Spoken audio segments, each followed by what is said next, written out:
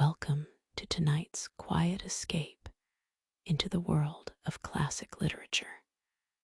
Tonight, we begin The Princess of Cleves by Madame de Lafayette.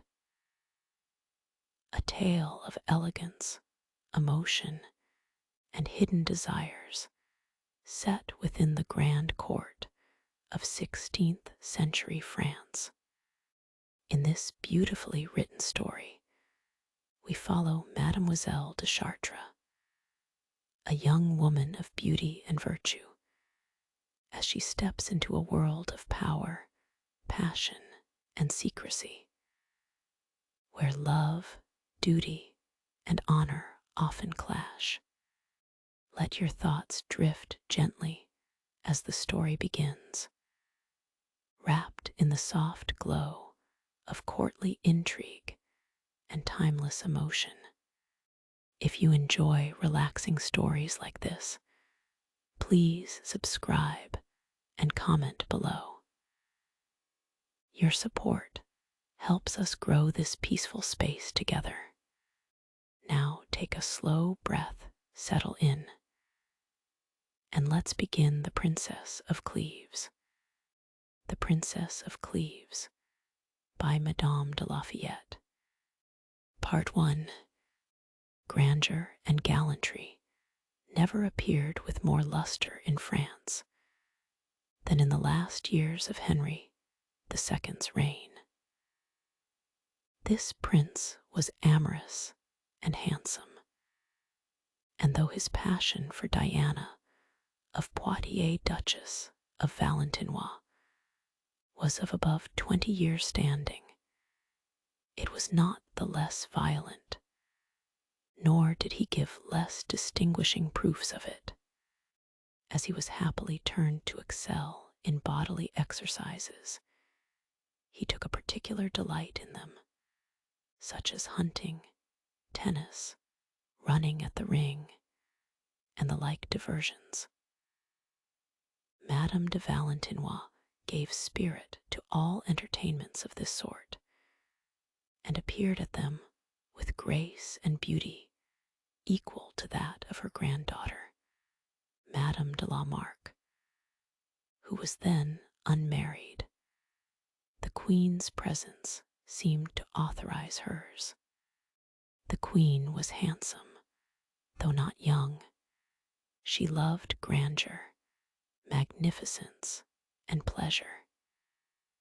She was married to the King while he was Duke of Orleans, during the life of his elder brother the Dauphin, a prince whose great qualities promised in him a worthy successor of his father Francis I. The Queen's ambitious temper made her taste the sweets of reigning, and she seemed to bear with perfect ease the King's passion for the Duchess of Valentinois, nor did she express the least jealousy of it.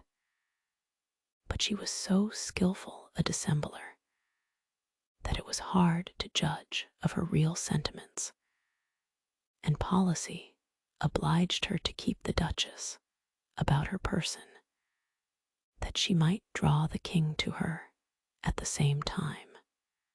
This prince took great delight in the conversation of women, even of such as he had no passion for he was every day at the Queen's court when she held her assembly, which was a concourse of all that was beautiful and excellent in either sex. Never were finer women or more accomplished men seen in any court, and nature seemed to have taken pleasure in lavishing her greatest graces on the greatest persons. The Princess Elizabeth, since Queen of Spain, began now to manifest an uncommon wit, and to display those beauties which proved afterwards so fatal to her. Mary Stuart, Queen of Scotland, who had just married the Dauphin and was called the Queen Dauphin, had all the perfections of mind and body. She had been educated in the court of France and had imbibed all the politeness of it. She was by nature so well formed to shine in everything that was polite, that notwithstanding her youth, none surpassed her in the most refined accomplishments. The queen, her mother-in-law, and the king's sister were also extreme lovers of music, plays, and poetry, for the taste which Francis I had for the belles letters was not yet extinguished in France. And as his son was addicted to exercises, no kind of pleasure was wanting at court. But what rendered this court so splendid was the presence of so many great princes and persons of the highest quality and merit. Those I shall name in their different characters were the admiration and ornament of their age. The King of Navarre drew to himself the respect of all the world, both by the greatness of his birth and by the dignity that appeared in his person. He was remarkable for his skill and courage in war. The Duke of Guise had also given proofs of extraordinary valor, and had been so successful that there was not a general who did not look upon him with envy. To his valor he added a most exquisite genius and understanding, grandeur of mind, and a capacity equally turned for military or civil affairs. His brother, the Cardinal of Lorraine, was a man of boundless ambition and of extraordinary wit and eloquence, and had besides acquired a vast variety of learning, which enabled him to make himself very considerable by defending the Catholic religion, which began to be attacked at that time. The Chevalier de Guise, afterwards called Grand Prior, was a prince beloved by all the world, of a comely person, full of wit and address, and distinguished through all Europe for his valor. The Prince of Condé, though little indebted to nature in his person, had a noble soul, and the liveliness of his wit made him amiable even in the eyes of the finest women. The Duke of Nevers, distinguished by the high employments he had possessed, and by the glory he had gained in war, though in an advanced age, was yet the delight of the court. He had 3 sons very accomplished. The second, called the Prince of Cleves, was worthy to support the honor of his house. He was brave and generous, and showed a prudence above his years. The Viscount de Chartres, descended of the illustrious family of Vendôme, whose name the princes of the blood have thought it no dishonor to wear, was equally distinguished for gallantry. He was genteel, of a fine mien, valiant, generous, and all these qualities he possessed in a very uncommon degree. In short, if anyone could be compared to the Duc de Nemours, it was he. The Duc de Nemours was a masterpiece of nature. The beauty of his person, inimitable as it was his least perfection. What placed him above other men was a certain agreeableness in his discourse, his actions, his looks, which was observable in none beside himself. He had in his behavior a gaiety that was equally pleasing to men and women. In his exercises, he was very expert, and in dress, he had a peculiar manner, which was followed by all the world, but could never be imitated. In fine, such was the air of his whole person that it was impossible to fix one's eye on anything else, wherever he was. There was not a lady at court whose vanity would not have been gratified by his address. Few of those whom he addressed could boast of having resisted him, and even those for whom he expressed no passion could not forbear expressing one for him. His natural gaiety and disposition to gallantry was so great that he could not refuse some part of his cares and attention to those who made it their endeavor to please him. And accordingly, he had several mistresses, but it was hard to guess which of them was in possession of his heart. He made frequent visits to the Queen Dauphin. The beauty of this princess, the sweetness of her temper, the care she took to oblige everybody, and the particular esteem she expressed for the Duc de Nemours, gave ground to believe that he had raised his views even to her. Messieurs de Guise, whose niece she was, had so far increased their authority and reputation by this match that their ambition prompted them to aspire at an equality with the princes of the blood, and to share in power with the Constable Montmorency. The king entrusted the constable with the chief share in the administration of the government, and treated the Duke of Guise and the Marshal de Saint-André as his favorites. But whether favor or business admitted men to his presence, they could not preserve that privilege without the good liking of the Duchess of Valentinois. For though she was no longer in possession of either of youth or beauty, she yet reigned so absolutely in his heart that his person and state seemed entirely at her disposal. The king had such an affection for the constable that he was no sooner possessed of the government, but he recalled him from the banishment he had been sent into by Francis I. Thus was the court divided between Messieurs de Guise and the constable, who was supported by the princes of the blood, and both parties made it their care to gain the Duchess of Valentinois.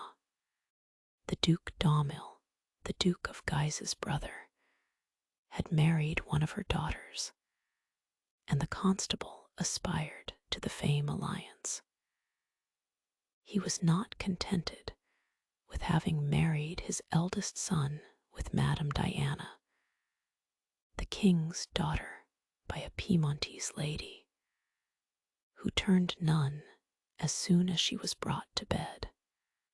This marriage had met with a great many obstacles from the promises which Monsieur Montmorency had made to Madame de Piennes, one of the maids of honor to the queen.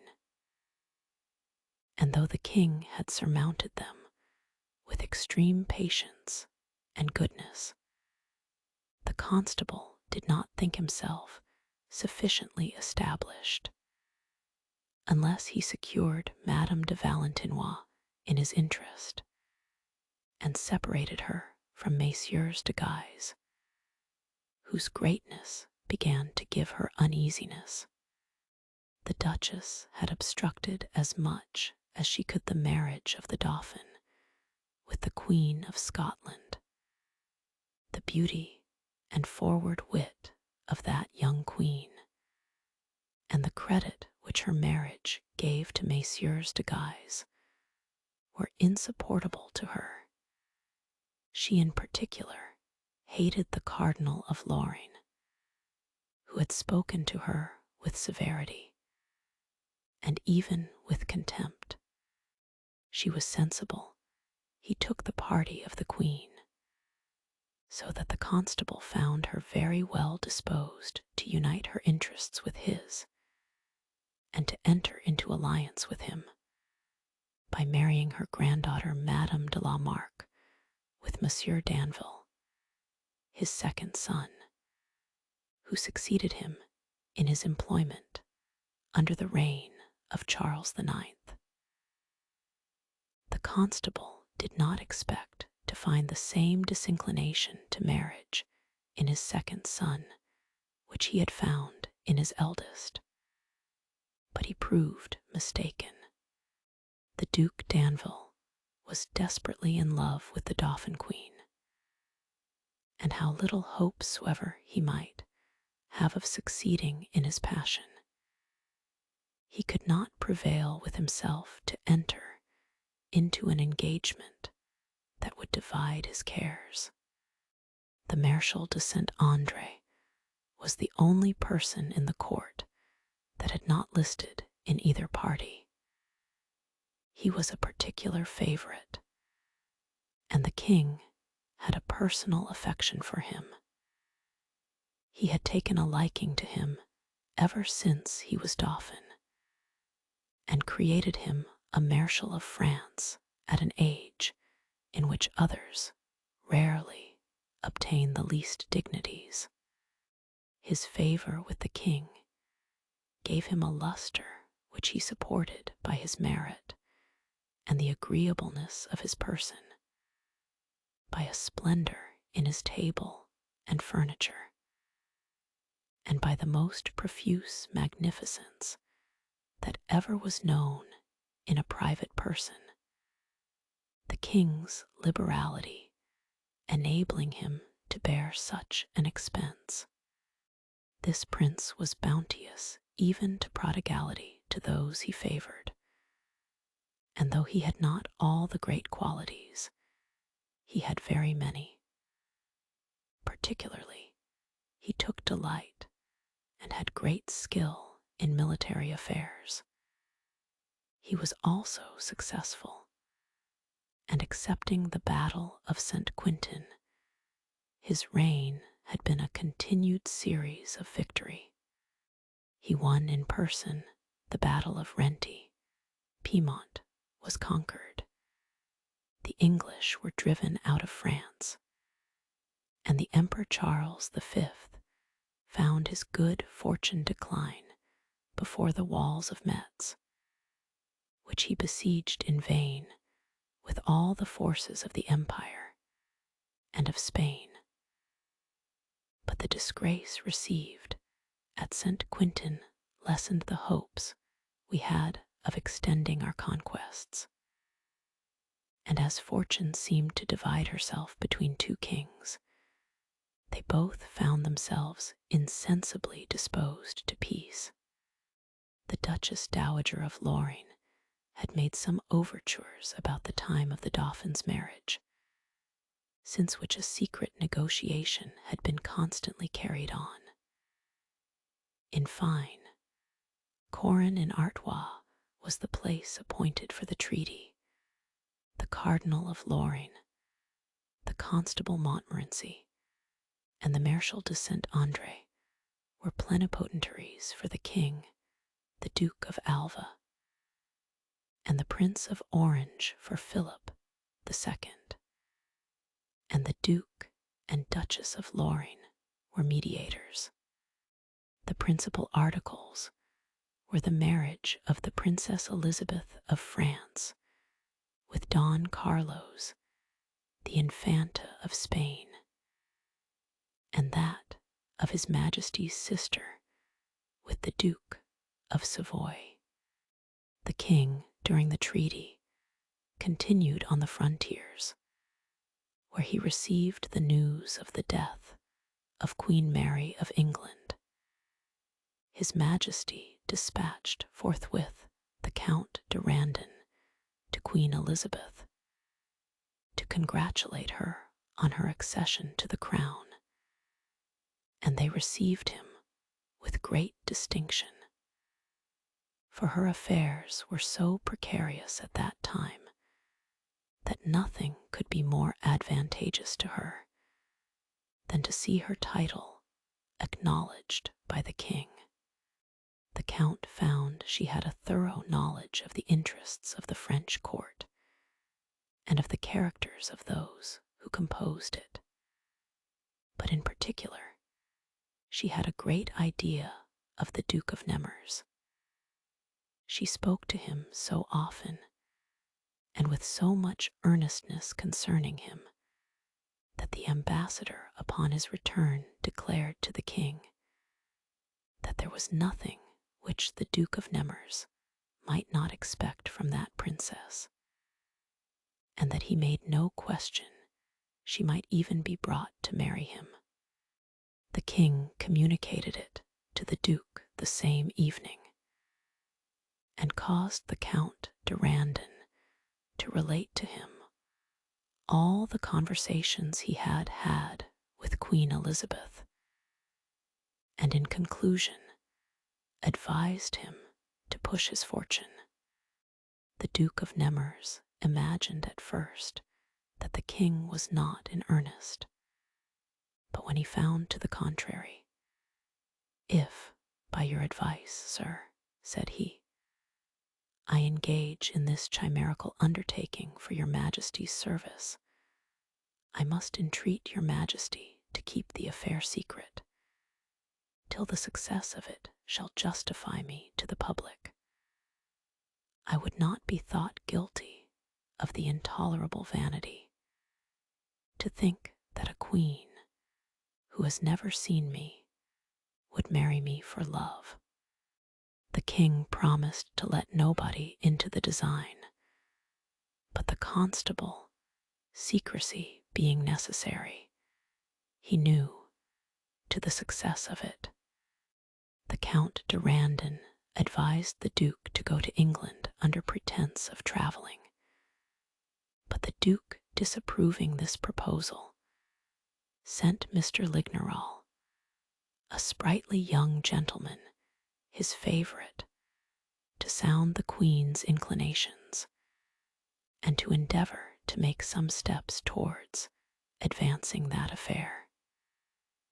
In the meantime, he paid a visit to the Duke of Savoy, who was then at Brussels with the King of Spain. The death of Queen Mary brought great obstructions to the treaty. The Congress broke up at the end of November, and the king returned to Paris. There appeared at this time a lady at court who drew the eyes of the whole world, and one may imagine she was a perfect beauty. To gain admiration in a place where there were so many fine women. She was of the same family with the Viscount of Chartres, and one of the greatest heiresses of France. Her father died young, and left her to the guardianship of Madame de Chartres, his wife, whose wealth, virtue, and merit were uncommon. After the loss of her husband, she retired from court, and lived many years in the country. During this retreat, her chief care was bestowed in the education of her daughter. But she did not make it her business to cultivate her wit and beauty only. She took care also to inculcate virtue into her tender mind, and to make it amiable to her. The generality of mothers imagine that it is sufficient to forbear talking of gallantries before young people, to prevent their engaging in them. But Madame de Chartres was of a different opinion. She often entertained her daughter with descriptions of love. She showed her what there was agreeable in it, that she might the more easily persuade her wherein it was dangerous. She related to her the insincerity, the faithlessness, and want of candor in men, and the domestic misfortunes that flow from engagements with them. On the other hand, she made her sensible what tranquility attends the life of a virtuous woman, and what lustre modesty gives to a person who possesses birth and beauty. At the same time, she informed her how difficult it was to preserve this virtue, except by an extreme distrust of oneself, and by a constant attachment to the only thing which constitutes a woman's happiness, to love and to be loved by her husband. This heiress was, at that time, one of the greatest matches in France, and though she was very young, several marriages had been proposed to her mother. But Madame de Chartres, being ambitious, hardly thought anything worthy of her daughter, and when she was 16 years of age, she brought her to court. The Viscount of Chartres, who went to meet her, was with reason surprised at the beauty of the young lady. Her fine hair and lovely complexion gave her a luster that was peculiar to herself. All her features were regular, and her whole person was full of grace. The day after her arrival, she went to choose some jewels at a famous Italian's.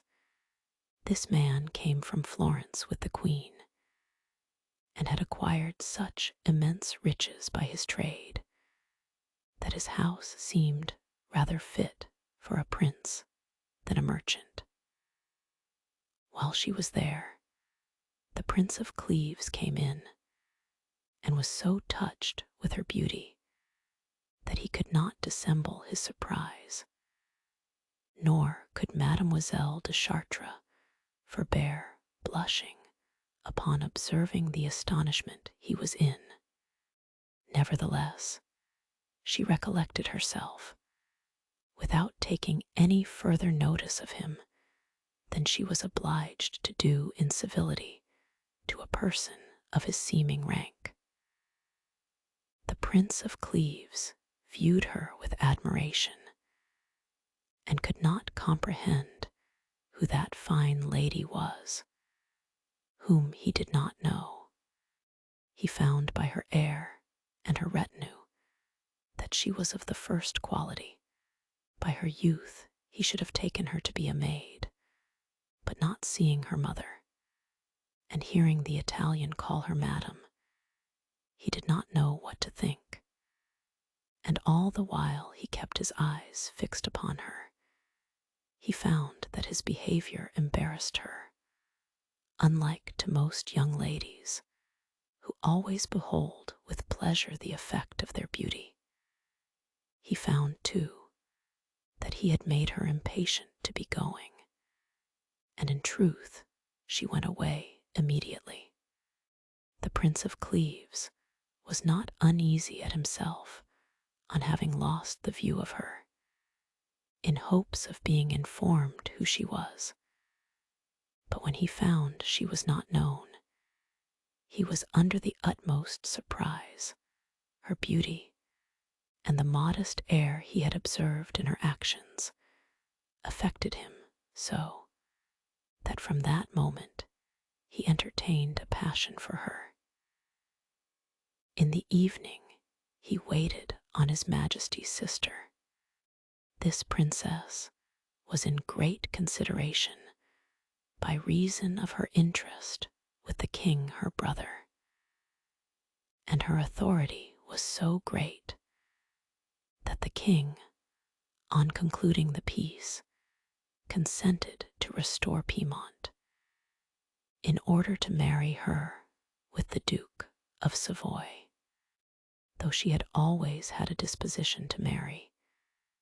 Yet would she never accept of anything beneath a sovereign, and for this reason she refused the King of Navarre when he was Duke of Vendôme, and always had a liking for the Duke of Savoy, which inclination for him she had preserved ever since she saw him at Nice, at the interview between Francis I and Pope Paul III. As she had a great deal of wit and a fine taste of polite learning, men of ingenuity were always about her, and at certain times the whole court resorted to her apartments. The Prince of Cleves went there according to his custom. He was so touched with the wit and beauty of Mademoiselle de Chartres that he could talk of nothing else. He related his adventure aloud, and was never tired with the praises of this lady whom he had seen, but did not know. Madame told him that there was nobody like her he described, and that if there were, she would be known by the whole world. Madame de Dampierre, one of the princess's ladies of honor, and a friend of Madame de Chartres, overhearing the conversation, came up to her Highness and whispered her in the ear that it was certainly Mademoiselle de Chartres whom the prince had seen. Madame, returning to her discourse with the prince, told him if he would give her his company again the next morning, he should see the beauty he was so much touched with. Accordingly, Mademoiselle de Chartres came the next day to court, and was received by both queens in the most obliging manner that can be imagined, and with such admiration by everybody else that nothing was to be heard at court but her praises, which she received with so agreeable a modesty that she seemed not to have heard them, or at least not to be moved with them.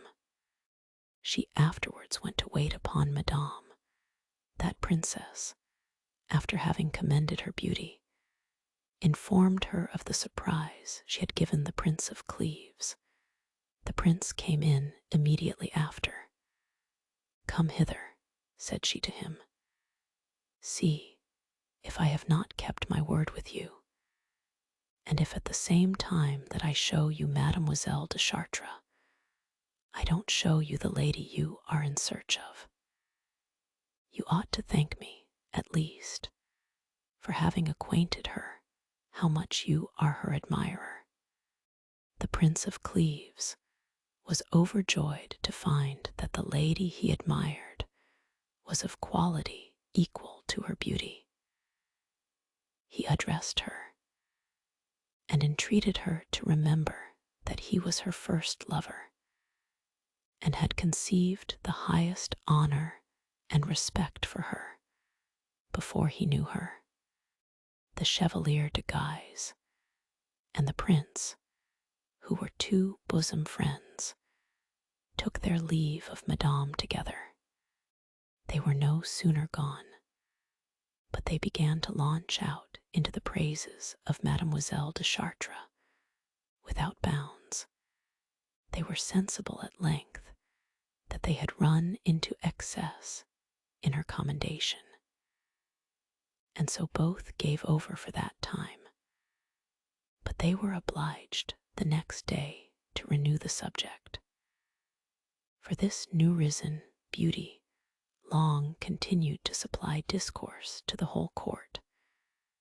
The queen herself was lavish in her praise, and showed her particular marks of favor. The Queen Dauphin made her one of her favorites, and begged her mother to bring her often to her court. The princesses, the king's daughters made her a party in all their diversions.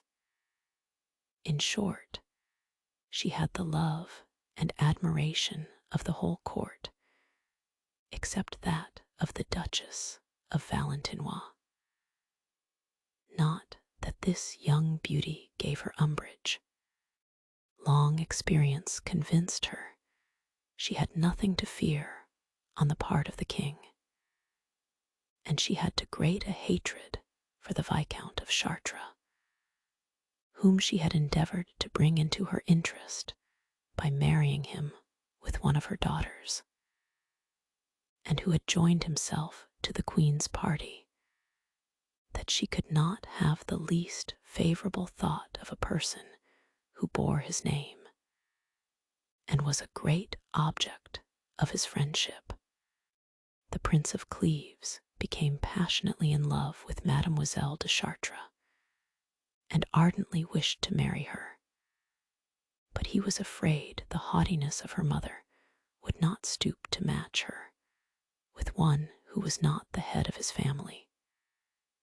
Nevertheless, his birth was illustrious, and his elder brother, the Count d'En, had just married a lady so nearly related to the royal family that this apprehension was rather the effect of his love than grounded on any substantial reason.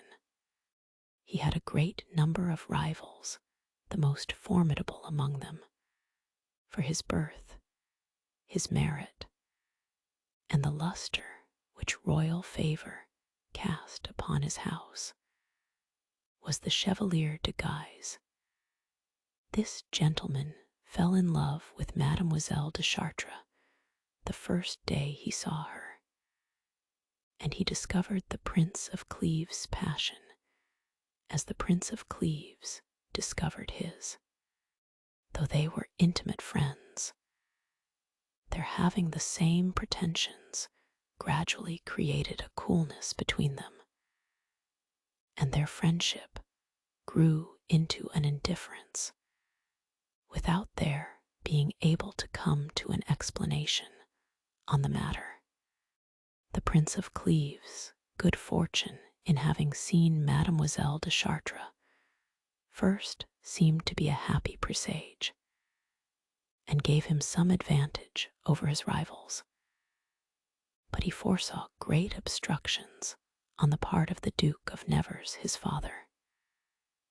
The Duke was strictly attached to the Duchess of Valentinois, and the Viscount de Chartres was her enemy, which was a sufficient reason to hinder the Duke from consenting to the marriage of his son with a niece of the Viscount's, Madame de Chartres, who had taken so much care to inspire virtue into her daughter, did not fail to continue the same care in a place where it was so necessary, and where there were so many dangerous examples. Ambition and gallantry were the soul of the court, and employed both sexes equally. There were so many different interests and so many cabals, and the ladies had so great a share in them, that love was always mixed with business, and business with love. Nobody was easy or indifferent. Their business was to raise themselves, to be agreeable, to serve or to serve, and intrigue and pleasure took up their whole time. The care of the ladies was to recommend themselves either to the Queen, the Dauphin Queen, or the Queen of Navarre, or to Madame, or the Duchess of Valentinois. Inclination, reasons of decorum, resemblance of temper made their applications different. Those who found the bloom worn off, and who professed an austerity of virtue, were attached to the Queen. The younger sort, who loved pleasure and gallantry, made their court to the Queen Dauphin. The Queen of Navarre, too, had her favorites. She was young and had great power with the king her husband, who was in the interest of the constable, and by that means increased his authority. Madame was still very beautiful, and drew many ladies into her party. And as for the Duchess of Valentinois, she could command as many as she would condescend to smile upon. But very few women were agreeable to her, and excepting some with whom she lived in confidence and familiarity, and whose humor was agreeable to her own, she admitted none but on days when she gratified her vanity in having a court in the same manner the Queen had. All these different cabals were full of emulation and envy towards one another. The ladies who composed them had their jealousies also among themselves, either as to favor or lovers. The interests of ambition were often blended with concerns of less importance, but which did not affect less sensibly, so that in this court there was a sort of tumult without disorder, which made it very agreeable, but at the same time very dangerous for a young lady. Madame de Chartres perceived the danger, and was careful to guard her daughter from it. She entreated her, not as a mother, but as her friend, to impart to her all the gallantry she should meet withal, promising her in return to assist her in forming her conduct right, as to things in which young people are oftentimes embarrassed. The Chevalier de Guise was so open and unguarded with respect to his passion for Mademoiselle de Chartres that nobody was ignorant of it. Nevertheless, he saw nothing but impossibilities in what he desired.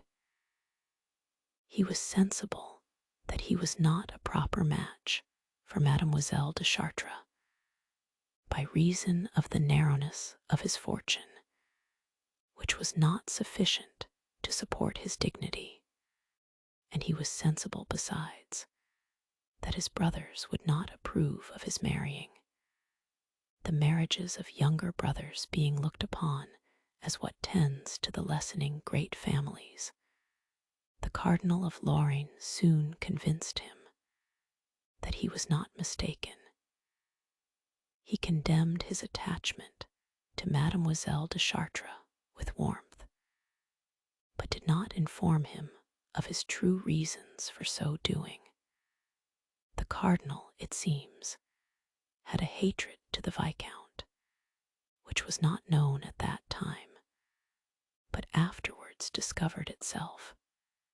He would rather have consented to any other alliance for his brother than to that of the Viscount, and he declared his aversion to it in so public a manner that Madame de Chartres was sensibly disgusted at it. She took a world of pains to show that the Cardinal of Lorraine had nothing to fear, and that she herself had no thoughts of this marriage. The Viscount observed the same conduct, and resented that of the Cardinal more than Madame de Chartres did, being better apprised of the cause of it. The Prince of Cleves had not given less public proofs of his love than the Chevalier de Guise had done, which made the Duke of Nevers very uneasy. However, he thought that he needed only to speak to his son to make him change his conduct, but he was very much surprised to find him in a settled design of marrying Mademoiselle de Chartres, and flew out into such excesses of passion on that subject that the occasion of it was soon known to the whole court, and among others to Madame de Chartres. She never imagined that the Duke of Nemours would not think her daughter a very advantageous match for his son. Nor was she a little astonished to find that the houses both of Cleves and Guise avoided her alliance instead of courting it. Her resentment on this account put her upon finding out a match for her daughter, which would raise her above those that imagined themselves above her. After having looked about, she fixed upon the Prince Dauphin, son of the Duc de Montpensier, one of the most considerable persons then at court, as Madame de Chartres abounded in wit, and was assisted by the Viscount, who was in great consideration, and as her daughter herself was a very considerable match. She managed the matter with so much dexterity and success that Monsieur de Montpensier appeared to desire the marriage, and there was no appearance of any difficulties in it. The Viscount, knowing the power the Dauphin Queen had over Monsieur Danville, thought it not amiss to employ the interest of that princess to engage him to serve Mademoiselle de Chartres, both with the king and the Prince de Montpensier, whose intimate friend he was. He spoke to the Dauphin Queen about it, and she entered with joy into an affair which concerned the promotion of a lady for whom she had a great affection. She expressed as much to the Viscount, and assured him that though she knew she should do what was disagreeable to the Cardinal of Lorraine, her uncle, she would pass over that consideration with pleasure, because she had reasons of complaint against him, since he every day more and more espoused the interest of the Queen against hers. Persons of gallantry are always glad of an opportunity of speaking to those who love them. No sooner was the Viscount gone, but the Queen Dauphin sent Chatelart to Monsieur Danville to desire him from her to be at court that evening. Chatelart was his favorite, and acquainted with his passion for this princess, and therefore received her commands with great pleasure and respect. He was a gentleman of a good family in Dauphiny, but his wit and merit distinguished him more than his birth. He was well received at court, was graceful in his person, perfect at all sorts of exercises. He sung agreeably, he wrote verses, and was of so amorous and gallant a temper as endeared him to Monsieur Danville in such a degree that he made him the confidant of his amours between the Queen Dauphin and him. This confidence gave him access to that princess, and it was owing to the frequent opportunities he had of seeing her that he commenced that unhappy passion which deprived him of his reason, and at last cost him his life. Monsieur Danville did not fail to be at court in the evening. He thought himself very happy that the Queen Dauphin had made choice of him to manage an affair she had at heart, and he promised to obey her commands with the greatest exactness.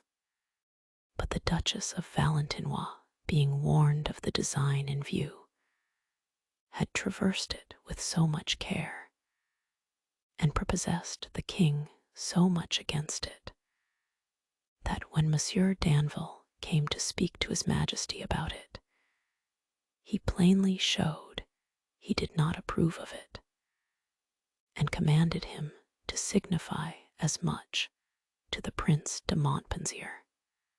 One may easily judge what the sentiments of Madame de Chartres were upon the breaking off of an affair which she had set her mind so much upon, and the ill success of which gave such an advantage to her enemies, and was so great a prejudice to her daughter. The Queen Dauphin declared to Mademoiselle de Chartres, in a very friendly manner, the uneasiness she was in for not having been able to serve her. "You see, madam," said she to her, "that my interest is small. I am upon so ill terms with the Queen and the Duchess of Valentinois that it is no wonder if they or their dependents still succeed in disappointing my desires. Nevertheless, I have constantly used my endeavors to please them. Indeed, they hate me not for my own sake, but for my mother's. She formerly gave them some jealousy and uneasiness. The king was in love with her before he was in love with the Duchess, and in the first years of his marriage, when he had no issue, he appeared almost resolved to be divorced from the Queen in order to make room for my mother, though at the same time he had some affection for the Duchess, Madame de Valentinois being jealous of a lady whom he had formerly loved, and whose wit and beauty were capable of lessening her interest, joined herself to the constable, who was no more desirous than herself that the king should marry a sister of the Duke of Guise. They possessed the deceased king with their sentiments, and though he mortally hated the Duchess of Valentinois and loved the Queen, he joined his endeavors with theirs to prevent the divorce. But in order to take from the king all thoughts of marrying the Queen my mother, they struck up a marriage between her and the King of Scotland, who had had for his first wife the king's sister, and they did this because it was the easiest to be brought to a conclusion, though they failed in their engagements to the King of England, who was very desirous of marrying her. And that failure wanted but little of occasioning a rupture between the two crowns, for Henry the Eighth was inconsolable when he found himself disappointed in his expectations of marrying my mother, and whatever other princess of France was proposed to him, he always said nothing could make him amends for her he had been deprived of. It is certainly true that my mother was a perfect beauty, and what is very remarkable is that, being the widow of the Duke of Longueville, 3 kings should court her in marriage. Her ill fortune gave her to the least of them, and placed her in a kingdom where she meets with nothing but trouble. They say I resemble her, but I fear I shall resemble her only in her unhappy destiny, and whatever fortune may seem to promise me at present, I can never think I shall enjoy it." Mademoiselle de Chartres answered the Queen that these melancholy presages were so ill-grounded that they would not disturb her long, and that she ought not to doubt but her good fortune would accomplish whatever it promised.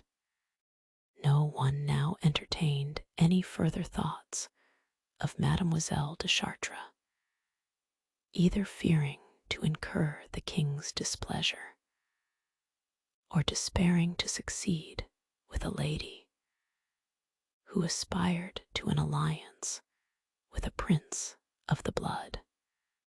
The Prince of Cleves alone was not disheartened at either of these considerations.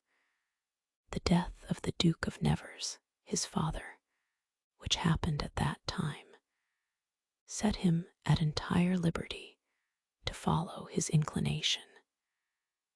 And no sooner was the time of mourning expired, but he wholly applied himself to the gaining of Mademoiselle de Chartres. It was lucky for him that he addressed her at a time when what had happened had discouraged the approaches of others. What allayed his joy was his fear of not being the most agreeable to her, and he would have preferred the happiness of pleasing to the certainty of marrying her without being beloved. The Chevalier de Guise had given him some jealousy, but as it was rather grounded on the merit of that prince than on any action of Mademoiselle de Chartres, he made it his whole endeavor to discover if he was so happy as to have his addresses admitted and approved. He had no opportunity of seeing her but at court or public assemblies, so that it was very difficult for him to get a private conversation with her. At last he found means to do it, and informed her of his intention and of his love with all the respect imaginable. He urged her to acquaint him what the sentiments were which she had for him, assuring her that those which he had for her were of such a nature as would render him eternally miserable if she resigned herself wholly up to the will of her mother. As Mademoiselle de Chartres had a noble and generous heart, she was sincerely touched with gratitude for the Prince of Cleves' behavior.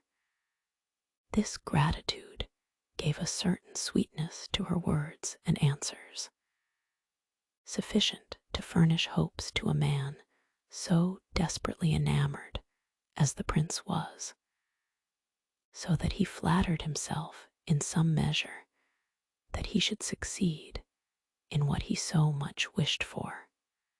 She gave her mother an account of this conversation, and Madame de Chartres told her that the Prince of Cleves had so many good qualities, and discovered a discretion so much above his years, that if her inclination led her to marry him, she would consent to it with pleasure. Mademoiselle de Chartres made answer that she observed in him the same good qualities, that she should have less reluctance in marrying him than any other man, but that she had no particular affection to his person. The next day the prince caused his thoughts to be communicated to Madame de Chartres, who gave her consent to what was proposed to her, nor had she the least distrust, but that in the Prince of Cleves she provided her daughter a husband capable of securing her affections. The articles were concluded, the king was acquainted with it, and the marriage made public. The Prince of Cleves found himself happy, but yet not entirely contented. He saw with a great deal of regret that the sentiments of Mademoiselle de Chartres did not exceed those of esteem and respect, and he could not flatter himself that she concealed more obliging thoughts of him. since the situation they were in permitted her to discover them without the least violence done to modesty. It was not long before he expostulated with her on this subject. "Is it possible," says he, "that I should not be happy in marrying you? And yet it is certain I am not. You only show me a sort of civility which is far from giving me satisfaction. You express none of those pretty inquietudes, the concern and impatience, which are the soul of love. You are no further affected with my passion than you would be with one which flowed only from the advantage of your fortune, and not from the beauty of your person." "It is unjust in you to complain," replied the princess. "I don't know what you can desire of me more. I think decency will not allow me to go further than I do." "It's true," replied he. "You show some appearances I should be satisfied with, were there anything beyond. But instead of being restrained by decency, it is that only which makes you act as you do. I am not in your heart and inclinations, and my presence neither gives you pain nor pleasure." "You can't doubt," replied she, "but it is a sensible pleasure to me to see you, and when I do see you, I blush so often that you can't doubt. But the seeing you gives me pain also." "Your blushes, madam," replied he, "cannot deceive me. They are signs of modesty, but do not prove the heart to be affected, and I shall conclude nothing more from hence than what I ought." Mademoiselle de Chartres did not know what to answer. These distinctions were above her comprehension. The Prince of Cleves plainly saw she was far from having that tenderness of affection for him which was requisite to his happiness. It was manifest she could not feel a passion which she did not understand. The Chevalier de Guise returned from a journey a few days before the marriage. He saw so many insuperable difficulties in his design of marrying Mademoiselle de Chartres that he gave over all hopes of succeeding in it. And yet he was extremely afflicted to see her become the wife of another. His grief, however, did not extinguish his passion, and his love was as great as ever. Mademoiselle de Chartres was not ignorant of it, and he made her sensible at his return that she was the cause of that deep melancholy which appeared in his countenance. He had so much merit and so much agreeableness that it was almost impossible to make him unhappy without pitying him, nor could she forbear pitying him, but her pity did not lead to love. She acquainted her mother with the uneasiness which the Chevalier's passion gave her. Madame de Chartres admired the honor of her daughter, and she admired it with reason, for never was anyone more naturally sincere. But she was surprised, at the same time, at the insensibility of her heart, and the more so when she found that the Prince of Cleves had not been able to affect her any more than others. For this reason, she took great pains to endear her husband to her, and to make her sensible how much she owed to the affection he had for her before he knew her, and to the tenderness he since expressed for her, by preferring her to all other matches, at a time when no one else durst entertain the least thoughts of her. the marriage was solemnized at the Louvre, and in the evening the king and the two queens, with the whole court, supped at Madame de Chartres' house, where they were entertained with the utmost magnificence.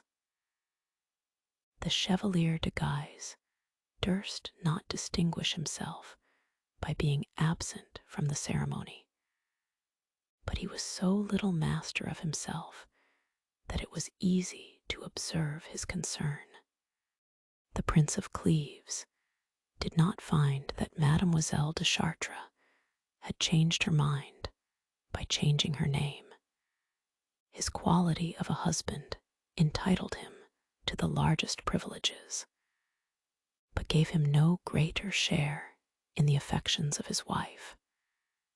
Hence it was that though he was her husband, he did not cease to be her lover, because he had always something to wish beyond what he possessed.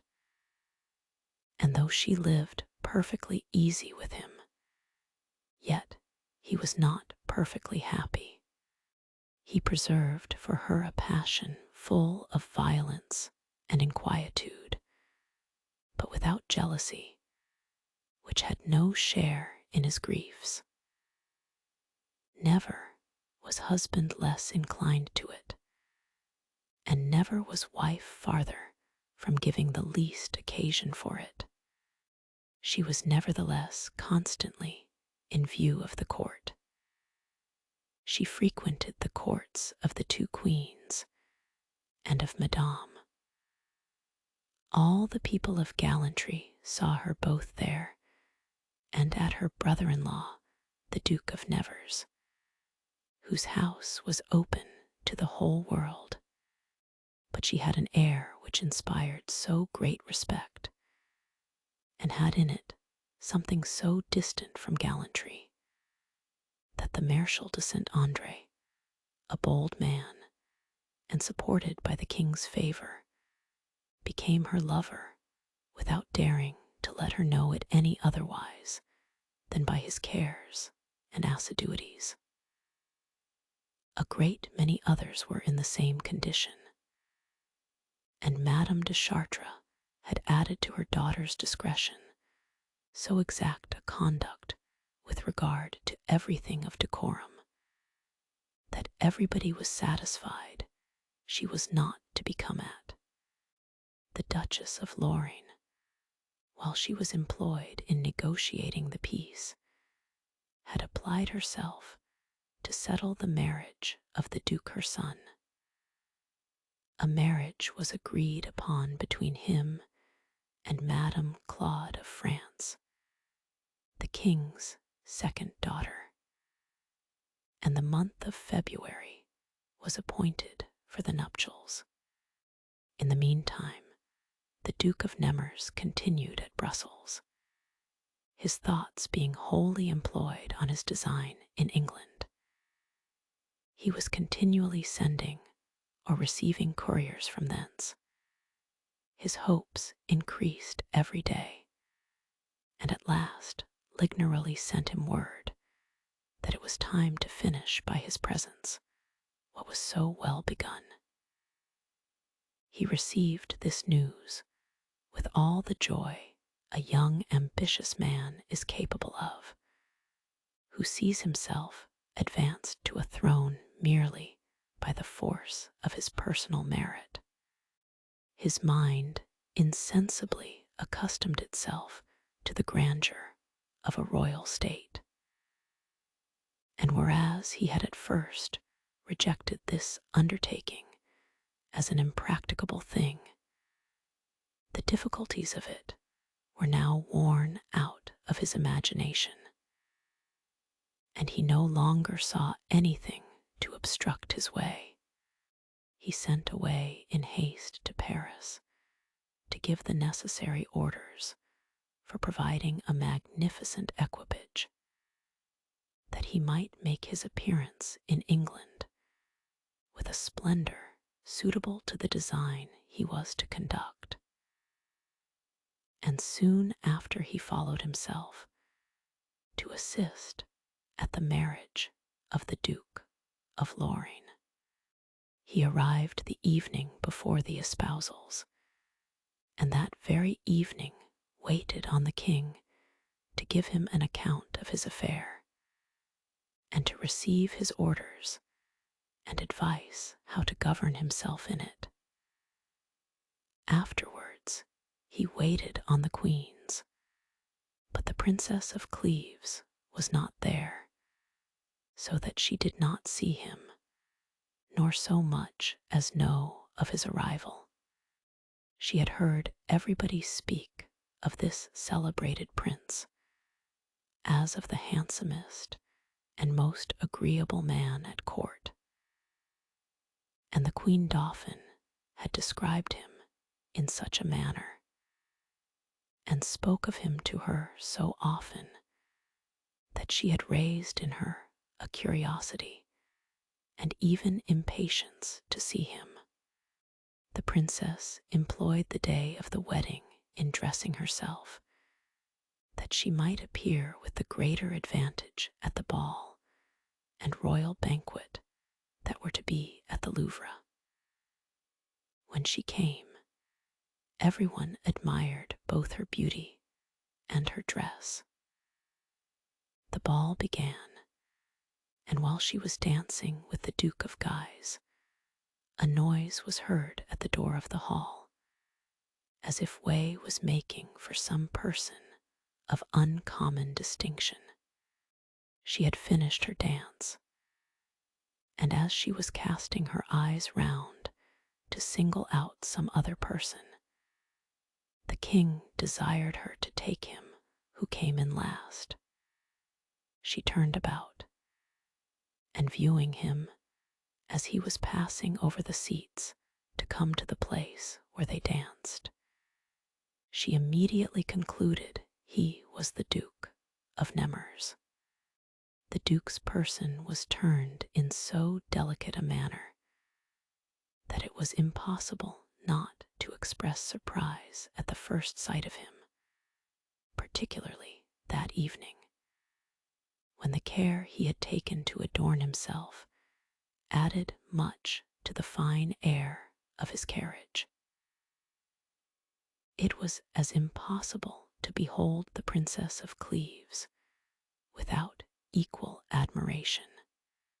The Duke de Nemours was struck with such surprise at her beauty that when they approached and paid their respects to each other, he could not forbear showing some tokens of his admiration. When they begun to dance, a soft murmur of praises ran through the whole company.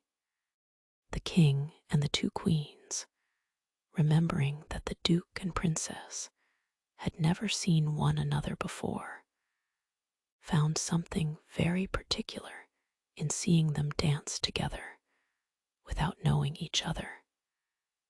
They called them, as soon as they had ended their dance, without giving them time to speak to anybody, and asked them if they had not a desire to know each other, and if they were not at some loss about it. "As for me, madam," said the Duke to the Queen, "I am under no uncertainty in this matter, but as the Princess of Cleves has not the same reasons to lead her to guess who I am as I have to direct me to know her, I should be glad if your Majesty would be pleased to let her know my name." "I believe," said the Queen Dauphin, "that she knows your name as well as you know hers." "I assure you, madam," replied the princess, a little embarrassed, "that I am not so good a guesser as you imagine." "Yes, you guess very well," answered the Queen Dauphin, "and your unwillingness to acknowledge that you know the Duke of Nemours without having seen him before carries in it something very obliging to him." The Queen interrupted them, that the ball might go on, and the Duke de Nemours took out the Queen Dauphin. This princess was a perfect beauty, and such she appeared in the eyes of the Duc de Nemours before he went to Flanders. But all this evening he could admire nothing but Madame de Cleves. The Chevalier de Guise, whose idol she still was, sat at her feet, and what had passed filled him with the utmost grief. He looked upon it as ominous for him that fortune had destined the Duke of Nemours to be in love with the Princess of Cleves, and whether there appeared in reality any concern in the princess's face, or whether the Chevalier's jealousy only led him to suspect it, he believed that she was touched with the sight of the Duke, and could not forbear telling her that Monsieur de Nemours was very happy to commence an acquaintance with her by an incident which had something very gallant and extraordinary in it. Madame de Cleves returned home with her thoughts full of what had passed at the ball, and though it was very late, she went into her mother's room to give her a relation of it, in doing which she praised the Duke of Nemours with a certain air that gave Madame de Chartres the same suspicion the Chevalier de Guise had entertained before. The day following the ceremony of the Duke of Lorraine's marriage was performed, and there the Princess of Cleves observed so inimitable a grace, and so fine a mien in the Duke of Nemours, that she was yet more surprised. She afterwards saw him at the court of the Queen Dauphin. She saw him play at tennis with the king. She saw him run the ring. She heard him discourse. Still, she found he far excelled everybody else, and drew the attention of the company to him wherever he was. In short, the gracefulness of his person and the agreeableness of his wit soon made a considerable impression on her heart. The Duc de Nemours had an inclination no less violent for her, and hence flowed all that gaiety and sweetness of behavior which the first desires of pleasing ordinarily inspire a man with. Hence he became more amiable than ever he was before, so that by often seeing one another, and by seeing in each other whatever was most accomplished at court, it could not be but that they must mutually receive the greatest pleasure from such a commerce. The Duchess of Valentinois made one in all parties of pleasure, and the king was still as passionately fond of her as in the beginning of his love. The Princess of Cleves being at those years wherein people think a woman is incapable of inciting love after the age of 25, beheld with the utmost astonishment the king's passion for the Duchess, who was a grandmother and had lately married her granddaughter. She often spoke on this subject to Madame de Chartres. "Is it possible, madam," said she, "that the king should still continue to love? How could he take a fancy to one who was so much older than himself, who had been his father's mistress, and who, as I have heard, is still such to many others?" "'Tis certain," answered Madame de Chartres. "It was neither the merit nor the fidelity of the Duchess of Valentinois which gave birth to the king's passion, or preserved it. And this is what he can't be justified in.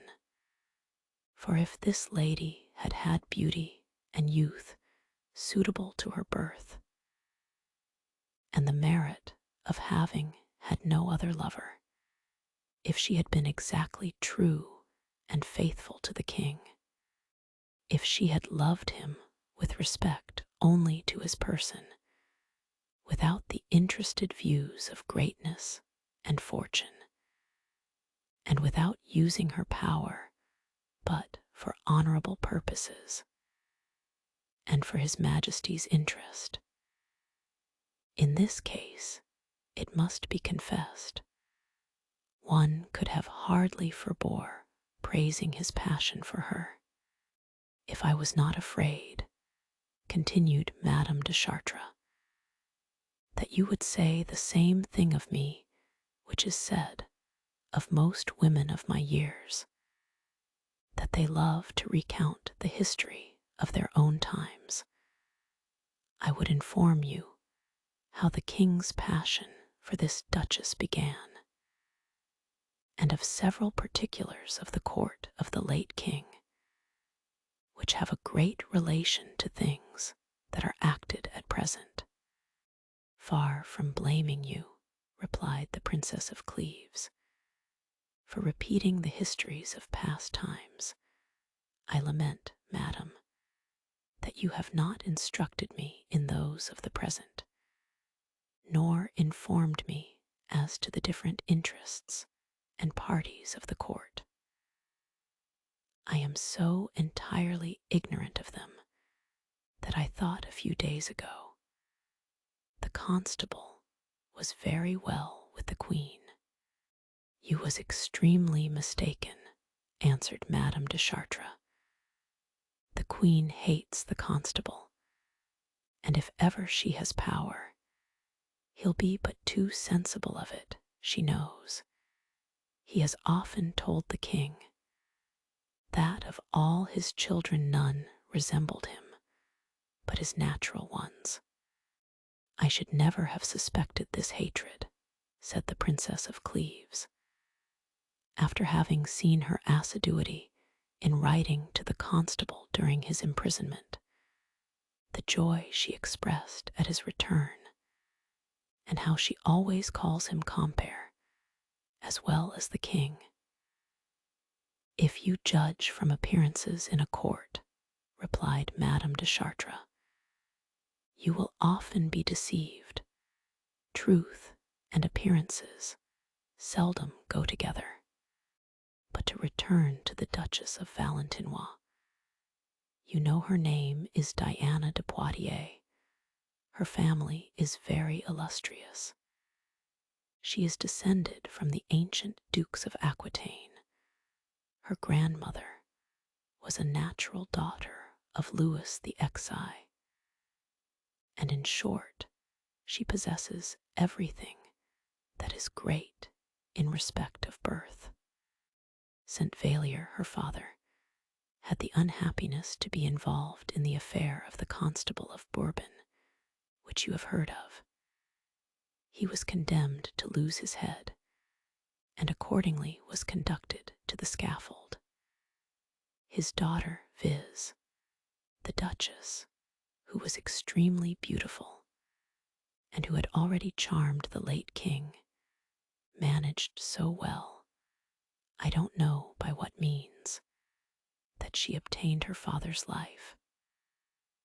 The pardon was brought him at the moment he was expecting the fatal blow, but the pardon availed little, for fear had seized him so deeply that it bereft him of his senses, and he died a few days after. His daughter appeared at court as the king's mistress, but the Italian expedition and the imprisonment of the present prince were interruptions to his love affair. When the late king returned from Spain, and Madame the Regent went to meet him at Bayonne, she brought all her maids of honor with her, among whom was Mademoiselle de Pisselin, who was since Duchess d'Etampes. The king fell in love with her. though she was inferior in birth, wit, and beauty to the Duchess of Valentinois, and had no advantage above her but that of being very young. I have heard her say several times that she was born the same day Diana de Poitiers was married, but she spoke this in the malice of her heart, and not as what she knew to be true. For I am much mistaken if the Duchess of Valentinois did not marry Monsieur de Brézé at the same time that the king fell in love with Madame de Chartres. Never was a greater hatred than that between these two ladies. The Duchess could not pardon Madame de Chartres for having taken from her the title of the king's mistress, and Madame de Chartres was violently jealous of the Duchess because the king still kept correspondence with her. That prince was by no means constant to his mistresses. There was always one among them that had the title and honors of mistress, but the ladies of the small band, as they were styled, shared his favor by turns. The loss of the Dauphin, his son, who died at Tournon, and was thought to be poisoned, extremely afflicted him. He had not the same affection and tenderness for his second son, the present king. He imagined he did not see in him spirit and vivacity enough, and complained of it one day to the Duchess of Valentinois, who told him she would endeavor to raise a passion in him for her, in order to make him more sprightly and agreeable. She succeeded in it, as you see, and this passion is now of above 20 years' duration, without being changed either by time or incidents. The late king at first opposed it, and whether he had still love enough left for the Duchess of Valentinois to be jealous, or whether he was urged on by the Duchess de Chartres, who was in despair upon seeing the Dauphin so much attached to her enemy, it is certain he beheld this passion with an indignation and resentment that showed itself every day by something or other. The Dauphin neither valued his anger or his hatred, nor could anything oblige him either to abate or conceal his flame, so that the king was forced to accustom himself to bear it with patience.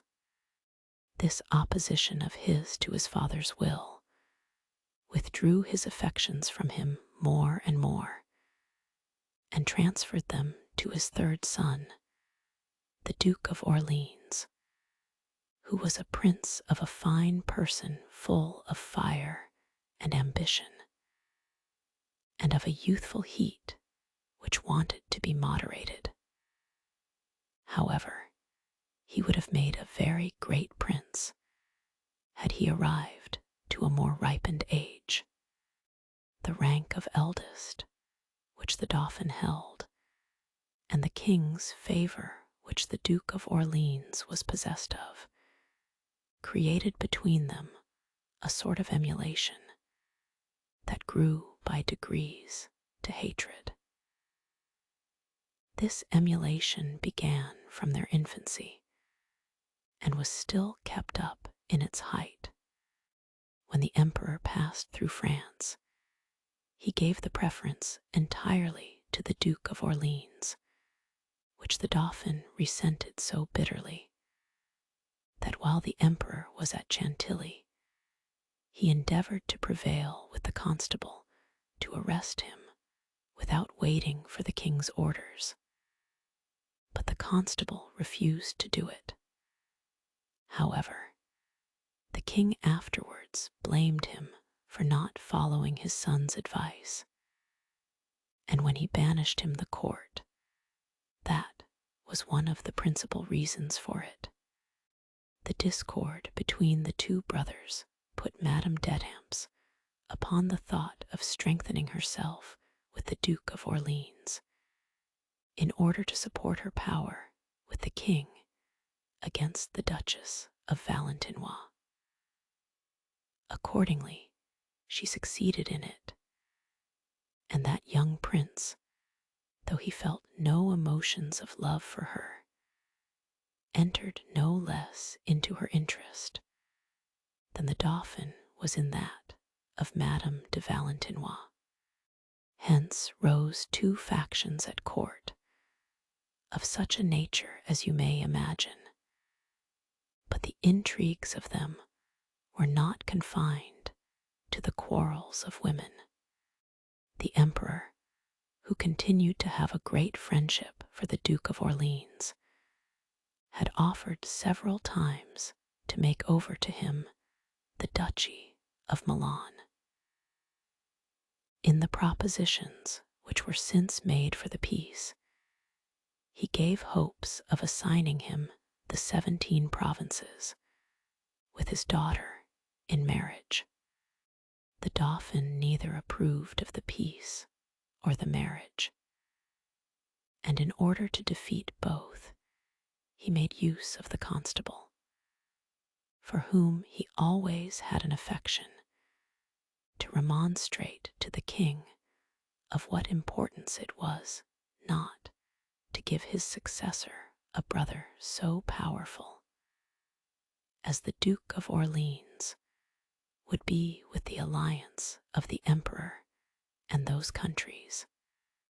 The constable came the more easily into the Dauphin's sentiments, as they were opposite to those of Madame de Chartres, who was his declared enemy, and who vehemently wished for the promotion of the Duke of Orleans. The Dauphin commanded at that time the king's army in Champagne, and had reduced that of the emperor to such extremities that it must have entirely perished had not the Duchess de Chartres, for fear two great successes should make us refuse peace, and the emperor's alliance in favor of the Duke of Orleans, secretly advised the enemy to surprise Espemi and Chetothénie, in which places were great magazines of provisions. They succeeded in the attempt, and by that means saved their whole army.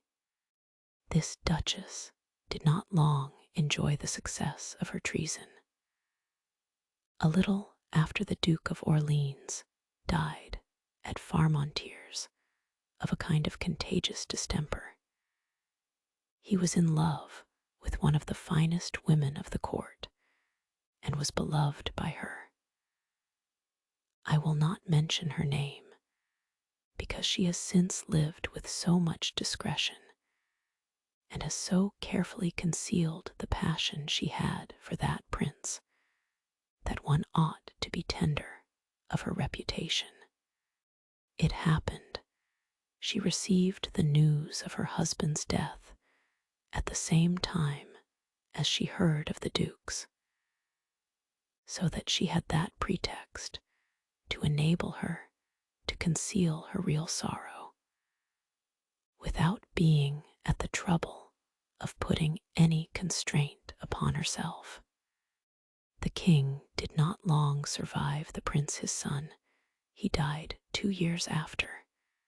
He recommended to the Dauphin to make use of the Cardinal de Tournon and the Admiral d'Annibald, but said nothing at all of the constable, who was then in banishment at Chantilly. Nevertheless, the first thing the king his son did was to recall him and make him his prime minister. Madame de Chartres was discarded and received all the ill treatment she could possibly expect from an enemy so very powerful. The Duchess of Valentinois amply revenged herself both of that lady and all those who had disobliged her. She seemed to reign more absolute in the king's heart than she did even when he was Dauphin. During the 12 years' reign of this prince, she has been absolute in everything. She disposes of all governments and offices of trust and power. She has disgraced the Cardinal de Tournon, the Chancellor, and Villeroy. Those who have endeavored to open the king's mind with respect to her conduct have been undone in the attempt. The Count de Chartres, great master of the ordnance, who had no kindness for her, could not forbear speaking of her gallantries, and particularly of that with the Count de Brissac, of whom the king was already very jealous. Nevertheless, she contrived things so well that the Count de Chartres was disgraced, and his employment taken from him. And what is almost incredible, she procured it to be given to the Count de Brissac, and afterwards made him a Marshal of France. Notwithstanding, the king's jealousy increased to such a height that Lai could no longer suffer him to continue at court. This passion of jealousy, which is fierce and violent in other men, is gentle and moderate in him through the great respect he has for his mistress, and therefore he did not go about to remove his rival, but under the pretext of giving him the government of Piedmont. He has lived there several years. Last winter he returned to Paris. Under pretense of demanding troops and other necessaries for the army he commands, the desire of seeing the Duchess of Valentinois again, and the fear of being forgotten by her, was perhaps the principal motive of this journey. The king received him very coldly. Messieurs de Guise, who have no kindness for him, but dare not show it on account of the Duchess, made use of Monsieur the Viscount, her declared enemy, to prevent his obtaining what he came to demand. It was no difficult matter to do him hurt. The king hated him and was uneasy at his presence, so that he was obliged to return to Piedmont without any benefit from his journey, except perhaps that of rekindling in the heart of the Duchess the flame which absence began to extinguish. The king has had a great many other subjects of jealousy, but either he has not been informed of them, or has not dared to complain of them. I don't know, daughter, added Madame de Chartres, if I have not already told you more of these things than you desired to know. I am far, madam, from complaining of that, replied the Princess of Cleves, and if it was not for fear of being importunate, I should yet desire to be informed of several circumstances I am ignorant of. The Duc de Nemours' passion for Madame de Cleves was at first so violent that he had no relish left for any of the ladies he paid his addresses to before, and with whom he kept a correspondence during his absence. He even lost all remembrance of his engagements with them, and not only made it his business to find out excuses to break with them, but had not the patience to hear their complaints, or make any answer to the reproaches they laid upon him. The Queen Dauphin herself, for whom his regards had been very tender, could no longer preserve a place in that heart which was now devoted to the Princess of Cleves. His impatience of making a tour to England began to abate, and he showed no earnestness in hastening his equipage. He frequently went to the Queen Dauphin's court, because the Princess of Cleves was often there, and he was very easy in leaving people in the opinion they had of his passion for that queen. He put so great a value on Madame de Cleves that he resolved to be rather wanting in giving proofs of his love than to hazard its being publicly known. He did not so much as speak of it to the Viscount de Chartres, who was his intimate friend, and from whom he concealed nothing. The truth is, he conducted this affair with so much discretion that nobody suspected he was in love with Madame de Cleves, except the Chevalier de Guise, and she would scarcely have perceived it herself if the inclination she had for him had not led her into a particular attention to all his actions, but which she was convinced of it. She no longer continued to have the same disposition to communicate to her mother what she thought concerning the Duc de Nemours, as she had to talk to her about her other lovers, though she had no settled design of concealing it from her. Yet she did not speak of it. Madame de Chartres, however, plainly perceived the Duke's attachment to her daughter, as well as her daughter's inclination for him. The knowledge of this could not but sensibly afflict her, nor could she be ignorant of the danger this young lady was in being beloved by and loving so accomplished a person as the Duc de Nemours. She was entirely confirmed in the suspicion she had of this business by an incident which fell out a few days after. The Marshal de Saint Andre, who took all opportunities to show his magnificence, desired the king, under pretense of showing him his house, which was just finished, to do him the honor to sup there with the two queens. The Marshal was also very glad to display, in the sight of the Princess of Cleves, that splendid and expensive manner of life which he carried to so great a profusion. Some days before that appointed for the entertainment, the Dauphin, who had an ill state of health, found himself indisposed and saw nobody.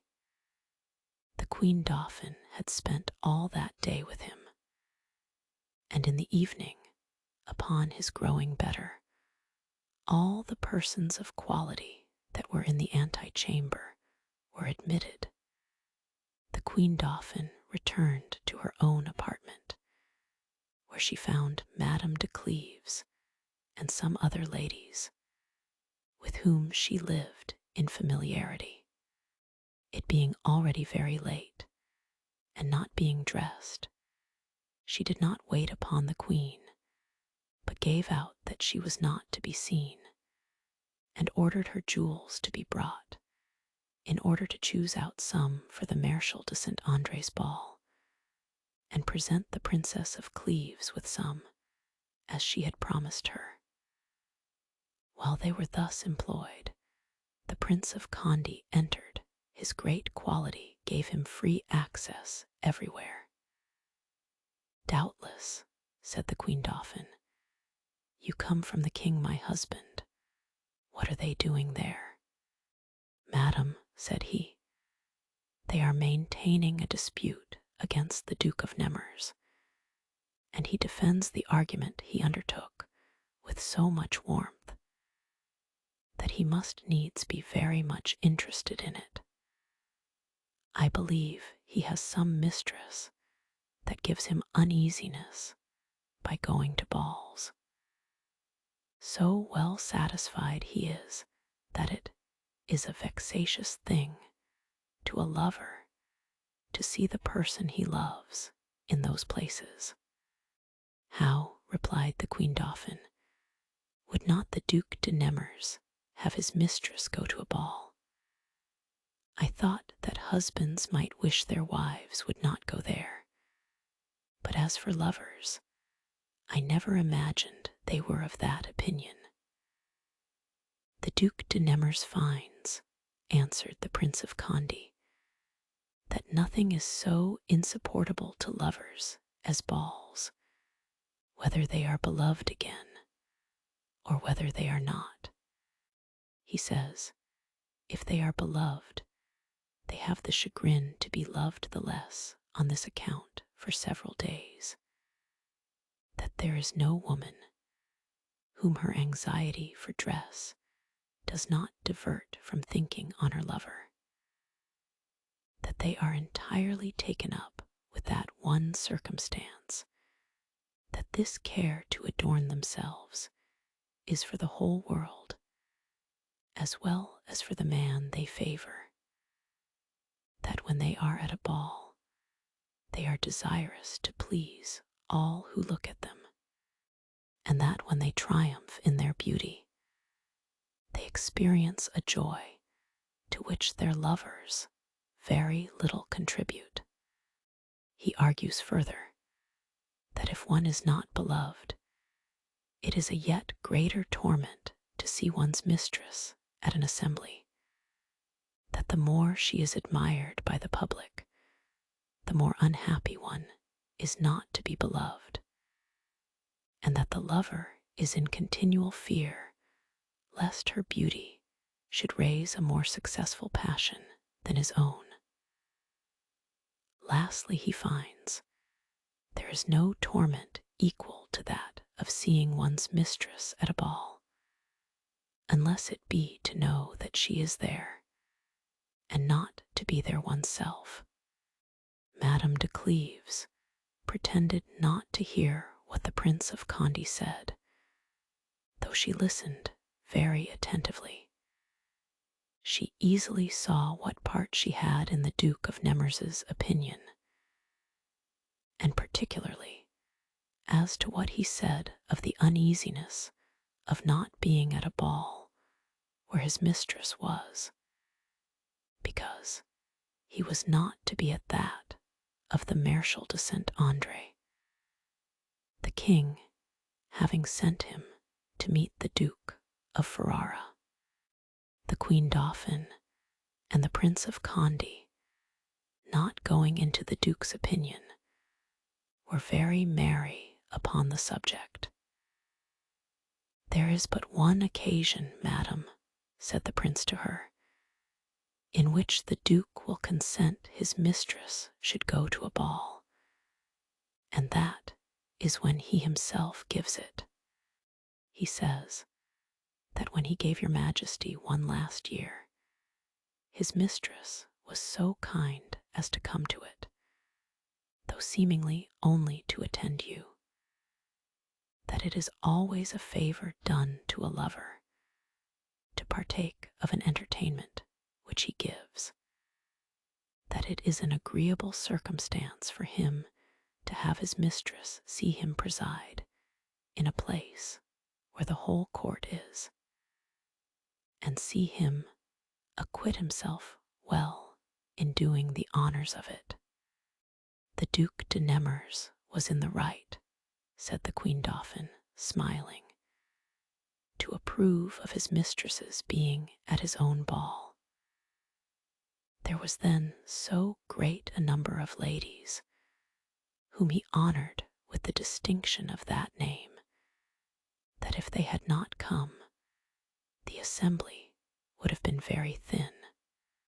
The Prince of Condé had no sooner begun to relate the Duc de Nemours' sentiments concerning assemblies, but Madame de Cleves felt in herself a strong aversion to go to that of the Marshal de Saint Andre.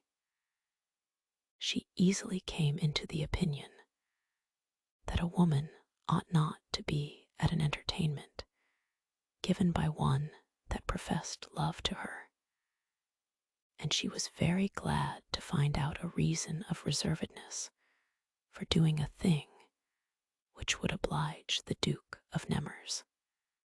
However, she carried away with her the ornaments which the Queen Dauphin had given her, but when she showed them her mother, she told her that she did not design to make use of them, that the Marshal de Saint Andre took a great deal of pains to show his attachment to her, and she did not doubt he would be glad to have it believed that a compliment was designed her in the entertainment he gave the king, and that, under the pretense of doing the honors of his house, he would show her civilities which would be uneasy to her.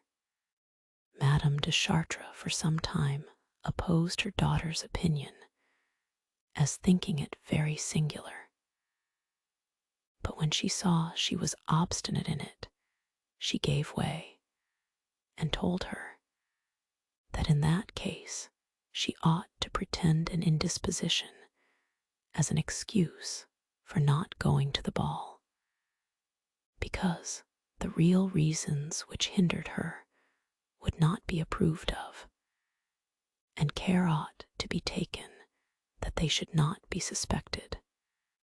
Madame de Cleves voluntarily consented to pass some days at her mother's, in order not to go to any place where the Duke of Nemours was not to be. However, the Duke set out, without the pleasure of knowing she would not be at the ball. The day after the ball he returned, and was informed that she was not there. But as he did not know the conversation he had at the Dauphin's court had been repeated to her, he was far from thinking himself happy enough to have been the reason of her not going. The day after, while he was at the Queen's apartments and talking to the Queen Dauphin, Madame de Chartres and Madame de Cleves came in. Madame de Cleves was dressed a little negligently, as a person who had been indisposed, but her countenance did not at all correspond with her dress. "You look so pretty," says the Queen Dauphin to her, "that I can't believe you have been ill.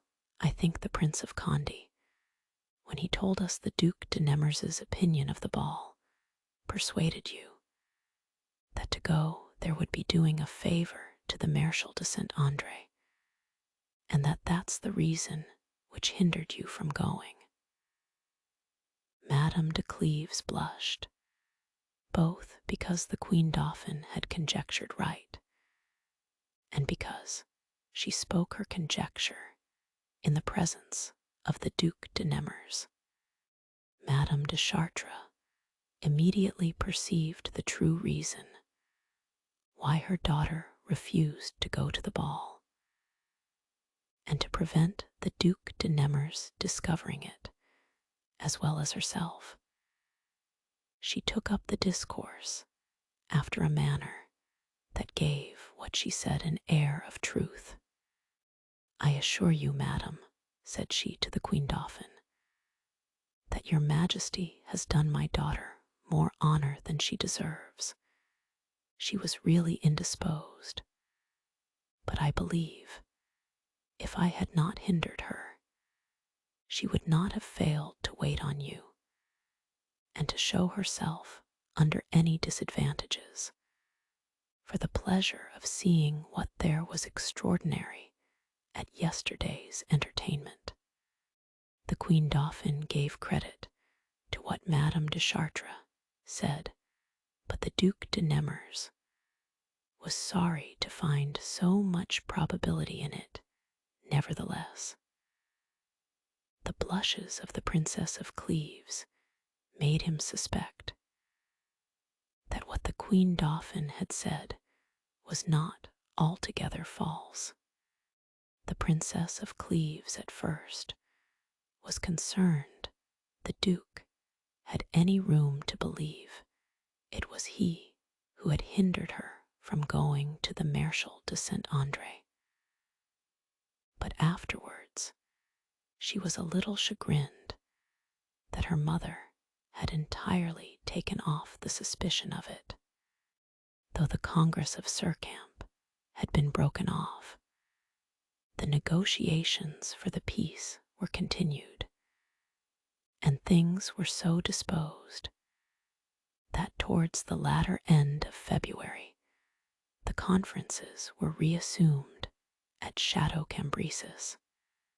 The same plenipotentiaries were sent as before, and the Marshal de Saint-André being one, his absence freed the Duc de Nemours from a rival, who was formidable rather from his curiosity in observing those who addressed to Madame de Cleves than from any advances he was capable of making himself in her favor. Madame de Chartres was not willing to let her daughter see that she knew her sentiments for the Duke, for fear of making herself suspected in some things which she was very desirous to tell her. One day she set herself to talk about him, and a great deal of good she said of him, but mixed with it abundance of sham praises, as the prudence he showed in never falling in love, and how wise he was to make the affair of women and love an amusement instead of a serious business. It is not, added she, that he is not suspected to have a very uncommon passion for the Queen Dauphin. I observe he visits her very often, and I advise you to avoid, as much as possible, speaking to him, and especially in private, because, since the Queen Dauphin treats you as she does, it would be said that you are their confidant, and you know how disagreeable that sort of reputation is. I'm of opinion, if this report continues, that you should not visit the Queen Dauphin so often, in order to avoid involving yourself in adventures of gallantry. The Princess of Cleves had never heard before of the amour between the Duc de Nemours and the Queen Dauphin. She was so much surprised at what her mother had told her, and seemed to see so plainly how she had been mistaken in her thoughts about the Duke, that she changed countenance. Madame de Chartres perceived it. Visitors came in that moment, and the Princess of Cleves retired to her own apartment and shut herself up in her closet. One can't express the grief she felt to discover, by what her mother had been just saying, the interest her heart had in the Duc de Nemours. She had not dared as yet to acknowledge it to her secret thoughts. She then found that the sentiments she had for him were such as the Prince of Cleves had required of her. She perceived how shameful it was to entertain them for another, and not for a husband that deserved them. She found herself under the utmost embarrassment, and was dreadfully afraid lest the Duke should make use of her only as a means to come at the Queen Dauphin. And it was this thought determined her to impart to her mother something she had not yet told her. The next morning, she went into her mother's chamber to put her resolves in execution. But she found Madame de Chartres had some touches of a fever, and therefore did not think proper to speak to her. This indisposition, however, appeared to insignificant, that Madame de Cleves made no scruple after dinner to visit the Queen Dauphin. She was in her closet with 2 or 3 ladies of her most familiar acquaintance. "We were speaking," said she to her as soon as she saw her, "of the Duc de Nemours, and were admiring how much he's changed since his return from Brussels. Before he went there, he had an infinite number of mistresses, and it was his own fault, for he showed an equal regard to those who had merit, and to those who had none. Since his return, he neither knows the one nor the other. There never was so great a change. I find his humor is changed too, and that he is less gay than he used to be." The Princess of Cleves made no answer, and it shocked her to think she should have taken all that they said of the change in the Duke for proofs of his passion for her, had she not been undeceived. She felt in herself some little resentment against the Queen Dauphin for endeavoring to find out reasons, and seeming surprised at a thing which she probably knew more of than anyone else. She could not forbear showing something of it, and when the other ladies withdrew, she came up and told her in a low voice, "And is it I, madam, you have been pointing at, and have you a mind to conceal, that you are she who has made such an alteration in the conduct of the Duke of Nemours?" "You do me injustice," answered the Queen Dauphin. "You know I conceal nothing from you. It is true the Duke of Nemours, before he went to Brussels, had, I believe, an intention to let me know he did not hate me. But since his return, it has not so much as appeared that he remembers anything of what he has done. And I acknowledge I have a curiosity to know what it is has changed him so. It would not be very difficult for me to unravel this affair," added she. "The Viscount de Chartres, his intimate friend, is in love with a lady with whom I have some power, and I'll know by that means the occasion of this alteration." The Queen Dauphin spoke with an air of sincerity which convinced the Princess of Cleves, and in spite of herself, she found her mind in a more calm and pleasing situation than it had been in before. When she returned to her mother, she heard she was a great deal worse than she had left her. Her fever was redoubled, and the days following it increased to so great a degree that she was thought to be in danger. Madame de Cleves was in extreme grief on this occasion, and never stirred out of her mother's chamber. The Prince of Cleves was there too almost every day and all day long, partly out of affection to Madame de Chartres, and partly to hinder his lady from abandoning herself to sorrow, but chiefly that he might have the pleasure of seeing her, his passion not being at all diminished.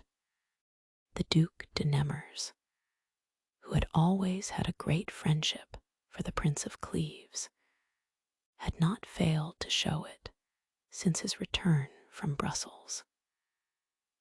During the illness of Madame de Chartres, he frequently found means to see the Princess of Cleves, pretending to want her husband, or to come to take him out to walk. He inquired for him at such hours, as he knew very well he was not at home, and under pretense of waiting for him, stayed in Madame de Cleves' antechamber, where there were always a great many people of quality. Madame de Cleves often came there, and her grief did not make her seem less handsome in the eyes of the Duc de Nemours.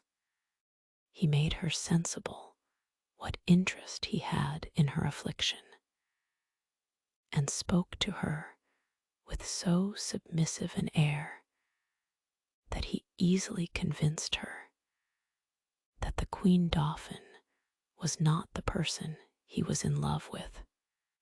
The seeing him at once gave her grief and pleasure. But when she no longer saw him, and reflected that the charm he carried about him when present was an introduction to love, she was very near imagining she hated him, out of the excessive grief which that thought gave her. Madame de Chartres still grew worse and worse, so that they began to despair of her life. She heard what the physicians told her concerning the danger she was in with a courage worthy her virtue and her piety. After they were gone, she caused everybody to retire, and sent for Madame de Cleves. "We must part, my dear daughter," said she, stretching out her hand to her. "The danger I leave you in, and the occasion you have for me, adds to the regret I have to leave you. You have a passion for the Duc de Nemours. I do not desire you to confess it. I am no longer in a condition to make use of that sincerity for your good. I have perceived this inclination a great while, but was not willing to speak to you of it at first, for fear of making you discover it yourself. You know it at present, but too well. You are upon the brink of a precipice. Great efforts must be used, and you must do great violence to your heart to save yourself. Reflect what you owe to your husband. Reflect what you owe to yourself, and think that you are going to lose that reputation which you have gained, and which I have so much at heart. Call up, my dear daughter, all your courage and constancy. Retire from court. Oblige your husband to carry you away.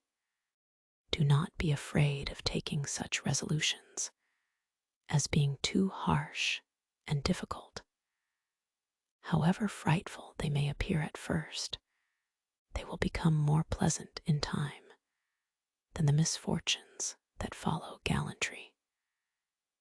If any other motives than those of duty and virtue could have weight with you, I should tell you that if anything were capable of disturbing the happiness I hope for in the next world, it would be to see you fall like other women. But if this calamity must necessarily happen, I shall meet death with joy, as it will hinder me from being a witness of it." Madame de Cleves bathed with tears her mother's hand, which she held fast locked in her own, nor was Madame de Chartres less moved. "Adieu, dear daughter," said she. "Let us put an end to a conversation which melts us both, and remember, if you are able, all that I have been saying to you." When she had spoke this, she turned herself on the other side, and ordered her daughter to call her women, being unwilling either to hear her reply or to speak any more. Madame de Cleves went out of her presence in a condition one need not describe, and Madame de Chartres thought of nothing but preparing herself for death. She lived 2 days longer, during which she would not see her daughter again. Her daughter was the only thing she had reluctance to part with. Madame de Cleves was in the utmost affliction. Her husband did not leave her, and no sooner was her mother expired, but he carried her into the country, that she might not have in her eye a place which could serve only to sharpen her sorrow, which was scarce to be equaled, though tenderness and gratitude had the greatest share in her griefs. Yet the need which she found she had of her mother to guard her against the Duke of Nemours added no small weight to them. She found she was unhappy in being left to herself at a time when she was so little mistress of her own affections, and when she so much wished for somebody to pity and encourage her. The Prince of Cleves' behavior to her on this occasion made her wish more ardently than ever never to fail in her duty to him. She also expressed more friendship and affection for him than she had done before. She would not suffer him to leave her, and she seemed to think that his being constantly with her could defend her against the Duke of Nemours. The Duke came to see the Prince of Cleves in the country.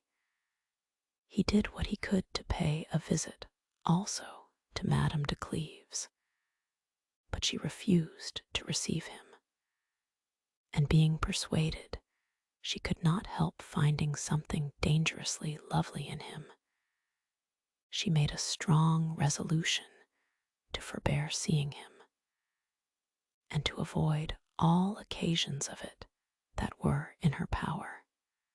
The Prince of Cleves went to Paris to make his court, and promised his lady to return the next day. But however, he did not return till the day after. "I expected you yesterday," said Madame de Cleves to him on his arrival, "and I ought to chide you for not having come as you promised. You know, if I was capable of feeling a new affliction in the condition I am in, it would be the death of Madame de Tournon, and I have heard of it this morning. I should have been concerned, though I had not known her. It is a melting consideration to think that a lady so young and handsome as she should be dead in 2 days. But besides, she was the person in the world that pleased me most, and who appeared to have discretion equal to her beauty. I am sorry I could not return yesterday," replied the Prince of Cleves, "but my presence was so necessary to the consolation of an unhappy man that it was impossible for me to leave him.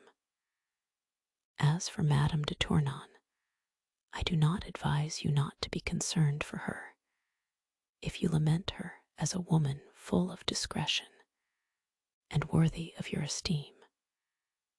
"You surprise me," answered Madame de Cleves. "I have heard you say several times that there was not a lady at court you had a greater respect for." "It is true," replied he, "but women are incomprehensible, and when I have seen them all, I think myself so happy in having you that I cannot enough admire my good fortune." "You esteem me more than I deserve," answered Madame de Cleves. "You have not had experience enough yet to pronounce me worthy of you. But tell me, I beseech you, what it is has undeceived you with respect to Madame de Tournon." "I have been undeceived a great while," replied he, "and I know that she was in love with the Count de Sancerre, and that she gave him room to hope she would marry him." "I can't believe," said Madame de Cleves, "that Madame de Tournon, after so extraordinary an aversion as she has shown to marriage from the time she became a widow, and after the public declarations she has made that she would never marry again, should give hopes to Sancerre." "If she had given hopes to him only," replied the Prince of Cleves, "the wonder had not been so great. But what is surprising is that she gave hopes likewise to Edoutville at the same time. I'll let you know the whole history of this matter. Part 2. You know the friendship there is betwixt Sancerre and me. Nevertheless, about 2 years ago, he fell in love with Madame de Tournon, and concealed it from me with as much care as from the rest of the world. I had not the least suspicion of it.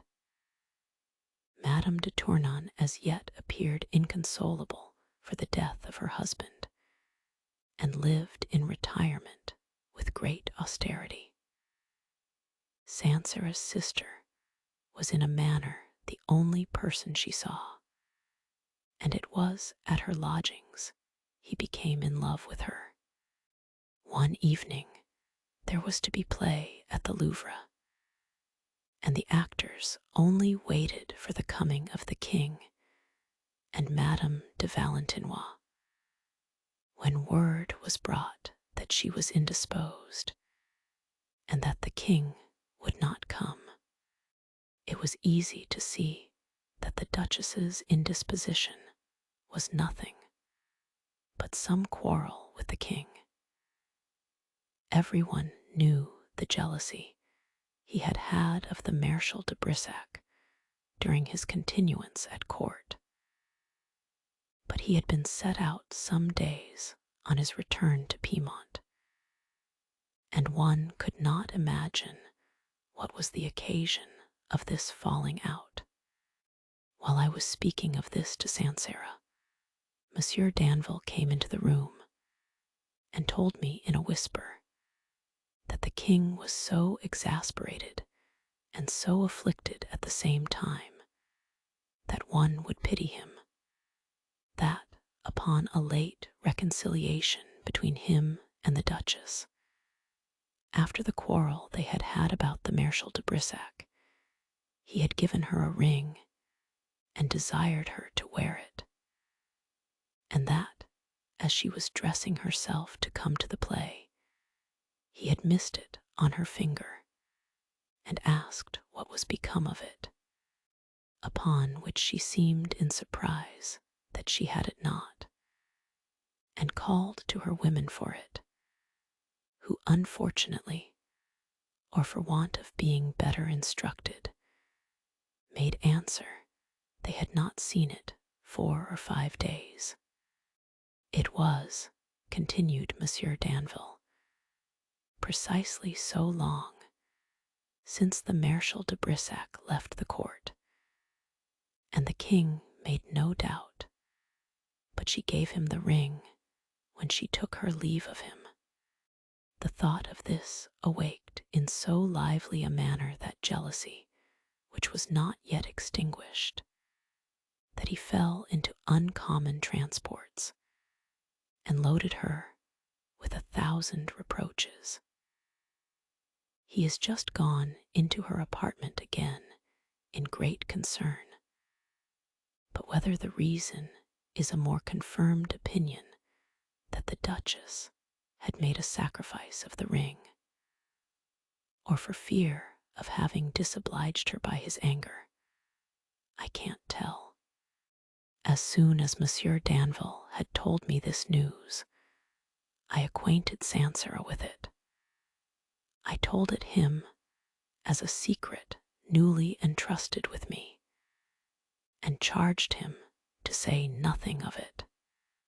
The next day I went early in the morning to my sister-in-law's, and found Madame de Tournon at her bedside, who had no great kindness for the Duchess of Valentinois, and knew very well that my sister-in-law had no reason to be satisfied with her.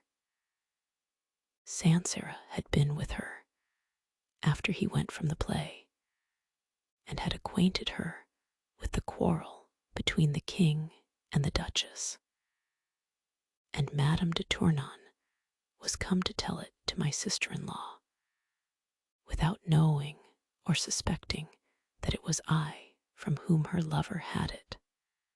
As soon as I advanced toward my sister-in-law, she told Madame de Tournon that they might trust me with what she had been telling her, and without waiting Madame de Tournon's leave, she related to me word by word all I had told Sancerre the night before. You may judge what surprise I was in. I looked hard at Madame de Tournon, and she seemed disordered. Her disorder gave me a suspicion. I had told the thing to nobody but Sancerre.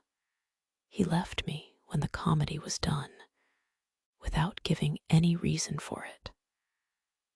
I remembered to have heard him speak much in praise of Madame de Tournon.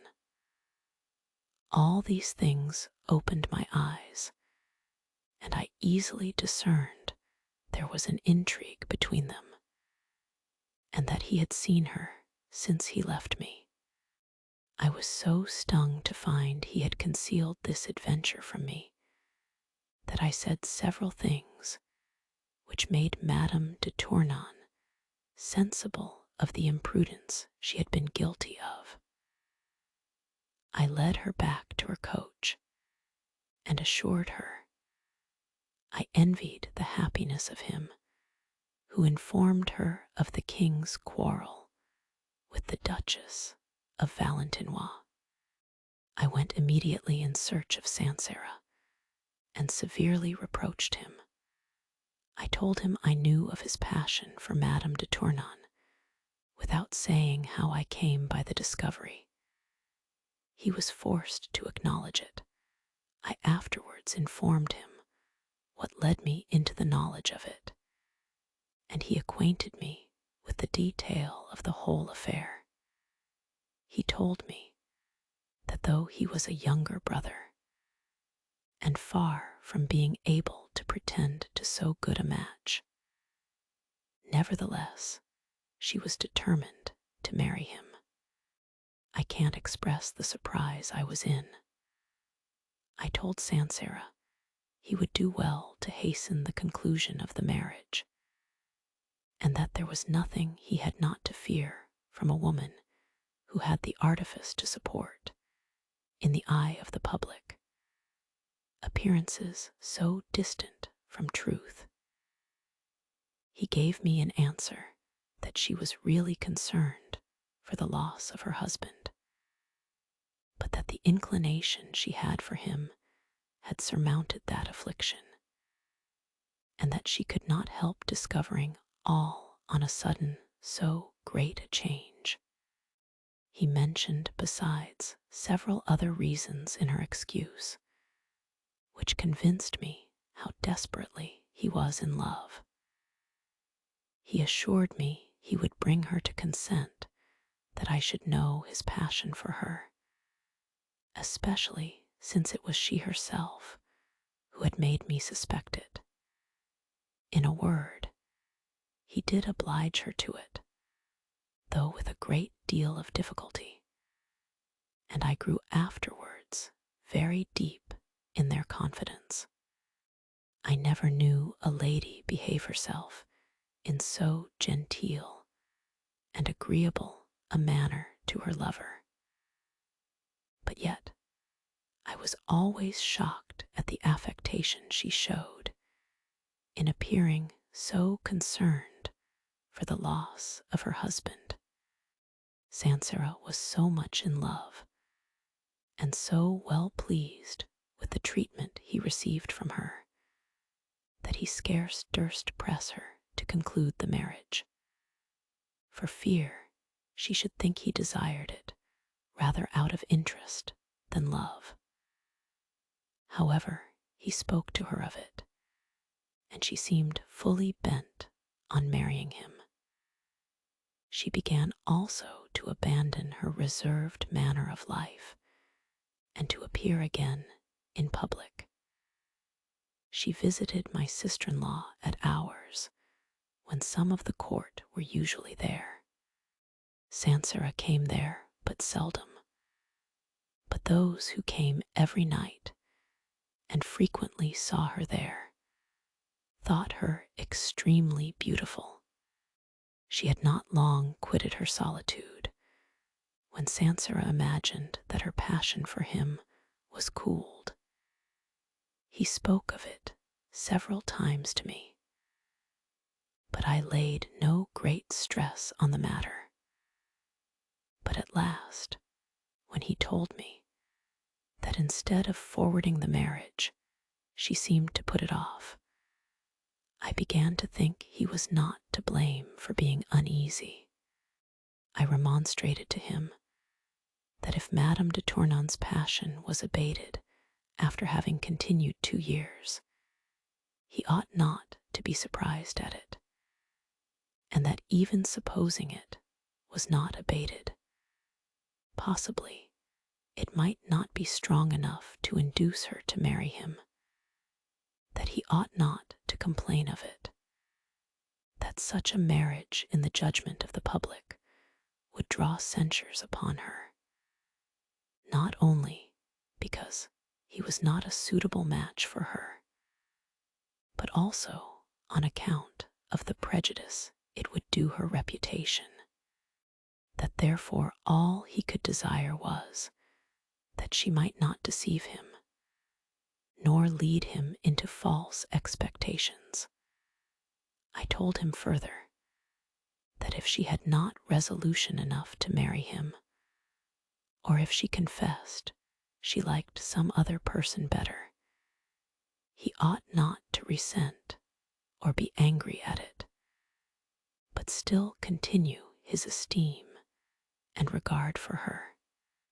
I give you, said I, the advice which I would take myself, for sincerity has such charms to me that I believe if my mistress, or even my wife, ingenuously confessed she had a greater affection for another than for me, I might be troubled, but not exasperated.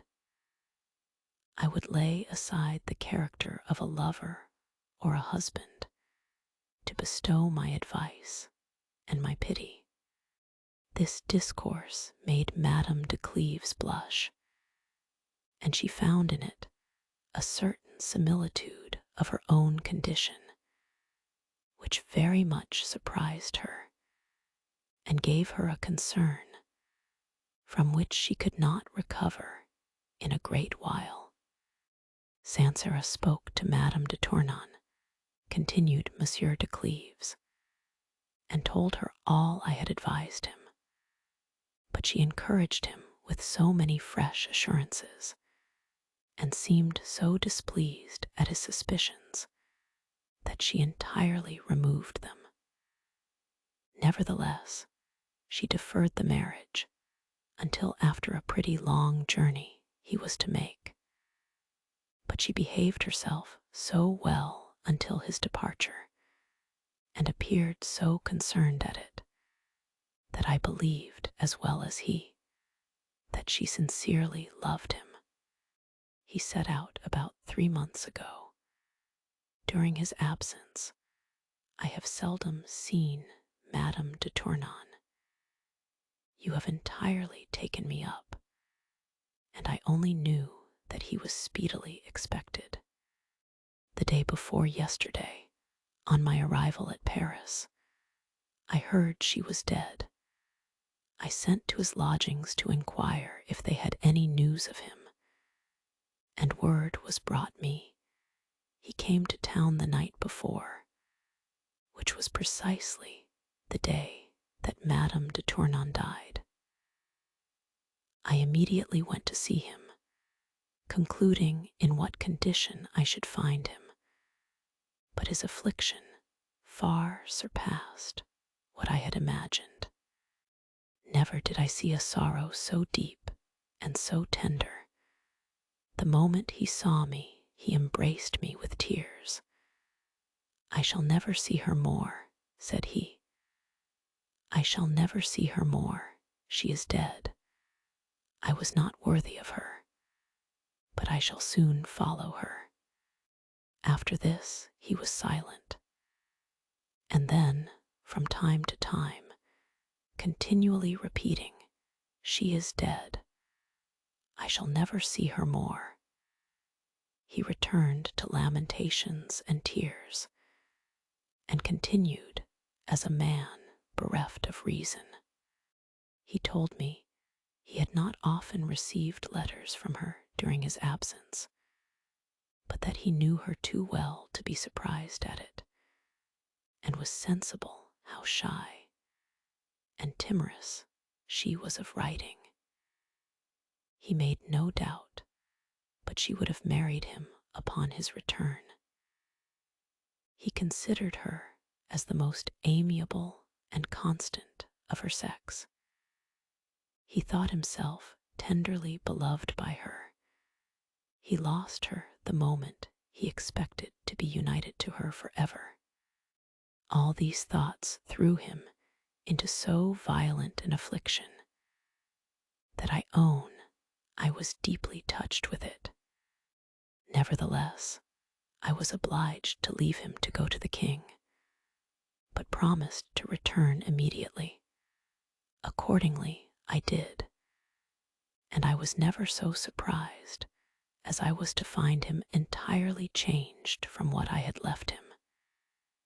He was standing in his chamber, his face full of fury, sometimes walking, sometimes stopping short, as if he had been distracted.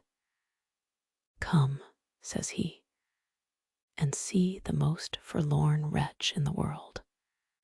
I am 1,000 times more unhappy than I was a while ago, and what I have just heard of Madame de Chartres is worse than her death."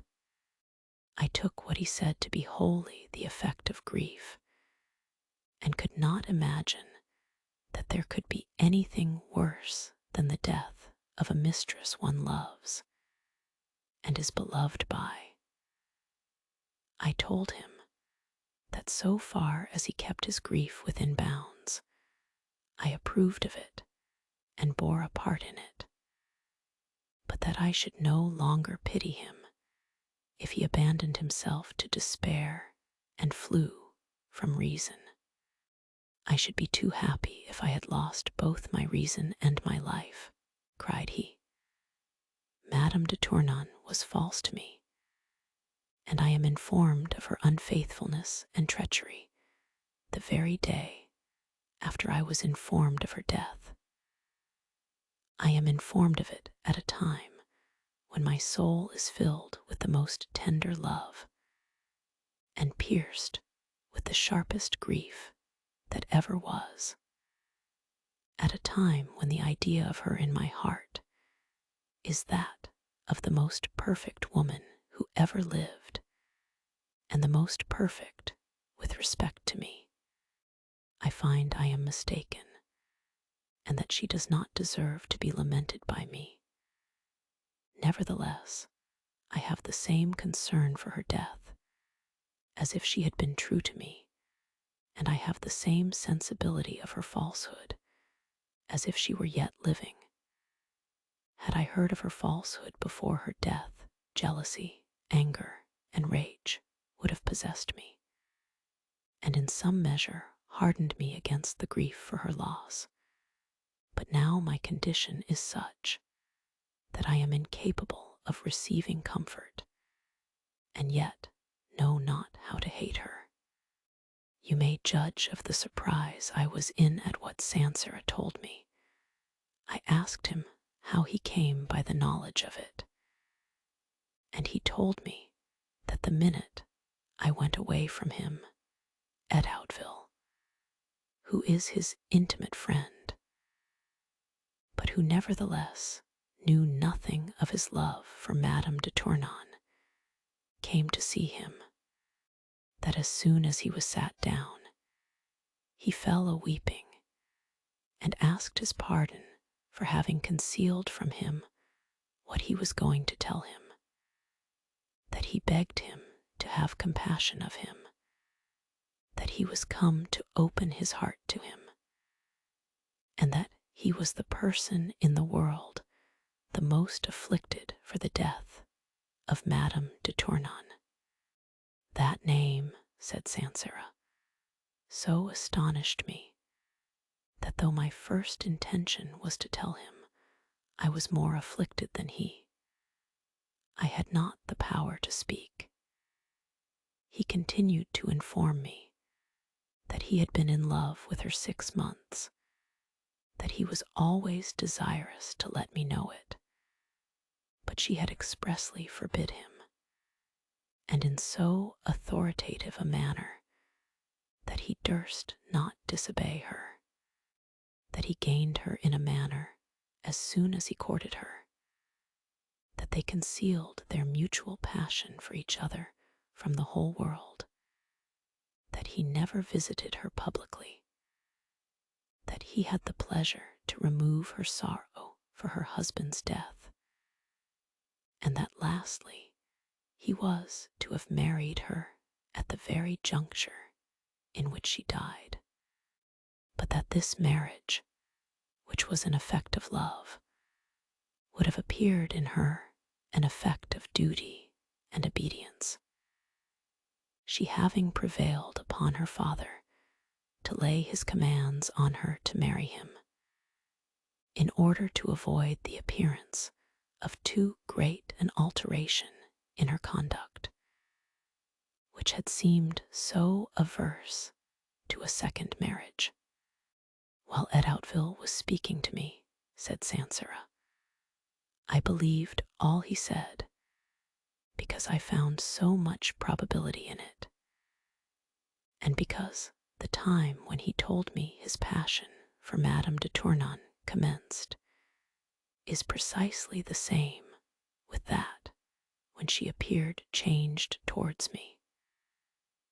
But the next morning I thought him a liar, or at least an enthusiast, and was upon the point of telling him so. Afterwards, I came into an inclination of clearing up the matter, and proposed several questions, and laid my doubts before him. In a word, I proceeded so far to convince myself of my misfortune that he asked me if I knew Madame de Tournon's handwriting, and with that threw upon my bed 4 letters of hers and her picture. My brother came in that minute. Edoutville's face was so full of tears that he was forced to withdraw to avoid being observed, and said he would come again in the evening to fetch what he left with me. And as for me, I sent my brother away under pretense of being indisposed. So impatient was I to see the letters he had left, and so full of hopes to find something there that might make me disbelieve what Edoutville had been telling me. But alas, what did I not find there? What tenderness, what assurances of marriage, what letters! She never wrote the like to me. Thus, continued he, am I at once pierced with anguish for her death and for her falsehood, 2 evils which have been often compared, but never felt before by the same person at the same time. I confess, to my shame, that still I am more grieved for her loss than for her change. I cannot think her guilty enough to consent to her death. Were she living, I should have the satisfaction to reproach her, and to revenge myself on her by making her sensible of her injustice. But I shall see her no more. I shall see her no more. This is the greatest misfortune of all others. Would I could restore her to life, though with the loss of my own. Yet what do I wish? If she were restored to life, she would live for Edoutville. How happy was I yesterday, cried he. How happy. I was the most afflicted man in the world, but my affliction was reasonable, and there was something pleasing in the very thought that I was inconsolable. Today all my sentiments are unjust. I pay to a feigned passion the tribute of my grief, which I thought I owed to a real one. I can neither hate nor love her memory. I am incapable of consolation, and yet don't know how to grieve for her. Take care, I conjure you, that I never see Edoutville. His very name raises horror in me. I know very well I have no reason of complaint against him.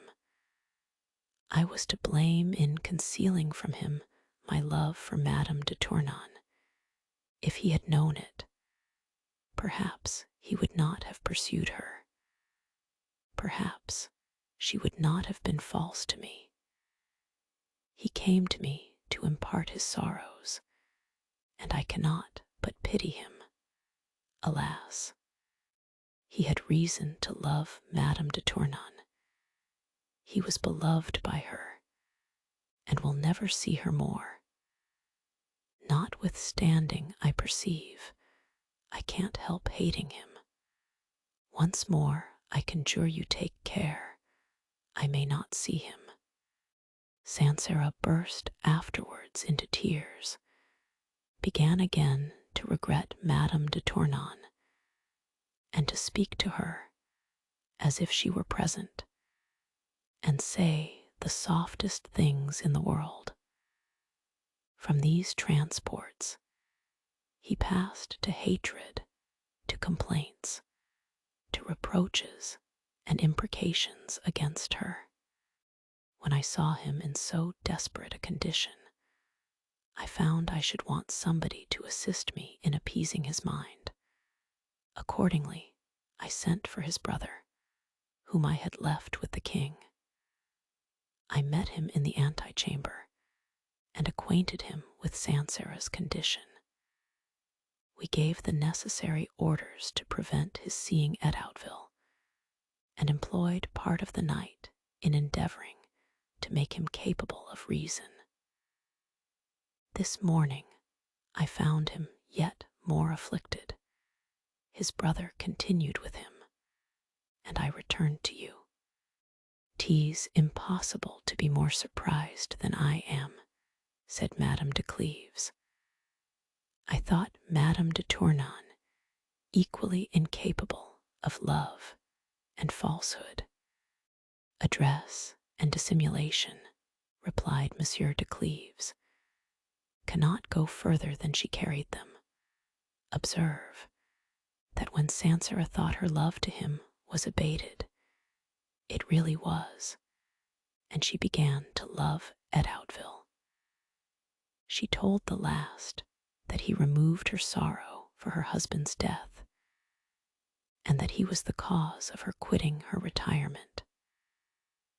Sancerre believed the cause was nothing but a resolution she had taken not to seem any longer to be in such deep affliction. She made a merit to Edoutville of concealing her correspondence with him, and of seeming forced to marry him by her father's command, as if it was an effect of the care she had of her reputation, whereas it was only an artifice to forsake Sancerre, without his having reason to resent it. I must return, continued Monsieur de Cleves, to see this unhappy man, and I believe you would do well to go to Paris too. It is time for you to appear in the world again, and receive the numerous visits which you can't well dispense with. Madame de Cleves agreed to the proposal and returned to Paris the next day. She found herself much more easy with respect to the Duc de Nemours than she had been. What her mother had told her on her deathbed, and her grief for her death, created a sort of suspension in her mind as to her passion for the Duke, which made her believe it was quite effaced.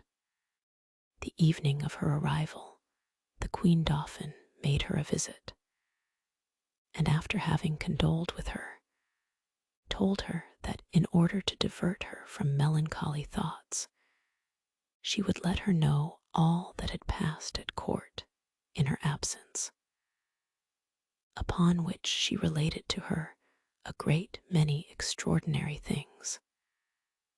But what I have the greatest desire to inform you of, added she, is that it is certain the Duc de Nemours is passionately in love, and that his most intimate friends are not only not interested in it, but can't so much as guess who the person is he is in love with.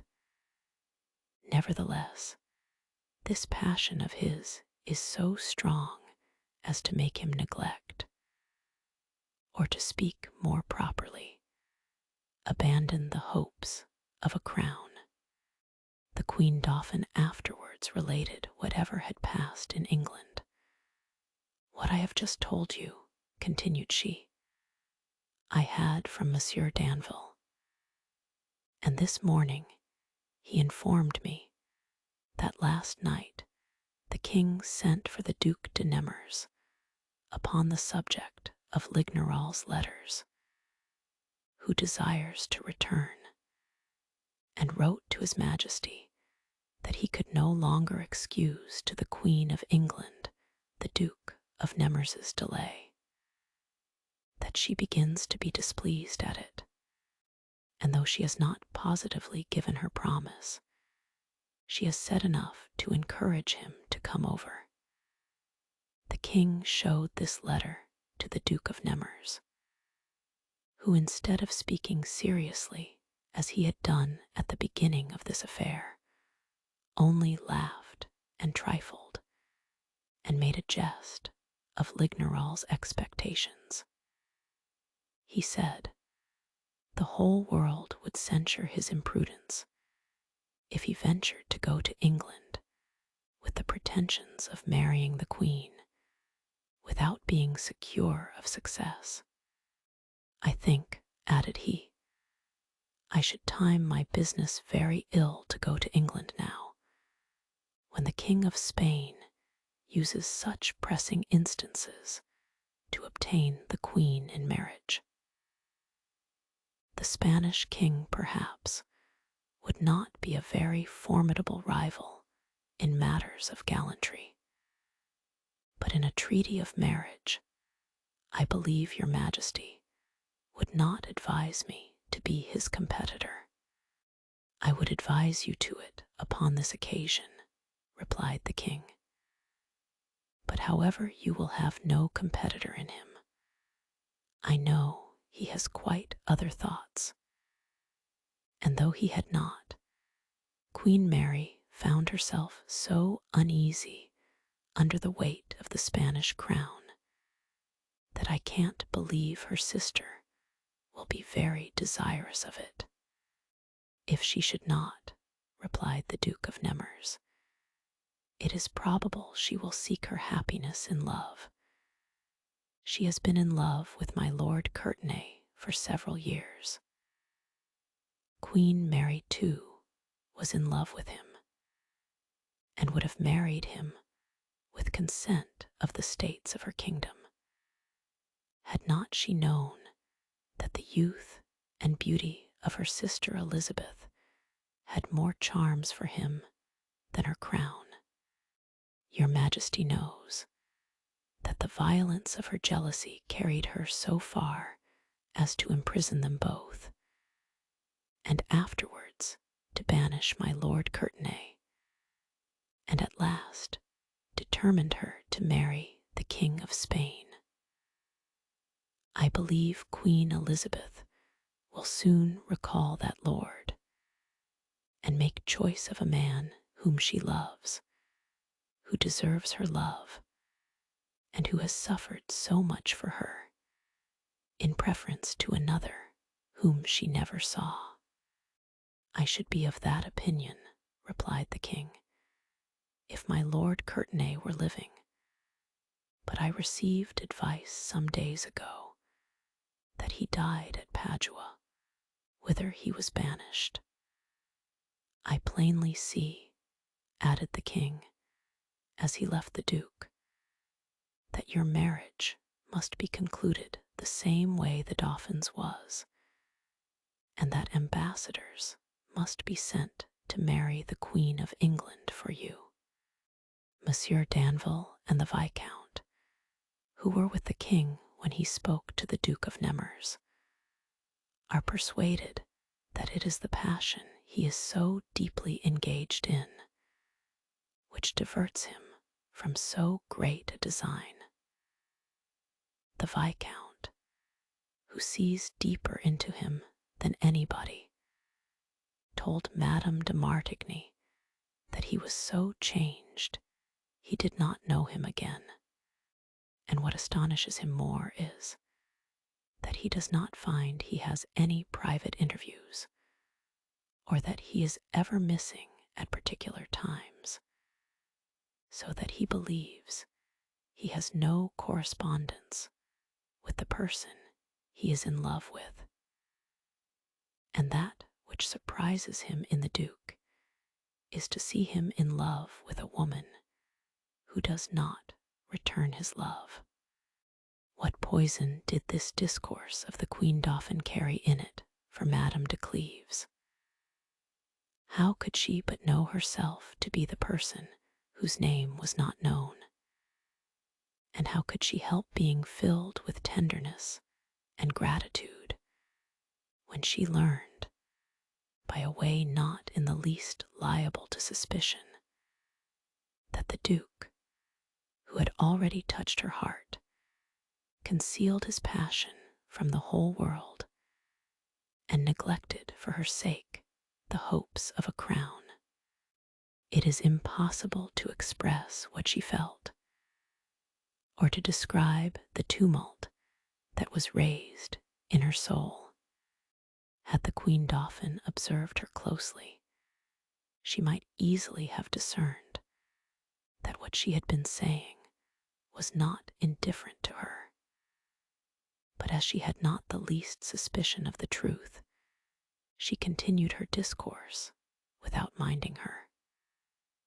Monsieur Danville, added she, from whom, as I just told you, I had all this, believes I know more of it than himself, and he has so great an opinion of my beauty that he is satisfied I am the only person capable of creating so great a change in the Duke of Nemours. These last words of the Queen Dauphin gave Madame de Cleves a sort of uneasiness very different from that which she had a few minutes before. I can easily come into Monsieur Danville's opinion, answered she, and 'tis very probable, madam, that nothing less than a princess of your merit could make him despise the Queen of England. I would own it to you if I knew it, replied the Queen Dauphin, and I should know it if it were true. Such passions as these never escape the sight of those who occasion them. They are the first to discern them. The Duke of Nemours has never showed me anything but slight complaisances, and yet I find so great a difference betwixt his present and former behavior to me, that I can assure you I am not the cause of the indifference he expresses for the crown of England. But I forget myself in your company, added the Queen Dauphin, and don't remember that I am to wait upon Madame. You know the peace is as good as concluded, but perhaps you don't know that the King of Spain has refused to sign it, but on condition of marrying this princess instead of the Prince Don Carlos, his son. The king was with great difficulty brought to allow it, but at last he has consented and is gone to carry the news to Madame. I believe she will be inconsolable. To marry a man of the King of Spain's age and temper can never be pleasing, especially to her who has all the gaiety which the bloom of youth joined with beauty inspires, and was in expectation of marrying a young prince for whom she has an inclination without having seen him. I do not know whether the king will find in her all the obedience he desires. He has charged me to see her, because he knows she loves me, and believes I shall be able to influence her. From thence I shall make a visit of a very different nature to congratulate the king's sister. All things are ready for her marriage with the Prince of Savoy, who is expected in a few days. Never was a woman of her age so entirely pleased to be married. The court will be more numerous and splendid than ever, and notwithstanding your grief, you must come among us in order to make strangers see that we are furnished with no mean beauties. Having said this, the Queen Dauphin took her leave of Madame de Cleves, and the next day Madame's marriage was publicly known. Some days after the king and the queens went to visit the Princess of Cleves, the Duc de Nemours, who had expected her return with the utmost impatience, and languished for an opportunity of speaking to her in private, contrived to wait upon her at an hour when the company would probably be withdrawing, and nobody else come in. He succeeded in his design, and came in when the last visitors were going away. The princess was sitting on her bed, and the hot weather, together with the sight of the Duc de Nemours, gave her a blush that added to her beauty. He sat over against her with a certain timorous respect that flows from a real love. He continued some minutes without speaking, nor was she the less at a loss, so that they were both silent a good while. At last the Duke condoled with her for her mother's death. Madame de Cleves was glad to give the conversation that turn, spoke a considerable time of the great loss she had had, and at last said that though time had taken off from the violence of her grief, yet the impression would always remain so strong that it would entirely change her humor. Great troubles and excessive passions, replied the Duke, make great alterations in the mind. As for me, I am quite another man since my return from Flanders. Abundance of people have taken notice of this change, and the Queen Dauphin herself spoke to me of it yesterday. It is true, replied the princess. She has observed it, and I think I remember to have heard her say something about it. "I'm not sorry, madam," replied the Duke, "that she has discerned it, but I could wish some others, in particular, had discerned it too. There are persons to whom we dare give no other evidences of the passion we have for them, but by things which do not concern them. And when we dare not let them know we love them, we should be glad at least to have them see we are not desirous of being loved by any other. We should be glad to convince them that no other beauty, though of the highest rank, has any charms for us, and that a crown would be too dear if purchased with no less a price than absence from her we adore. Women ordinarily," continued he, "judge of the passion one has for them by the care one takes to oblige and to be assiduous about them. But it's no hard matter to do this, though they be ever so little amiable, not to give oneself up to the pleasure of pursuing them, to shun them through fear of discovering to the public, and in a manner to themselves, the sentiments one has for them.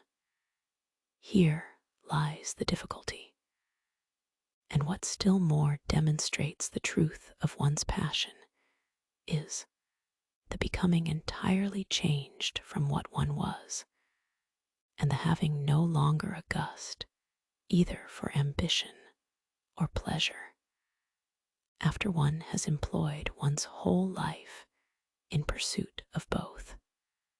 The Princess of Cleves readily apprehended how far she was concerned in this discourse, one while she seemed of opinion that she ought not to suffer such an address. Another, she thought she ought not to seem to understand it, or show she supposed herself meant by it. She thought she ought to speak, and she thought she ought to be silent. The Duke of Nemours' discourse equally pleased and offended her. She was convinced by it of the truth of all the Queen Dauphin had led her to think. She found in it somewhat gallant and respectful, but also somewhat bold and too intelligible. The inclination she had for the Duke gave her an anxiety which it was not in her power to control. The most obscure expressions of a man that pleases move more than the most open declaration of one we have no liking for. She made no answer. The Duke de Nemours took notice of her silence, which perhaps would have proved no ill presage if the coming in of the Prince of Cleves had not ended at once the conversation and the visit. The prince was coming to give his wife a further account of Sancerre, but she was not over curious to learn the sequel of that adventure. She was so much taken up with what had just passed that she could hardly conceal the embarrassment she was in. When she was at liberty to muse upon it, she plainly saw she was mistaken. When she thought she was indifferent as to the Duke de Nemours, what he had said to her had made all the impression he could desire, and had entirely convinced her of his passion. Besides, the Duke's actions agreed too well with his words to leave her the least doubt about it. She no longer flattered herself that she did not love him. All her care was not to let him discover it, a task of which she had already experienced the difficulty. She knew the only way to succeed in it was to avoid seeing him. And as her mourning gave her an excuse for being more retired than usual, she made use of that pretense not to go to places where he might see her. She was full of melancholy.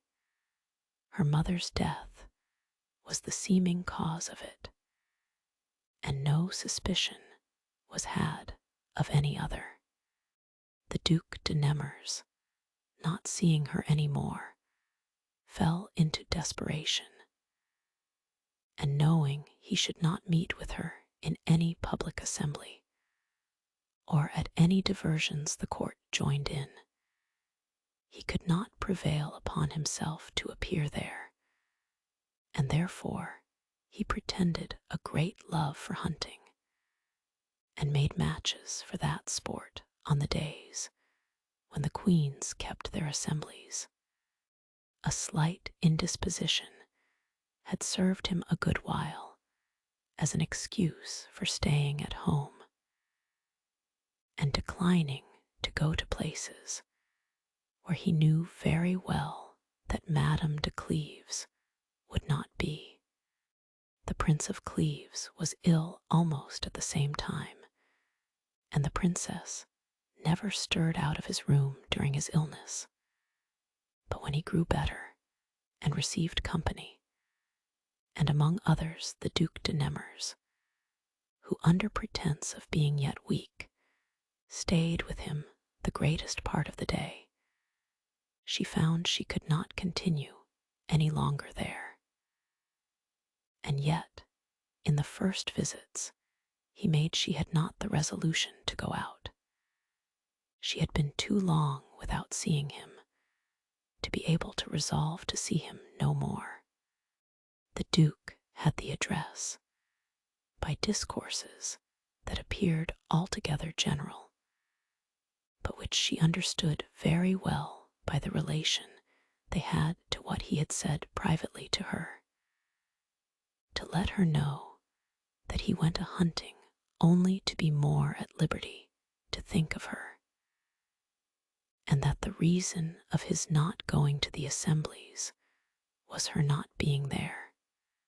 At last, she executed the resolution she had taken to go out of her husband's room whenever he was there, though this was doing the utmost violence to herself. The Duke perceived she avoided him, and the thought of it touched him to the heart. The Prince of Cleves did not immediately take notice of his wife's conduct in this particular, but at last he perceived she went out of the room when there was company there.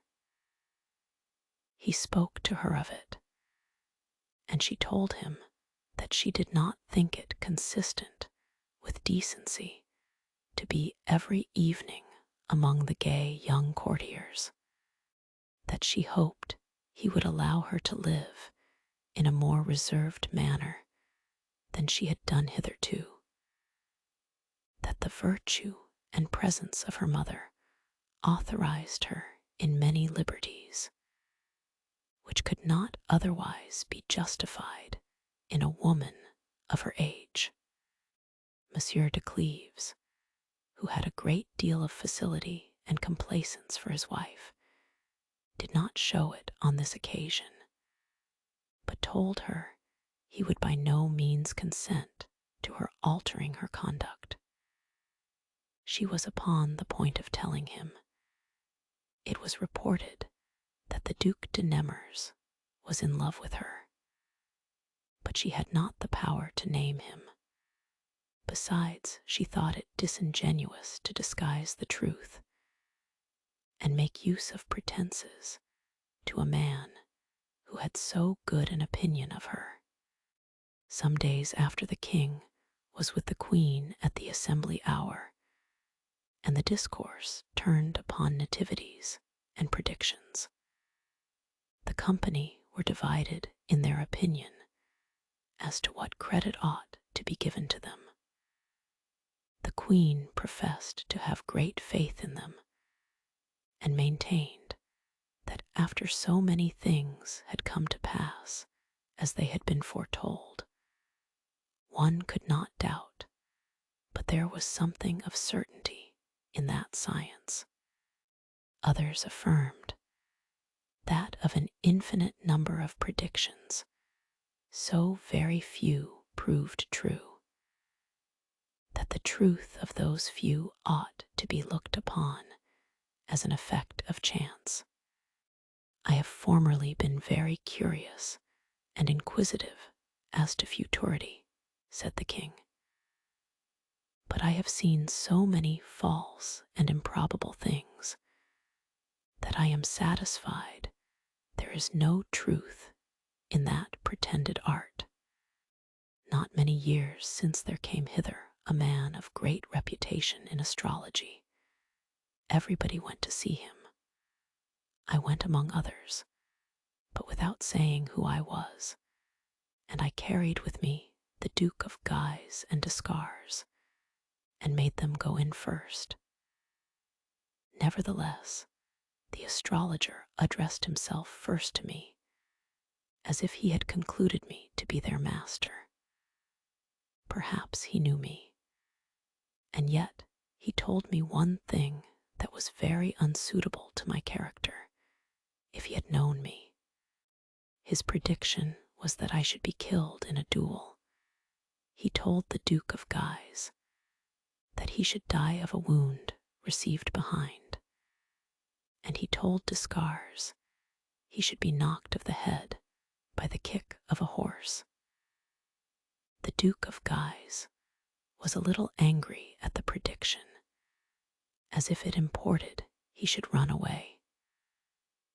Nor was Descars better pleased to find he was to make his exit by so unfortunate an accident. In a word, we went away, all three of us, very much out of humor with the astrologer. I don't know what will happen to the Duke of Guise and Descars, but there is not much probability of my being killed in a duel. The King of Spain and I have just made peace, and if we had not, I question whether we should have fought, or if I should have challenged him, as the king my father did Charles V. After the king had related the misfortune that was foretold him, those who had defended astrology abandoned the argument and agreed there was no credit to be given to it. For my part, said the Duc de Nemours aloud, I have the least reason of any man in the world to credit it. And then turning himself to Madame de Cleves, near whom he stood, it has been foretold me, says he very softly, that I should be happy in a person for whom I should have the most violent and respectful passion. You may judge, madam, if I ought to believe in predictions. The Queen Dauphin, who believed, from what the Duke had spoke aloud, that what he whispered was some false prediction that had been told him, asked him what it was he said to Madame de Cleves. Had he had a less ready wit, he would have been surprised at this question. But without any hesitation, what I said to her, madam, answered he, was that it had been predicted to me that I should be raised to a higher fortune than my most sanguine hopes could lead me to expect. If nothing have been foretold you but this, replied the Queen Dauphin, smiling and thinking of the affair of England, I would not advise you to decry astrology. You may have reasons hereafter to offer in defense of it. Madame de Cleves apprehended the Queen Dauphin's meaning, but knew withal that the fortune the Duke of Nemours spoke of was not that of being King of England. The time of her mourning being expired, the Princess of Cleves was obliged to make her appearance again and go to court as usual. She saw the Duc de Nemours at the Queen Dauphin's apartment. She saw him at the Prince of Cleves, where he often came in company of other young noblemen to avoid being remarked. Yet she never once saw him, but it gave her a pain that could not escape his observation. However industrious she was to avoid being looked at by him, and to speak less to him than to any other, some things escaped her in an unguarded moment, which convinced him he was not indifferent to her. A man of less discernment than he would not have perceived it, but he had already so often been the object of love that it was easy for him to know when he was loved. He found the Chevalier de Guise was his rival, and the Chevalier knew that the Duc de Nemours was his. Monsieur de Guise was the only man in the court that had unraveled this affair, his interest having made him more clear-sighted than others. The knowledge they had of each other's sentiments created an opposition between them in everything, which, however, did not break out into an open quarrel. They were always of different parties at the running, at the ring, at tournaments, and all diversions the king delighted in, and their emulation was so great it could not be concealed. Madame de Cleves frequently revolved in her mind the affair of England. She believed the Duc de Nemours could not resist the advice of the king and the instances of Lignerolles. She was very much concerned to find that Lignerolles was not yet returned, and she impatiently expected him. Her inclinations strongly swayed her to inform herself exactly of the state of this affair, but the same reasons which raised in her that curiosity obliged her to conceal it, and she only inquired of the beauty, the wit, and the temper of Queen Elizabeth. A picture of that princess had been brought the king, which Madame de Cleves found much handsomer than she could have wished for, and she could not forbear saying, "The picture flattered." "I don't think so," replied the Queen Dauphin. "That princess has the reputation of being very handsome, and of having a very exalted genius, and I know she has always been proposed to me as a model worthy my imitation. She can't but be very handsome if she resembles her mother, Anne Boleyn. Never had woman so many charms and allurements, both in her person and her humor. I have heard say she had something remarkably lively in her countenance, very different from what is usually found in other English beauties." "I think," replied Madame de Cleves, "Tease said she was born in France." "Those who imagine so are mistaken," replied the Queen Dauphin. "I'll give you her history in a few words. She was of a good family in England. Henry VIII was in love with her sister and her mother, and it has been even suspected by some that she was his daughter. She came to France with Henry VII's sister, who married Louis XII, that princess, who was full of youth and gallantry, left the court of France with great reluctance after her husband's death. But Anne Boleyn, who had the same inclinations as her mistress, could not prevail with herself to go away. The late king was in love with her, and she continued maid of honor to Queen Claude. That queen died, and Margareta, the king's sister, Duchess of Alençon, and since Queen of Navarre, whose story you know, took her into her service, where she imbibed the principles of the new religion. She returned afterwards to England, and there charmed all the world. She had the manners of France, which please in all countries. She sung well. She danced finely. She was a maid of honor to Queen Catherine, and Henry VIII fell desperately in love with her.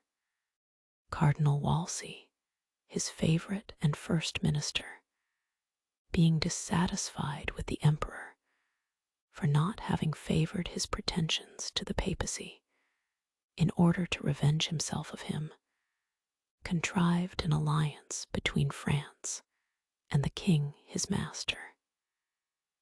He put it into the head of Henry VIII that his marriage with the emperor's aunt was null, and advised him to marry the Duchess of Alençon, whose husband was just dead.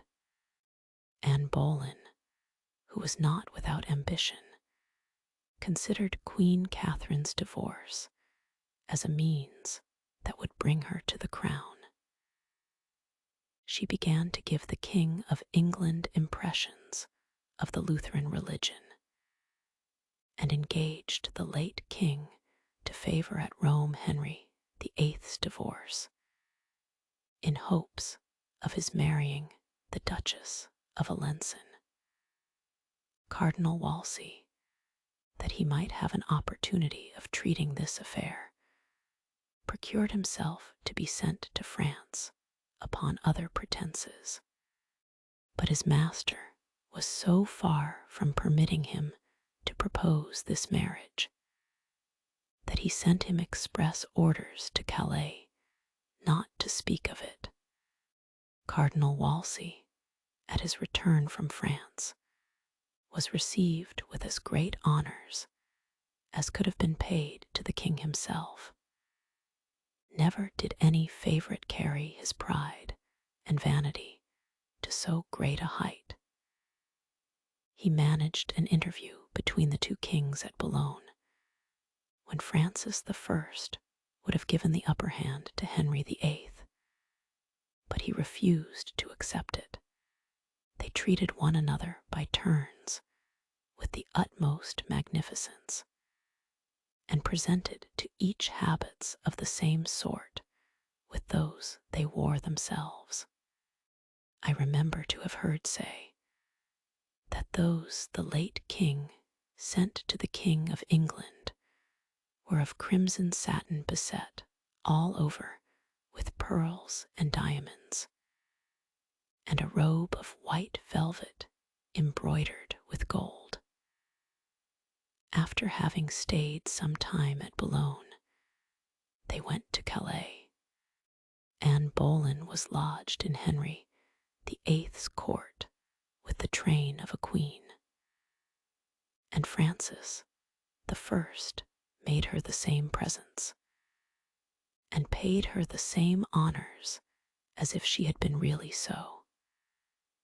In a word, after a passion of 9 years' continuance, King Henry married her, without waiting for the dissolving of his first marriage. The Pope precipitately thundered out excommunications against him, which so provoked King Henry that he declared himself head of the church, and drew after him all England into the unhappy change in which you see it.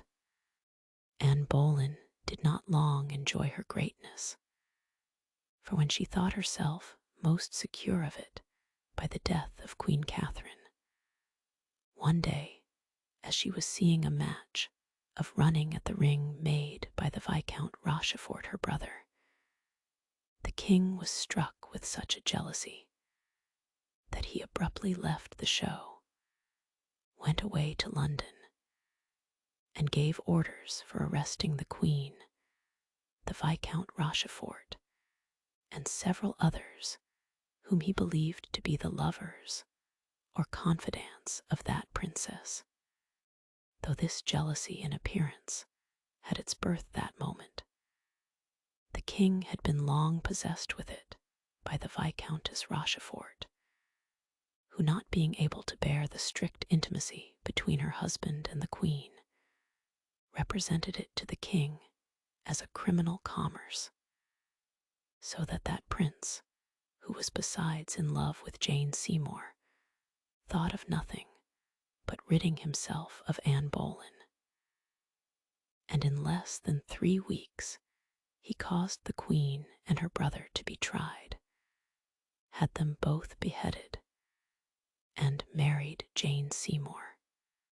He had afterwards several wives, whom he divorced or put to death, and among others Catherine Howard, whose confidant the Viscountess Rochefort was, and who was beheaded with her. Thus was she punished for having falsely accused Anne Boleyn. And Henry VIII died, being become excessive fat. All the ladies that were present when the Queen Dauphin made this relation thanked her for having given them so good an account of the court of England, and among the rest Madame de Cleves, who could not forbear asking several questions concerning Queen Elizabeth. The Queen Dauphin caused pictures in miniature to be drawn of all the beauties of the court, in order to send them to the Queen her mother. One day, when that of Madame de Cleves was finishing, the Queen Dauphin came to spend the afternoon with her. The Duc de Nemours did not fail to be there. He let slip no opportunities of seeing Madame de Cleves, yet without appearing to contrive them. She looked so pretty that day that he would have fell in love with her, though he had not been so before. However, he durst not keep his eyes fixed upon her while she was sitting for her picture, for fear of showing too much the pleasure he took in looking at her. The Queen Dauphin asked Monsieur de Cleves for a little picture he had of his wife's, to compare it with that which was just drawn. Everybody gave their judgment of the one and the other, and Madame de Cleves ordered the painter to mend something in the headdress of that which had been just brought in. The painter, in obedience to her, took the picture out of the case in which it was, and having mended it, laid it again on the table. The Duc de Nemours had long wished to have a picture of Madame de Cleves. When he saw that which Monsieur de Cleves had, he could not resist the temptation of stealing it from a husband who, he believed, was tenderly loved. And he thought that among so many persons as were in the same room, he should be no more liable to suspicion than another. The Queen Dauphin was sitting on the bed and whispering to Madame de Cleves, who was standing before her. Madame de Cleves, through one of the curtains that was but half drawn, spied the Duc de Nemours with his back to the table that stood at the bed's feet, and perceived that without turning his face, he took something very dexterously from off the table. She presently guessed it was her picture, and was in such concern about it that the Queen Dauphin observed she did not attend to what she said, and asked her aloud what it was she looked at. At those words, the Duc de Nemours turned about and met full the eyes of Madame de Cleves that were still fixed upon him. He thought it not impossible, but she might have seen what he had done. Madame de Cleves was not a little perplexed. It was reasonable to demand her picture of him, but to demand it publicly was to discover to the whole world the sentiments which the Duke had for her, and to demand it in private would be to engage him to speak of his love. She judged, after all, it was better to let him keep it, and she was glad to grant him a favor which she could do without his knowing that she granted it. The Duc de Nemours, who observed her perplexity and partly guessed the cause of it, came up and told her softly, "If you have seen what I have ventured to do, be so good, madam, as to let me believe you are ignorant of it. I dare ask no more." Having said this, he withdrew, without waiting for her answer. The Queen Dauphin went to take a walk, attended with the rest of the ladies, and the Duc de Nemours went home to shut himself up in his closet, not being able to support in public the ecstasy he was in on having a picture of Madame de Cleves. He tasted everything that was sweet in love. He was in love with the finest woman of the court. He found she loved him against her will, and saw in all her actions that sort of care and embarrassment which love produces in young and innocent hearts. At night great search was made for the picture, and having found the case it used to be kept in, they never suspected it had been stolen, but thought it might have fallen out by chance. The Prince of Cleves was very much concerned for the loss of it, and after having searched for it a great while to no purpose, he told his wife, but with an air that showed he did not think so, that without doubt she had some secret lover, to whom she had given the picture, or who had stole it, and that none but a lover would have been contented with the picture without the case. These words, though spoken in jest, made a lively impression in the mind of Madame de Cleves. They gave her remorse, and she reflected on the violence of her inclination, which hurried her on to love the Duke of Nemours. She found she was no longer mistress of her words or countenance. She imagined that Lignerolles was returned, that she had nothing to fear from the affair of England, nor any cause to suspect the Queen Dauphin. In a word, that she had no refuge or defense against the Duc de Nemours but by retiring. But as she was not at her liberty to retire, she found herself in a very great extremity, and ready to fall into the last misfortune, that of discovering to the Duke the inclination she had for him. She remembered all that her mother had said to her on her deathbed, and the advice which she gave her to enter on any resolutions, however difficult they might be, rather than engage in gallantry. She remembered also what Monsieur de Cleves had told her when he gave an account of Madame de Tournon. She thought she ought to acknowledge to him the inclination she had for the Duc de Nemours, and in that thought she continued a long time. Afterwards, she was astonished to have entertained so ridiculous a design, and fell back again into her former perplexity of not knowing what to choose. The peace was signed, and the Lady Elizabeth, after a great deal of reluctance, resolved to obey the king her father. The Duke of Alva was appointed to marry her in the name of the Catholic king, and was very soon expected. The Duke of Savoy, too, who was to marry the king's sister, and whose nuptials were to be solemnized at the same time, was expected every day.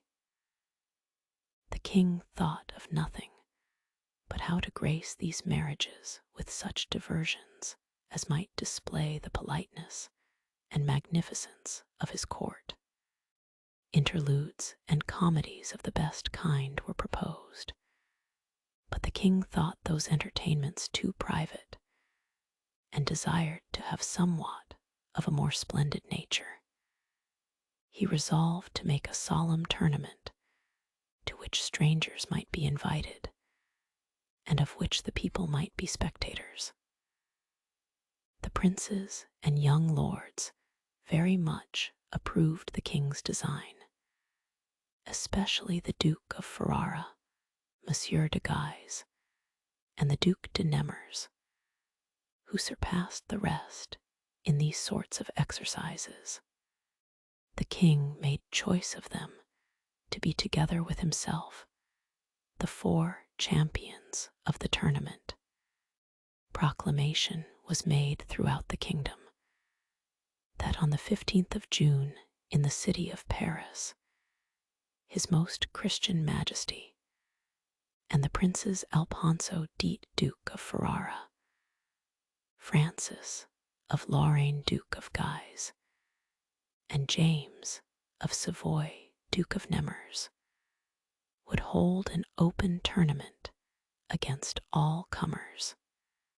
The first combat to be on horseback in the lists, with double armor, to break 4 lances, and 1 for the ladies, the second combat with swords, 1 to 1, or 2 to 2, as the judges of the field should direct, the third combat on foot, 3 pushes of pikes, and 6 hits with the sword. The champions to furnish lances, swords, and pikes at the choice of the combatants. Whoever did not manage his horse in the career to be put out of the lists, 4 judges of the field to give orders. The combatants who should break most lances and perform best to carry the prize, the value whereof to be at the discretion of the judges. All the combatants, as well French as strangers, to be obliged to touch 1 or more, at their choice, of the shields that should hang on the pillar at the end of the lists, where a herald at arms should be ready to receive them, and enroll them according to their quality, and the shields they had touched, the combatants to be obliged to cause their shields and arms to be brought by a gentleman, and hung up at the pillar 3 days before the tournament, otherwise not to be admitted without leave of the champions. A spacious list was made near the Bastille, which begun from the Chateau d'Estournelles and crossed the street of St. Anthony, and extended as far as the king's stables. On both sides were built scaffolds and amphitheaters, which formed a sort of galleries that made a very fine sight, and were capable of containing an infinite number of people. The princes and lords were wholly taken up in providing what was necessary for a splendid appearance, and in mingling in their ciphers and devices, somewhat of gallantry, that had relation to the ladies they were in love with. A few days before the Duke of Alva's arrival, the king made a match at tennis with the Duc de Nemours, the Chevalier de Guise, and the Viscount de Chartres. The queens came to see them play, attended with the ladies of the court, and among others, Madame de Cleves. After the game was ended, as they went out of the tennis court, Chatelart came up to the Queen Dauphin and told her fortune had put into his hands a letter of gallantry that dropped out of the Duc de Nemours's pocket. This queen, who was always very curious in what related to the Duke, bid Chatelart give her the letter. He did so, and she followed the queen, her mother-in-law, who was going with the king to see them work at the lists. After they had been there some time, the king caused some horses to be brought that had been lately taken in, and though they were not as yet thoroughly managed, he was for mounting one of them, and ordered his attendants to mount others. The king and the Duc de Nemours hit upon the most fiery and high-mettled of them. The horses were ready to fall foul on one another, when the Duke of Nemours, for fear of hurting the king, retreated abruptly and ran back his horse against a pillar with so much violence that the shock of it made him stagger. The company ran up to him, and he was thought considerably hurt, but the Princess of Cleves thought the hurt much greater than anyone else. The interest she had in it gave her an apprehension and concern which she took no care to conceal. She came up to him with the queens, and with a countenance so changed that one less concerned than the Chevalier de Guise might have perceived it. Perceive it he immediately did, and was much more intent upon the condition Madame de Cleves was in than upon that of the Duc de Nemours. The blow the Duke had given himself had so stunned him that he continued some time leaning his head on those who supported him. When he raised himself up, he immediately viewed Madame de Cleves and saw in her face the concern she was in for him, and he looked upon her in a manner which made her sense how much he was touched with it. Afterwards, he thanked the queens for the goodness they had expressed to him, and made apologies for the condition he had been in before them.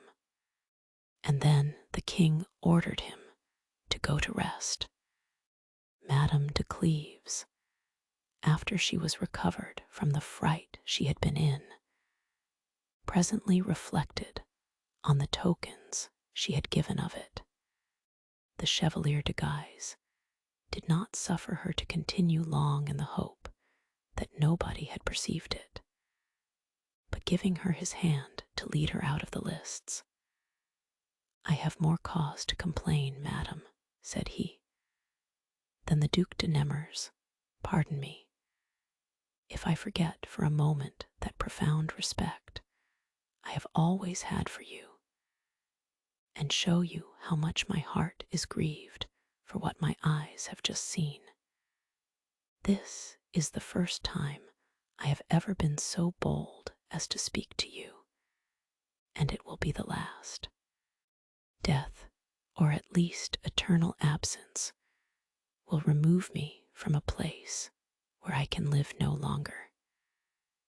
Since I have now lost the melancholy comfort I had of believing that all who behold you with love are as unhappy as myself."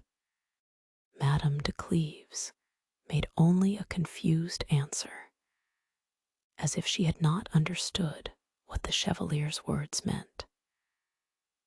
At another time, she would have been offended if he had mentioned the passion he had for her. But at this moment, she felt nothing but the affliction to know that he had observed the passion she had for the Duc de Nemours. The Chevalier de Guise was so well convinced of it, and so pierced with grief, that from that moment he took a resolution never to think of being loved by Madame de Cleves, but that he might the better be able to quit a passion which he had thought so difficult and so glorious. It was necessary to make choice of some other undertaking worthy of employing him. He had his view on roads, the taking of which he had formerly had some idea of, and when death snatched him away in the flower of his youth, and at a time when he had acquired the reputation of one of the greatest princes of his age, the only regret he had to part with life was that he had not been able to execute so noble a resolution, the success whereof he thought infallible from the great care he had taken about it. Madame de Cleves, when she came out of the lists, went to the Queen's apartment, with her thoughts wholly taken up with what had passed. The Duc de Nemours came there soon after, richly dressed, and like one wholly unsensible of the accident that had befallen him. He appeared even more gay than usual, and the joy he was in for what he had discovered gave him an air that very much increased his natural agreeableness. The whole court was surprised when he came in, and there was nobody but asked him how he did, except Madame de Cleves, who stayed near the chimney, pretending not to see him. The king, coming out of his closet, and seeing him among others, called him to talk to him about his late accident. The Duke passed by Madame de Cleves and said softly to her, "Madam, I have received this day some marks of your pity, but they were not such as I am most worthy of." Madame de Cleves suspected that he had taken notice of the concern she had been in for him, and what he now said convinced her she was not mistaken. It gave her a great deal of concern to find she was so little mistress of herself as not to have been able to conceal her inclinations from the Chevalier de Guise. Nor was she the less concerned to see that the Duc de Nemours was acquainted with them. Yet this last grief was not so entire, but there was a certain mixture of pleasure in it. The Queen Dauphin, who was extremely impatient to know what there was in the letter which Chatelard had given her, came up to Madame de Cleves. "Go read this letter," says she. "'Tis addressed to the Duc de Nemours, and was probably sent him by the mistress for whom he has forsaken all others. If you can't read it now, keep it, and bring it me about bedtime, and inform me if you know the hand."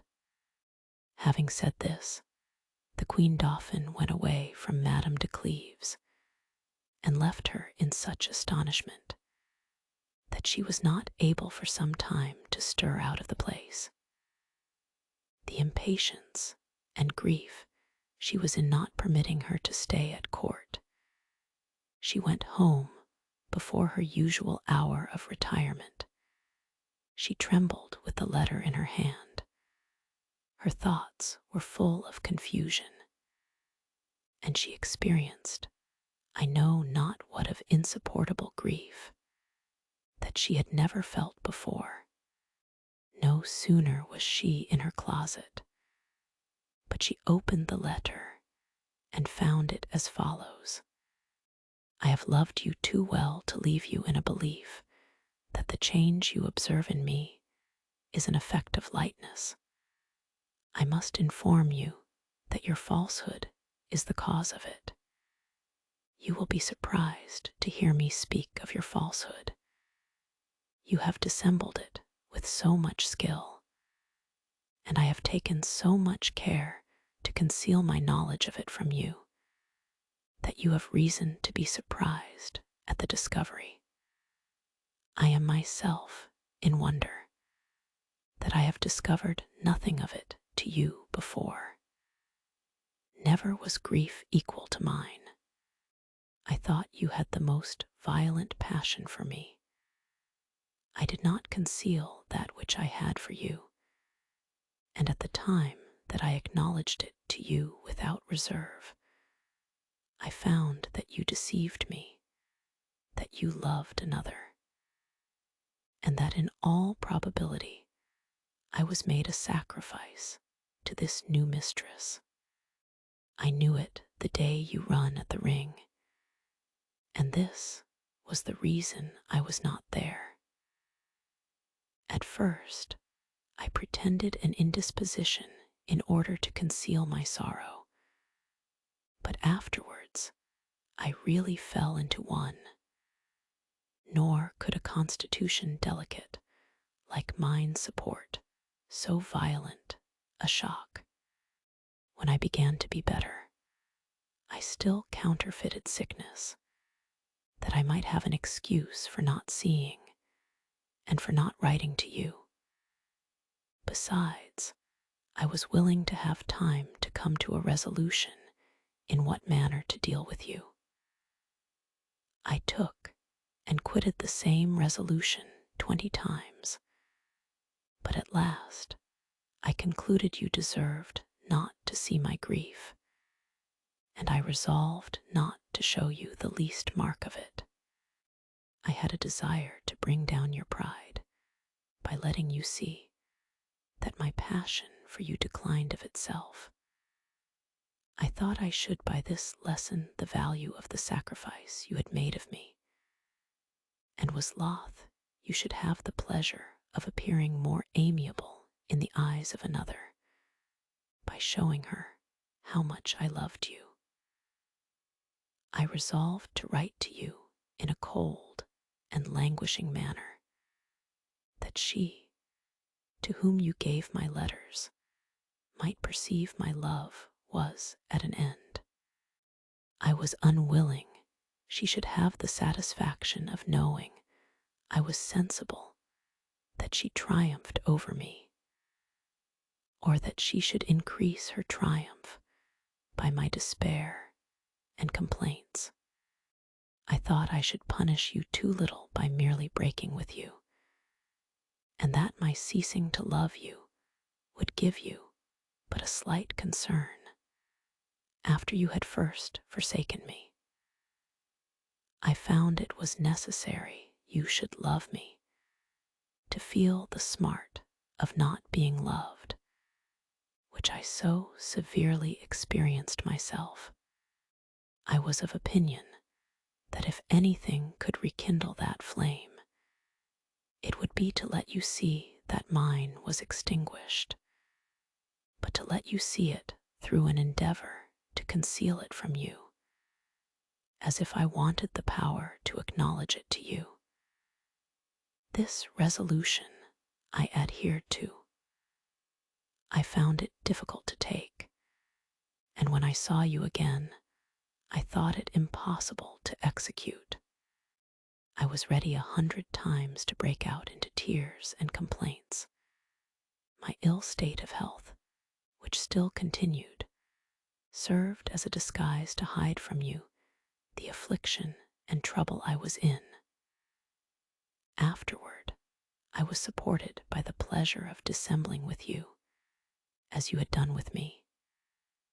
However, it was doing so apparent a violence to myself to tell you, or to write to you, that I loved you, that you immediately perceived I had no mind to let you see my affection was altered.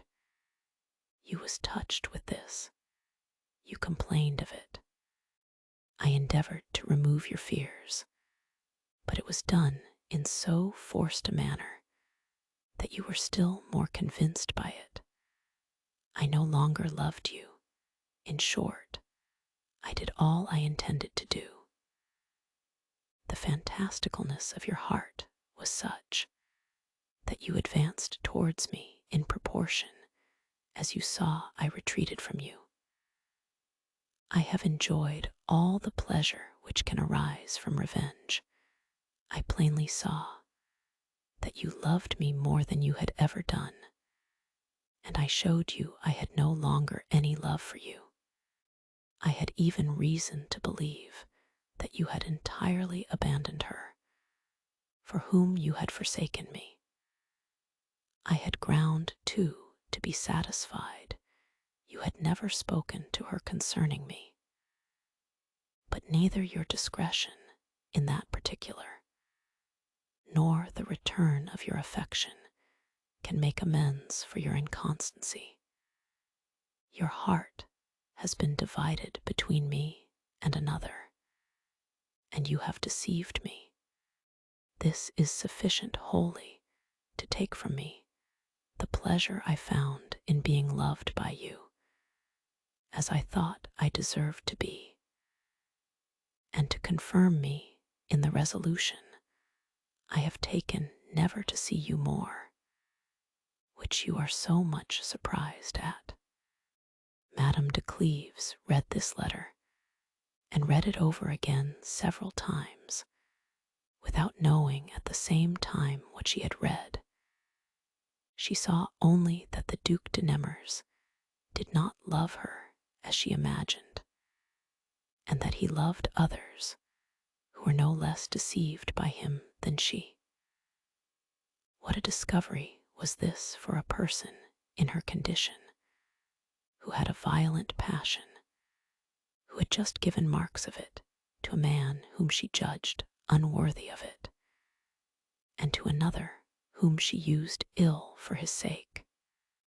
Never was affliction so cutting as hers. She imputed the piercingness of it to what had happened that day, and believed that if the Duc de Nemours had not had ground to believe she loved him, she should not have cared whether he loved another or not. But she deceived herself, and this evil which she found so insupportable was jealousy, with all the horrors it can be accompanied with. This letter discovered to her a piece of gallantry the Duc de Nemours had been long engaged in. She saw the lady who wrote it was a person of wit and merit, and deserved to be loved. She found she had more courage than herself, and envied her the power she had had of concealing her sentiments from the Duc de Nemours. By the close of the letter, she saw this lady thought herself beloved, and presently suspected that the discretion the Duke had showed in his addresses to her, and which she had been so much taken with, was only an effect of his passion for this other mistress, whom he was afraid of disobliging. In short, she thought of everything that could add to her grief and despair. What reflections did she not make on herself, and on the advices her mother had given her? How did she repent that she had not persisted in her resolution of retiring, though against the will of Monsieur de Cleves, or that she had not pursued her intentions of acknowledging to him the inclination she had for the Duke of Nemours. She was convinced she would have done better to discover it to a husband whose goodness she was sensible of, and whose interest it would have been to conceal it, than to let it appear to a man who was unworthy of it, who deceived her, who perhaps made a sacrifice of her, and who had no view in being loved by her, but to gratify his pride and vanity. In a word, she found that all the calamities that could befall her, and all the extremities she could be reduced to, were less than that single one of having discovered to the Duke de Nemours that she loved him, and of knowing that he loved another. All her comfort was to think that after the knowledge of this she had nothing more to fear from herself, and that she should be entirely eased of the inclination she had for the Duke. She never thought of the orders the Queen Dauphin had given her to come to her when she went to rest. She went to bed herself and pretended to be ill, so that when Monsieur de Cleves came home from the king, they told him she was asleep. But she was far from that tranquility which inclines to sleep. All the night she did nothing but torment herself, and read over and over the letter in her hand. Madame de Cleves was not the only person whom this letter disturbed. The Viscount de Chartres, who had lost it, and not the Duc de Nemours, was in the utmost inquietude about it. He had been that evening with the Duke of Guise, who had given a great entertainment to the Duke of Ferrara, his brother-in-law, and to all the young people of the court. It happened that the discourse turned upon ingenious letters, and the Viscount de Chartres said he had one about him the finest that ever was writ.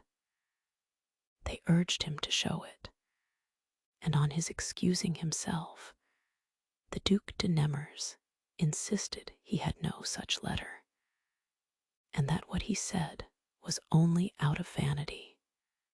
The Viscount made him answer that he urged his discretion to the utmost, that nevertheless he would not show the letter, but he would read some parts of it, which would make it appear few men received the like. Having said this, he would have taken out the letter, but could not find it.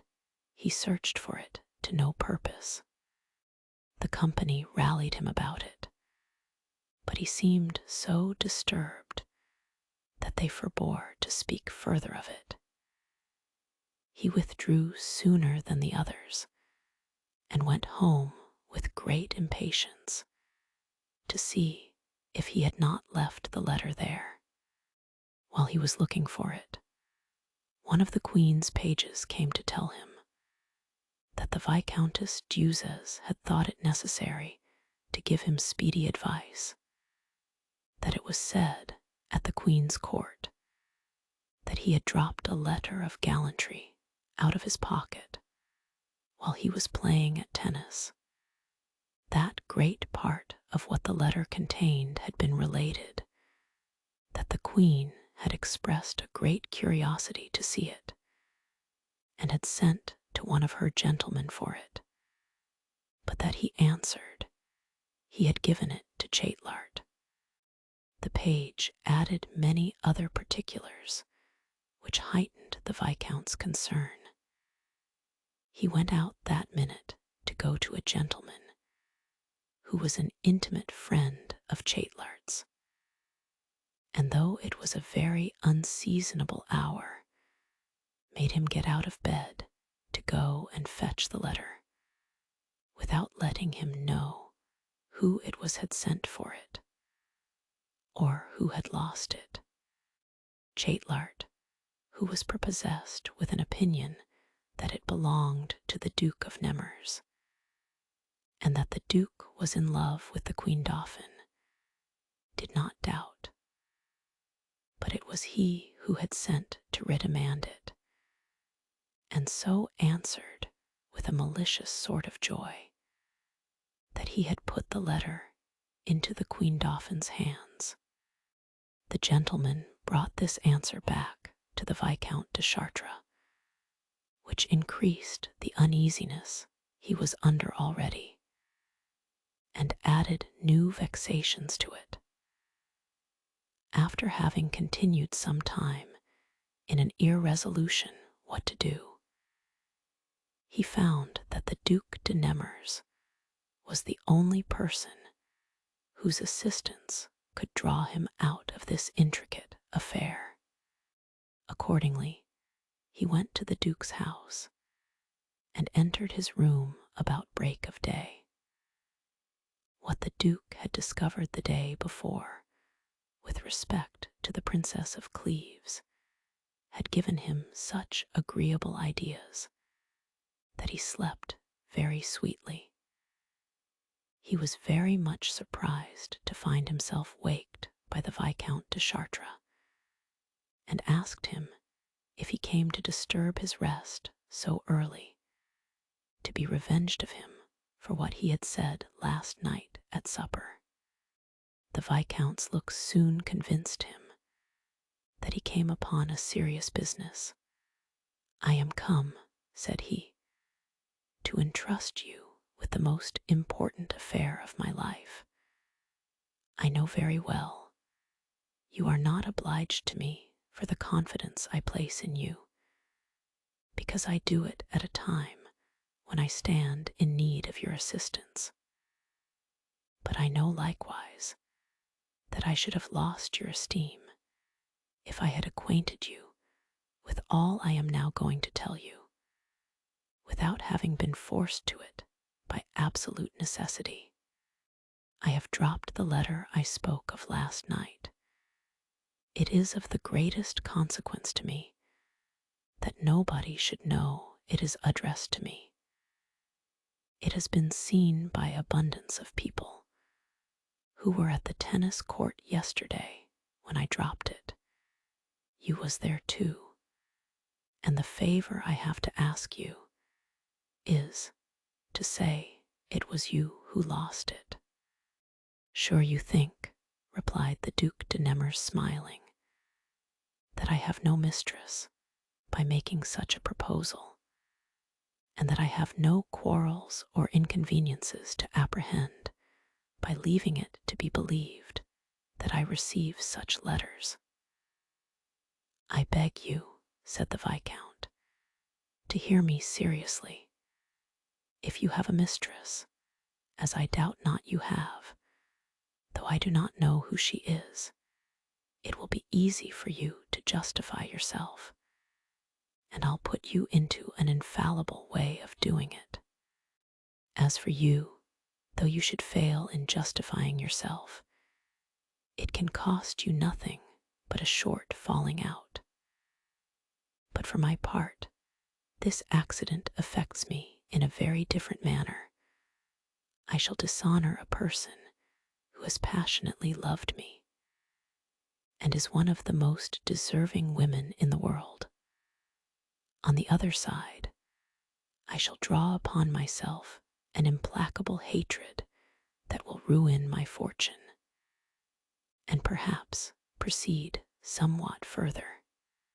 "I do not comprehend what you say," replied the Duc de Nemours, "but I begin to see that the reports we have had of your interest in a great princess are not wholly without ground." "They are not," replied the Viscount, "but I would to God they were. You would not see me in the perplexity I am in, but I must relate the whole affair to you, to convince you how much I have to fear.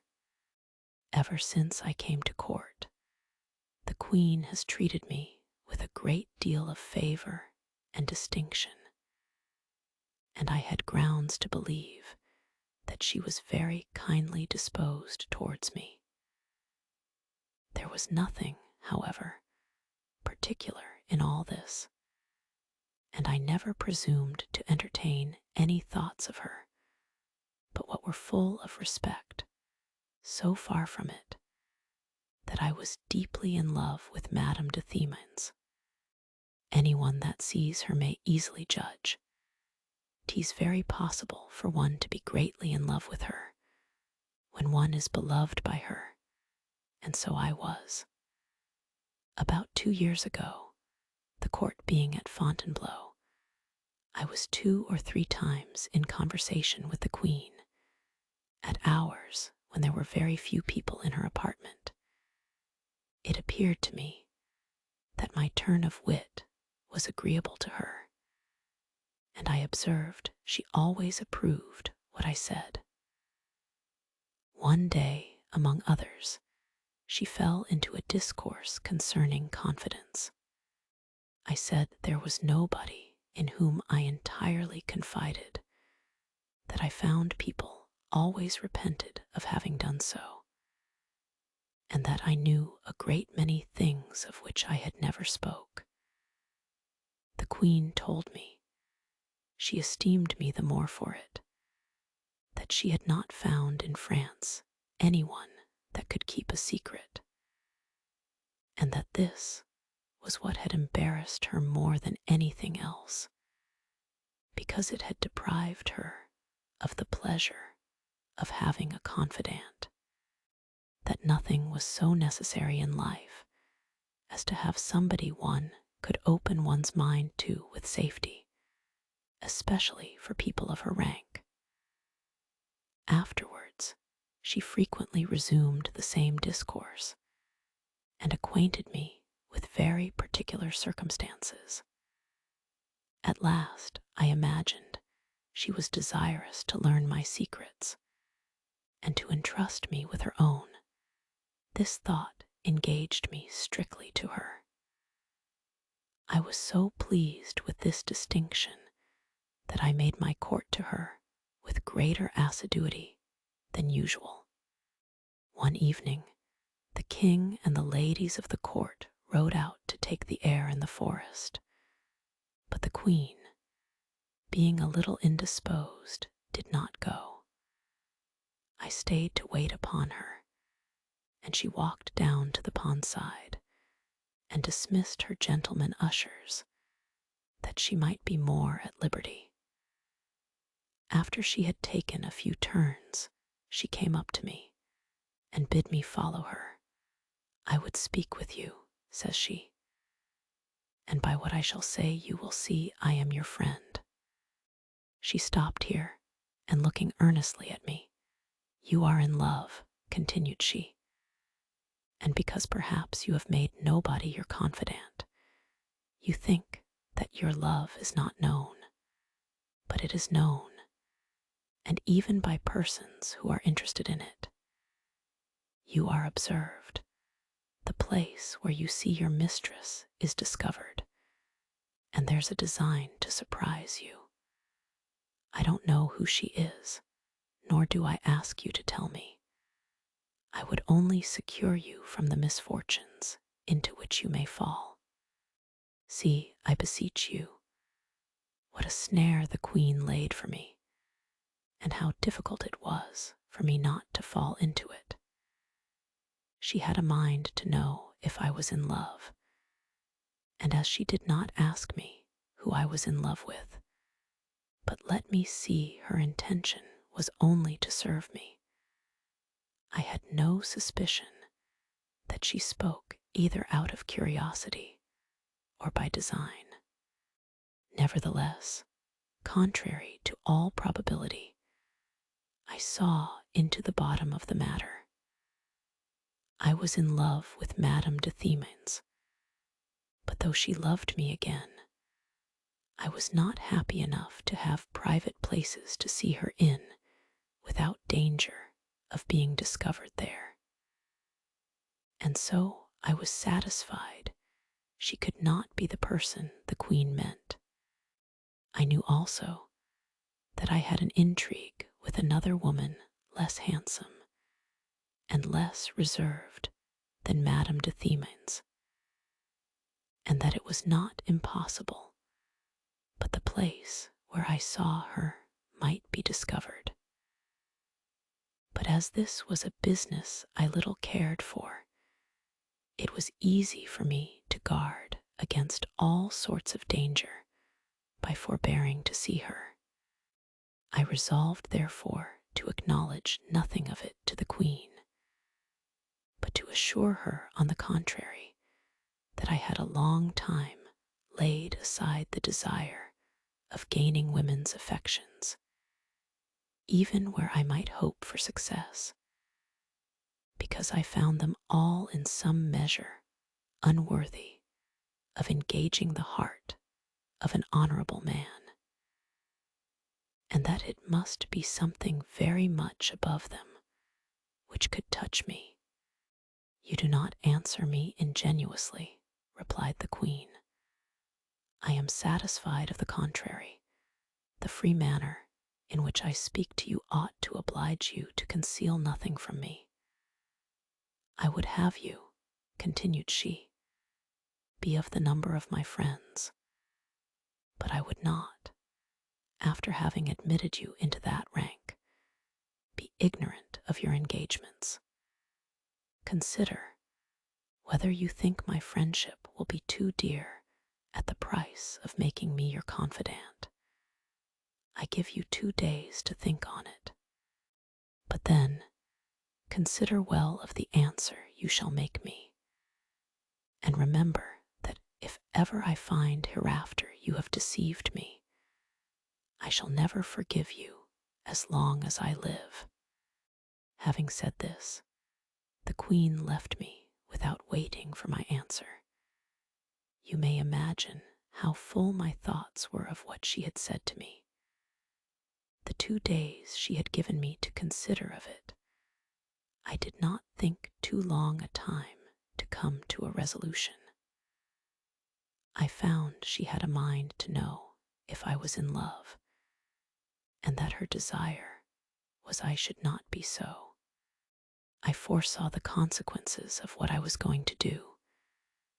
My vanity was flattered with the thought of having a particular interest with the Queen, and a queen whose person is still extremely amiable.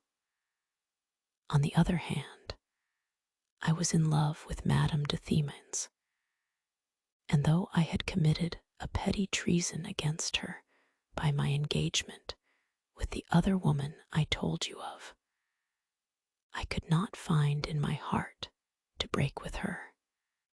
I foresaw also the danger I should expose myself to if I deceived the Queen, and how hard it would be to do it. Nevertheless, I could not resolve to refuse what fortune offered me, and was willing to run the hazard of anything my ill conduct might draw upon me. I broke with her with whom I kept a correspondence that might be discovered, and was in hopes of concealing that I had with Madame de Chartres.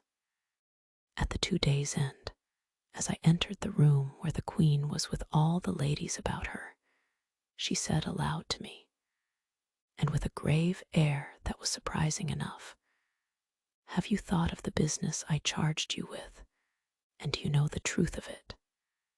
"Yes, madam," answered I, "and 'tis as I told your Majesty." "Come in the evening, when I am writing," replied she, "and you shall have further orders." I made a respectful bow without answering anything, and did not fail to attend at the hour she had appointed me. I found her in the gallery, with her secretary and one of her women. As soon as she saw me, she came to me, and took me to the other end of the gallery. "Well," says she, "after having considered thoroughly of this matter, have you nothing to say to me?" And as to my manner of treating you, does not it deserve that you should deal sincerely with me?" "It is, madam," answered I, "because I deal sincerely, that I have nothing more to say. And I swear to your majesty, with all the respect I owe you, that I have no engagement with any woman of the court."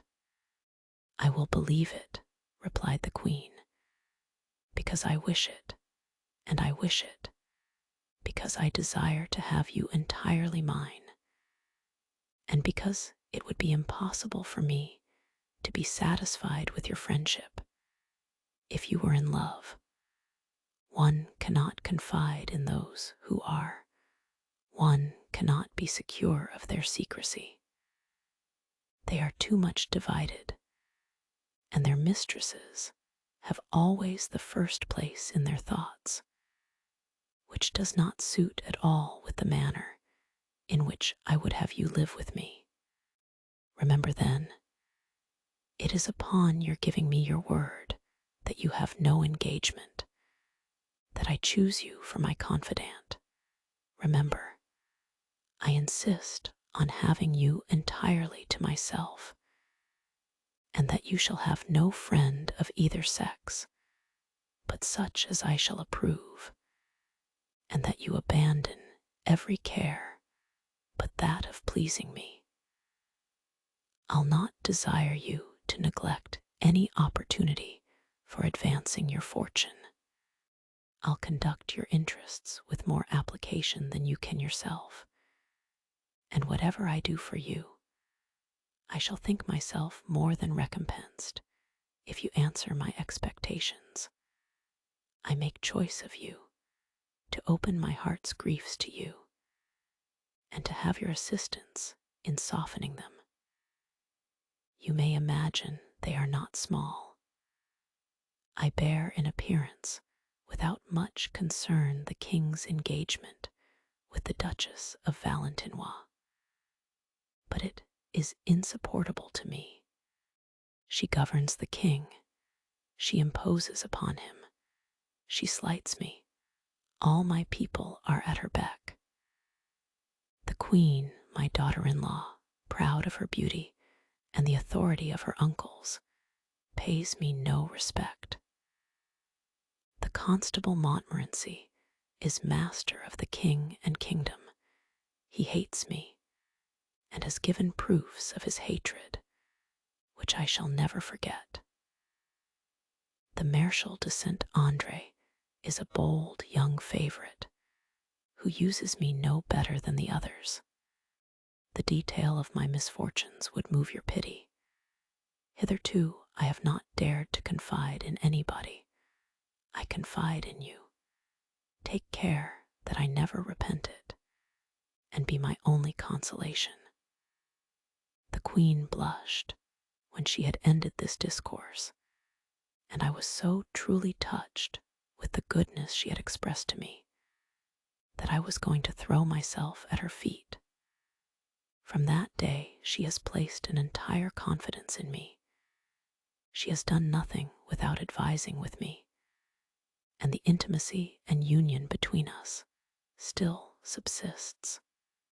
Part 3. In the meantime, however busy and full I was of my new engagement with the queen, I still kept fair with Madame de Chartres by a natural inclination which it was not in my power to conquer. I thought she cooled in her love to me, and whereas, had I been prudent, I should have made use of the change I observed in her for my cure, my love redoubled upon it, and I managed so ill that the queen got some knowledge of this intrigue. Jealousy is natural to persons of her nation, and perhaps she had a greater affection for me than she even imagined herself. At least the report of my being in love gave her so much uneasiness that I thought myself entirely ruined with her. However, I came into favor again by virtue of submissions, false oaths, and assiduity. But I should not have been able to have deceived her long, had not Madame de Chartres' change disengaged me from her against my will. She convinced me she no longer loved me, and I was so thoroughly satisfied of it that I was obliged to give her no further uneasiness, but to let her be quiet. Some time after she wrote me this letter, which I have lost, I learned from it she had heard of the correspondence I had with the other woman I told you of, and that was the reason of her change. As I had then nothing further left to divide me, the Queen was well enough satisfied with me. But the sentiments I have for her not being of a nature to render me incapable of other engagements, and love not being a thing that depends on our will, I fell in love with Madame de Chartres, of whom I was formerly a great admirer, while she was with Philomontes, maid of honor to the Queen Dauphin. I have reason to believe she does not hate me. The discretion I observe towards her, and which she does not wholly know the reasons of, is very agreeable to her. The Queen has not the least suspicion on her account, but she has another jealousy which is not less troublesome. As Madame de Chartres is constantly with the Queen Dauphin, I go there much oftener than usual. The Queen imagines that 'tis this princess I am in love with. The Queen Dauphin's rank, which is equal to her own, and the superiority of her youth and beauty, create a jealousy that rises even to fury, and fills her with a hatred against her daughter-in-law that cannot be concealed. The Cardinal of Lorraine, who, I believe, has been long aspiring to the Queen's favor, and would be glad to fill the place I possess, is, under pretense of reconciling the two queens, become master of the differences between them.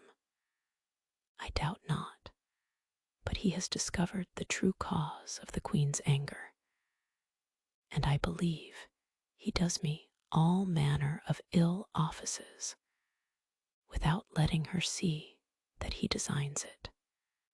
This is the condition my affairs are in at present.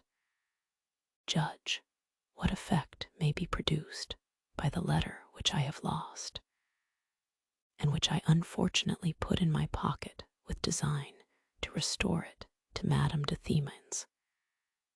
If the Queen sees this letter, she will know I have deceived her, and that almost at the very same time that I deceived her for Madame de Chartres, I deceived Madame de Chartres for another. Judge what an idea this will give her of me, and whether she will ever trust me again.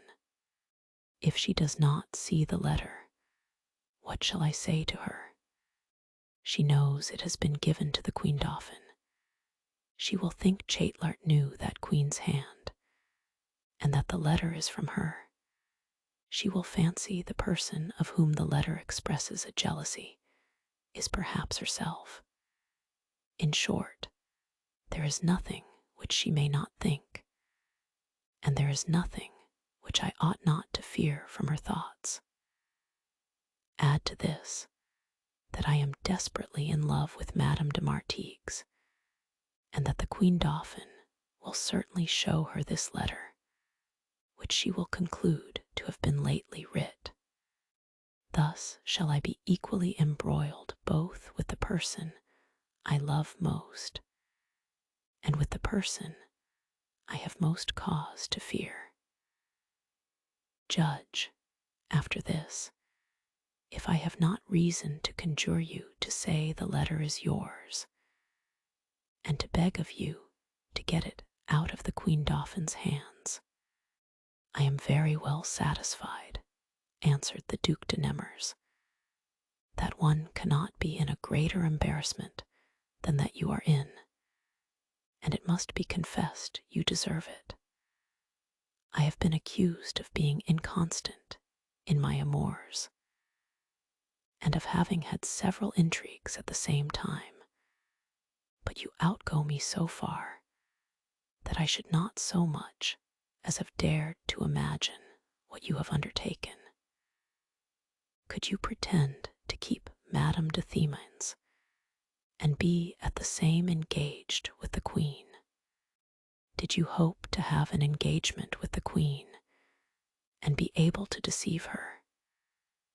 She is both an Italian and a queen, and by consequence full of jealousy, suspicion, and pride. As soon as your good fortune, rather than your good conduct, had set you at liberty from an engagement you was entangled in, you involved yourself in new ones, and you fancied that in the midst of the court you could be in love with Madame de Chartres without the Queen's perceiving it. You could not have been too careful to take from her the shame of having made the first advances. She has a violent passion for you. You have more discretion than to tell it me, and I than to ask you to tell it. It is certain she is jealous of you, and has truth on her side. And does it belong to you, interrupted the Viscount, to load me with reprimands, and ought not your own experience to make you indulgent to my faults? However, I grant I am to blame, but think, I conjure you, how to draw me out of this difficulty. I think you must go to the Queen Dauphin as soon as she is awake, and ask her for the letter, as if you had lost it. I have told you already, replied the Duc de Nemours, that what you propose is somewhat extraordinary, and that there are difficulties in it which may affect my own particular interest. But besides, if this letter has been seen to drop out of your pocket, I should think it would be hard to persuade people that it dropped out of mine. I thought I had told you, replied the Viscount, that the Queen Dauphin had been informed that you dropped it. How, said the Duc de Nemours hastily, apprehending the ill consequence this mistake might be of to him with Madame de Cleves. Has the Queen Dauphin been told I dropped the letter? Yes, replied the Viscount, she has been told so. And what occasioned the mistake was that there were several gentlemen of the two queens in a room belonging to the tennis court, where our clothes were put up, when your servants and mine went together to fetch them. Then it was the letter fell out of the pocket. Those gentlemen took it up and read it aloud. Some believed it belonged to you, and others to me. Chatelart, who took it, and to whom I have just sent for it, says, he gave it to the Queen Dauphin as a letter of yours. And those who have spoken of it to the Queen have unfortunately told her it was mine, so that you may easily do what I desire of you, and free me from this perplexity. The Duc de Nemours had always had a great friendship for the Viscount de Chartres, and the relation he bore to Madame de Cleves still made him more dear to him.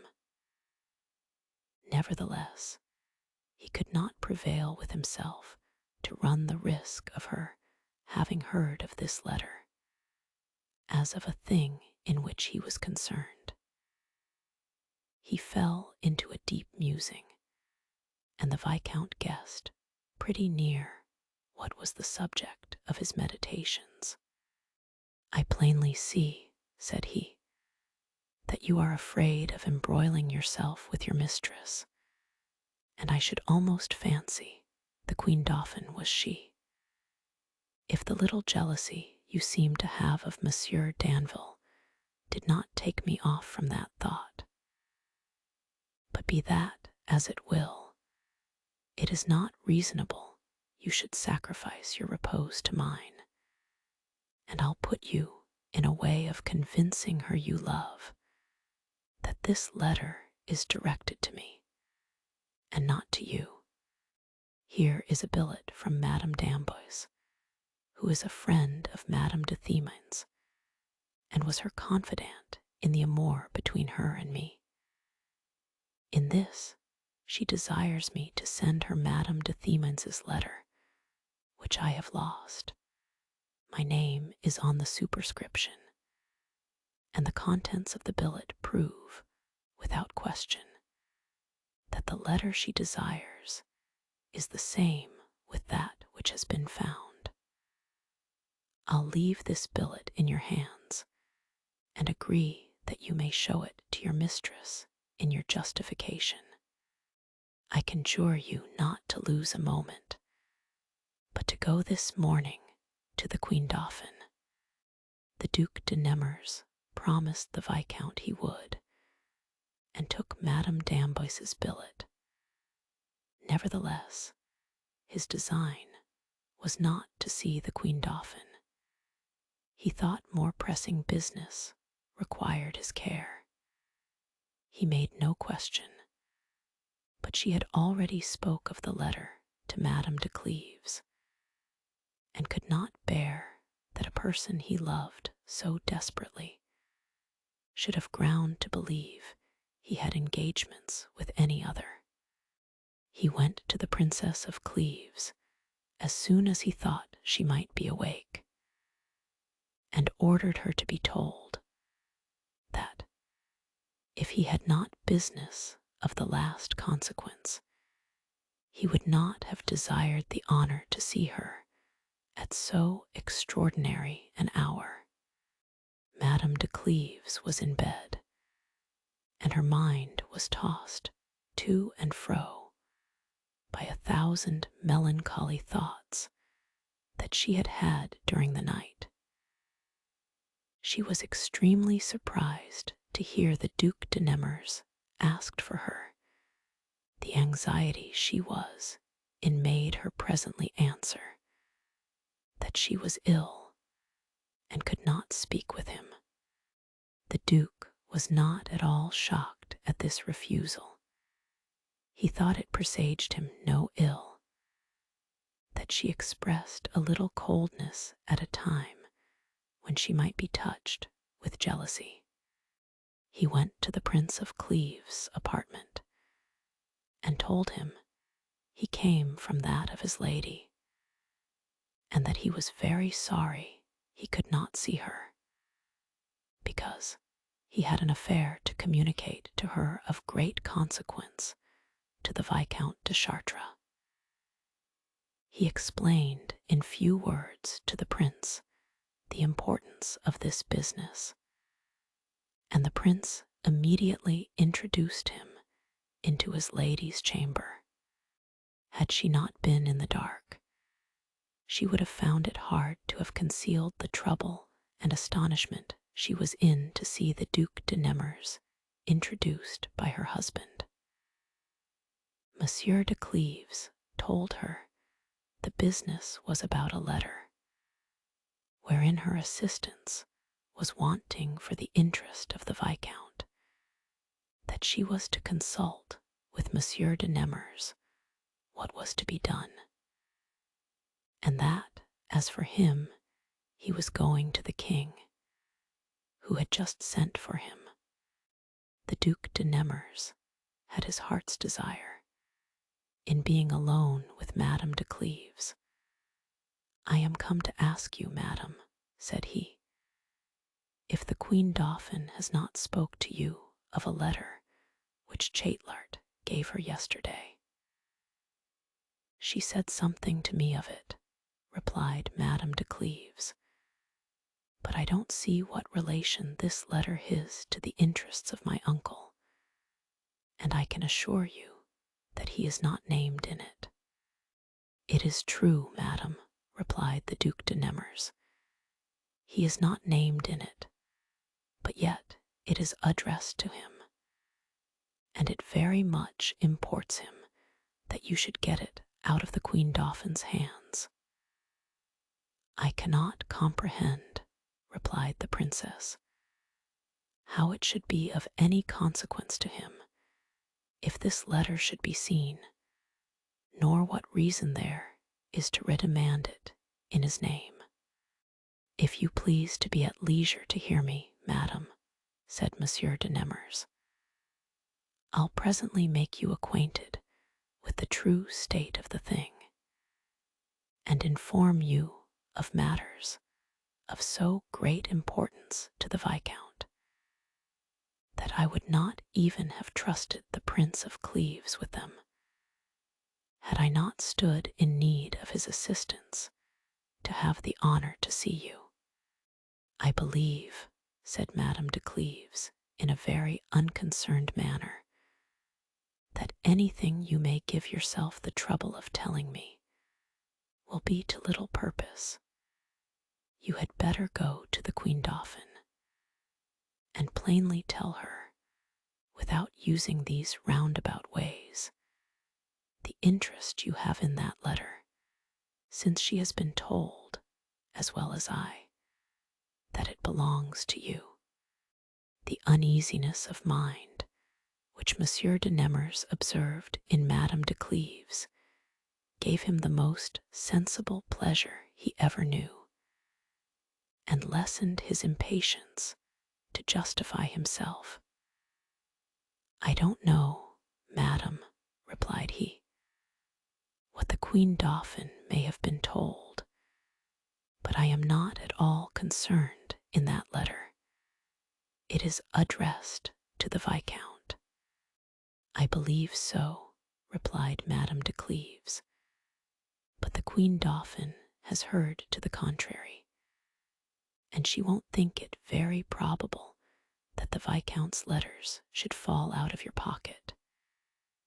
You must therefore have some reason, that I don't know of, for concealing the truth of this matter from the Queen Dauphin. I advise you to confess it to her. I have nothing to confess to her, says he. The letter is not directed to me, and if there be anyone that I would have satisfied of it, it is not the Queen Dauphin. But, madam, since the Viscount's interest is nearly concerned in this, be pleased to let me acquaint you with some matters that are worthy of your curiosity. Madame de Cleves, by her silence, showed her readiness to hear him, and he as succinctly as possible related to her all he had just heard from the Viscount, though the circumstances were naturally surprising and proper to create attention. Yet Madame de Cleves heard them with such coldness that she seemed either not to believe them true or to think them indifferent to her. She continued in this temper until the Duc de Nemours spoke of Madame d'Amboise's billet, which was directed to the Viscount, and was a proof of all he had been saying. As Madame de Cleves knew that this lady was a friend of Madame de Themines, she found some probability in what the Duc de Nemours had said, which made her think that the letter perhaps was not addressed to him. This thought suddenly, and in spite of herself, drew her out of the coldness and indifferency she had until then been in. The Duke, having read the billet, which fully justified him, presented it to her to read, and told her she might possibly know the hand. She could not forbear taking it and examining the superscription to see if it was addressed to the Viscount de Chartres, and reading it all over, that she might the better judge if the letter which was redemanded was the same with that she had in her hand. The Duc de Nemours added whatever he thought proper to persuade her of it, and as one is easily persuaded of the truth of what one wishes, he soon convinced Madame de Cleves that he had no concern in the letter. She began now to reason with him concerning the embarrassment and danger the Viscount was in, to blame his ill conduct, and to think of means to help him.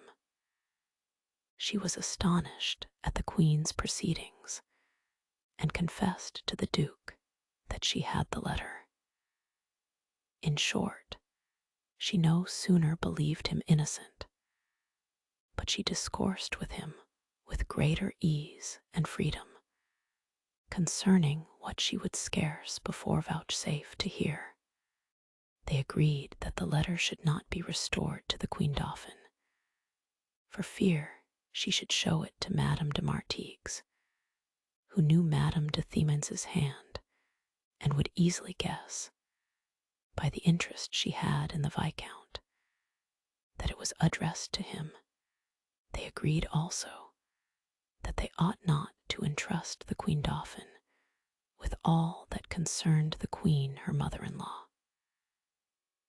Madame de Cleves, under pretence of serving her uncle, was pleased to be the Duc de Nemours' confidant in the secrets he had imparted to her. The Duke would not have confined his discourse to the Viscount's concerns, but from the liberty he had of free conversation with her, would have assumed a boldness he had never yet done, had not a message been brought in to Madame de Cleves that the Queen Dauphin had sent for her. The Duke was forced to withdraw. He went to the Viscount to inform him that after he had left him, he thought it more proper to apply to Madame de Cleves, his niece, than to go directly to the Queen Dauphin. He did not want reasons to make him approve what he had done, and to give him hopes of good success. In the meantime, Madame de Cleves dressed herself in all haste to go to the Queen Dauphin. She was no sooner entered her chamber, but she called her to her, and whispered her, "I have been waiting for you these 2 hours, and was never so perplexed about disguising a truth as I have been this morning. The Queen has heard of the letter I gave you yesterday, and believes it was the Viscount de Chartres that dropped it. You know, she has some interest to be satisfied in it. She has been in search for the letter, and has caused Chatelard to be asked for it, who said he had given it to me. They have been to ask me for it, under pretence it was an ingenious letter which the Queen had a curiosity to see. I durst not say that you had it, for fear she should think I had given it you on your uncle the Viscount's account, and that there was a correspondence between him and me. I was already satisfied that his seeing me so often gave her uneasiness, so that I said the letter was in the clothes I had on yesterday, and that those who had them in keeping were gone abroad. Give me the letter immediately," added she, "that I may send it her, and that I may read it before I send it to see if I know the hand." Madame Madame de Cleves was harder put to it than she expected. "I don't know, madam, what you will do," answered she, "for Monsieur de Cleves, to whom I gave it to read, returned it to the Duke of Nemours, who came early this morning to beg him to get it of you. Monsieur de Cleves had the imprudence to tell him he had it, and the weakness to yield to the entreaties the Duc de Nemours made that he would restore it him. You throw me into the greatest embarrassment I can possibly be in," replied the Queen Dauphin, "and you have given this letter to the Duc de Nemours. Since it was I that gave it you, you ought not to have restored it without my leave. What would you have me say to the Queen, and what can she imagine? She will think, and not without reason, that this letter concerns myself, and that there is something between the Viscount and me. She will never be persuaded the letter belonged to the Duc de Nemours." "I am very much concerned," replied Madame de Cleves, "for the misfortune I have occasioned, and I believe the difficulty I have brought you into is very great. But 'twas Monsieur de Cleves' fault, and not mine." "You are in fault," replied the Queen Dauphin, "for having given him the letter, and I believe you are the only woman in the world that acquaints her husband with all she knows." "I acknowledge myself in fault, madam," replied the Princess of Cleves, "but let us rather think of preventing the consequences of what I have done than insist on the fault itself.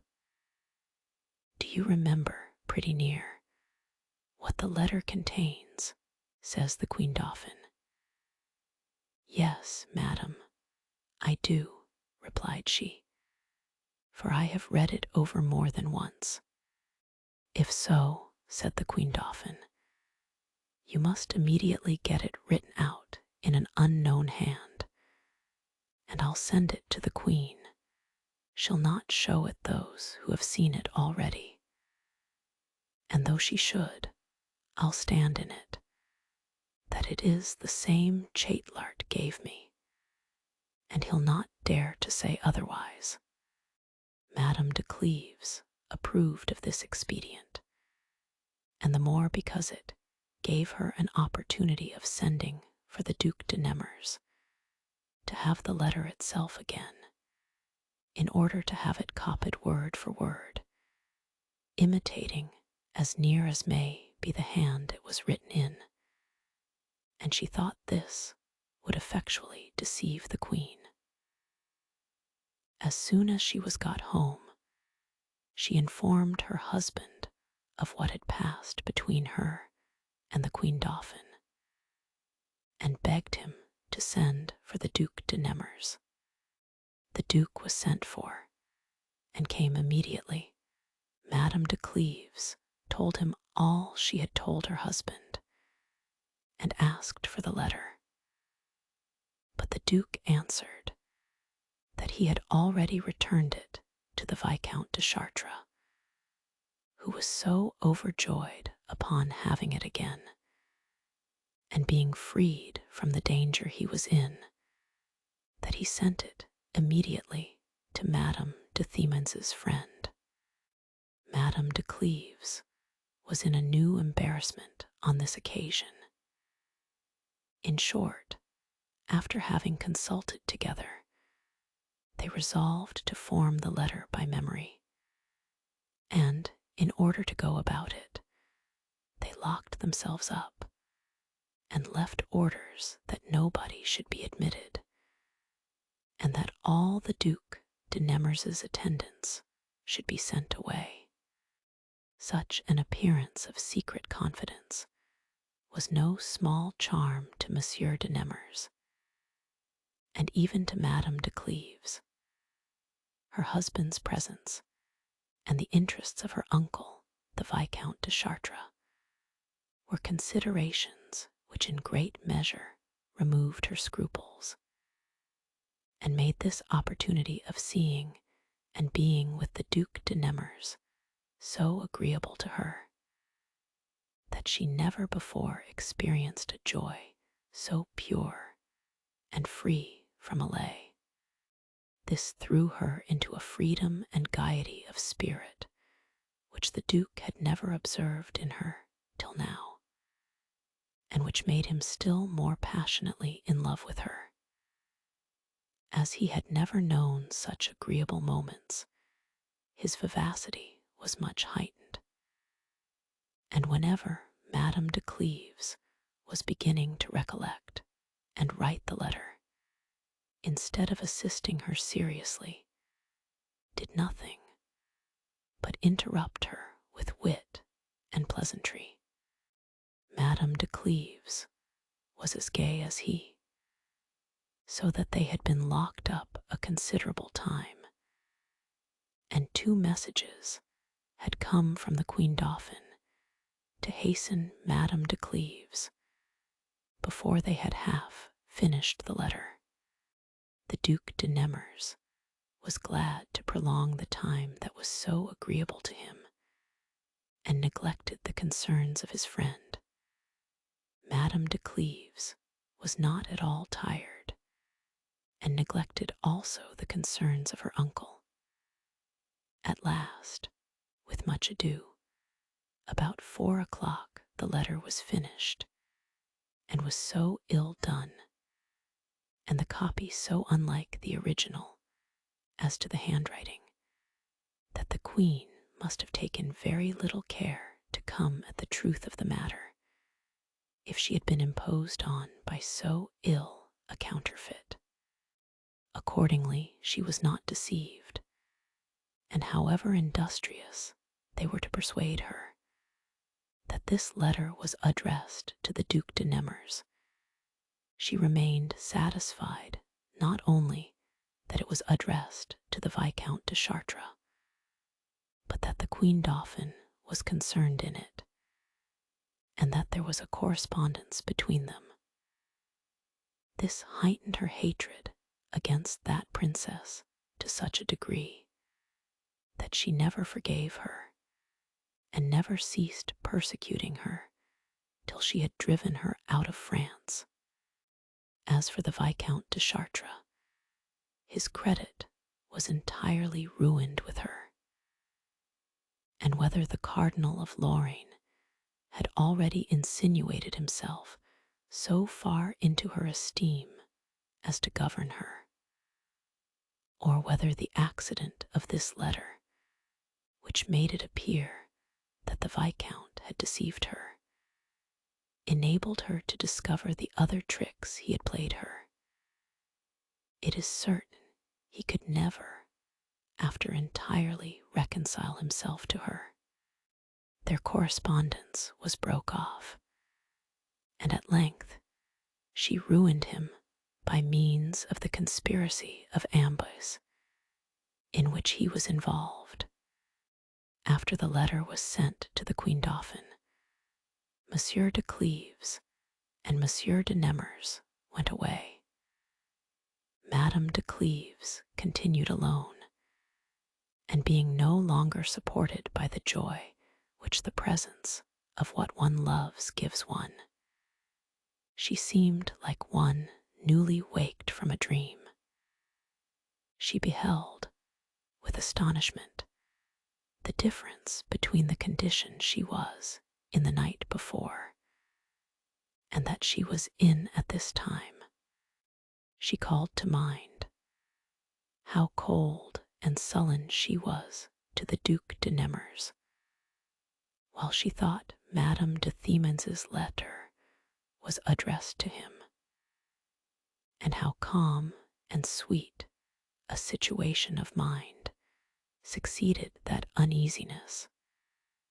As soon as he was satisfied he was not concerned in that letter, when she reflected that she reproached herself as guilty for having given him the foregoing day only some marks of sensibility, which mere compassion might have produced, and that by her peevish humor this morning she had expressed such a jealousy as was a certain proof of passion. She thought she was not herself when she reflected further that the Duc de Nemours saw plainly that she knew he was in love with her, and that, notwithstanding her knowing it, she did not use him the worse for it, even in her husband's presence, but that, on the contrary, she had never behaved so favorably to him. When she considered she was the cause of Monsieur de Cleves sending for him, and that she had just passed an afternoon in private with him. When she considered all this, she found there was something within her that held intelligence with the Duc de Nemours, and that she deceived a husband who least deserved it, and she was ashamed to appear so little worthy of esteem, even in the eyes of her lover. But what she was able to support less than all the rest was the remembrance of the condition in which she spent the last night, and the pricking griefs she felt from a suspicion that the Duc de Nemours was in love with another, and that she was deceived by him. Never till then was she acquainted with the dreadful inquietudes that flow from jealousy and distrust. She had applied all her cares to prevent herself from falling in love with the Duc de Nemours, and had not before had any fear of his being in love with another, though the suspicions which this letter had given her were effaced. Yet they left her sensible of the hazard there was of being deceived, and gave her impressions of distrust and jealousy which she had never felt till that time. She was surprised that she had never yet reflected how improbable it was that a man of the Duc de Nemours's turn, who had showed so much inconstancy towards women, should be capable of a lasting and sincere passion. She thought it next to impossible for her to be convinced of the truth of his love. But though I could be convinced of it, says she, what have I to do in it? Shall I permit it? Shall I make a return? Shall I engage in gallantry, be false to Monsieur de Cleves, and be false to myself? In a word, shall I go to expose myself to the cruel remorses and deadly griefs that rise from love? I am subdued and vanquished by a passion which hurries me away in spite of myself. All my resolutions are vain. I had the same thoughts yesterday that I have today, and I act today contrary to what I resolved yesterday. I must convey myself out of the sight of the Duc de Nemours. I must go into the country, however fantastical my journey may appear, and if Monsieur de Cleves is obstinately bent to hinder me, or to know my reasons for it, perhaps I shall do him and myself the injury to acquaint him with them. She continued in this resolution, and spent the whole evening at home, without going to the Queen Dauphin to inquire what had happened with respect to the counterfeited letter. When the Prince of Cleves returned home, she told him she was resolved to go into the country, that she was not very well, and had occasion to take the air. Monsieur de Cleves, to whom she appeared so beautiful that he could not think her indisposition very considerable, at first made a jest of her design, and answered that she had forgot that the nuptials of the princesses and the tournament were very near, and that she had not too much time to prepare matters so as to appear there as magnificently as other ladies. What her husband said did not make her change her resolution, and she begged he would agree that while he was at Campigny with the king, she might go to Colomiers, a pretty house then building within a day's journey of Paris. Monsieur de Cleves consented to it. She went thither with a design of not returning so soon, and the king set out for Campigny, where he was to stay but few days.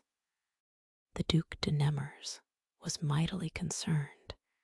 He had not seen Madame de Cleves since that afternoon, which he had spent so agreeably with her, and which had increased his hopes. He was so impatient to see her again that he could not rest, so that when the king returned to Paris, the Duke resolved to go to see his sister, the Duchess de Mercoeur, who was at a country seat of hers very near Colomiers. He asked the Viscount to go with him, who readily consented to it. The Duc de Nemours did this in hopes of visiting Madame de Cleves in company of the Viscount. Madame de Mercoeur received them with a great deal of joy, and thought of nothing but giving them all the pleasures and diversions of the country. One day, as they were hunting a stag, the Duc de Nemours lost himself in the forest, and upon inquiring his way was told he was near Colomiers. At that word, Colomiers, without further reflection, or so much as knowing what design he was upon, he galloped on full speed the way that had been showed him. As he rode along, he came by chance to the made ways and walks, which he judged led to the castle. At the end of these walks, he found a pavilion, at the lower end of which was a large room with two closets, the one opening into a flower garden, and the other looking into a spacious walk in the park. He entered the pavilion, and would have stopped to observe the beauty of it, if he had not seen in the walk the Prince and Princess of Cleves, attended with a numerous train of their domestics.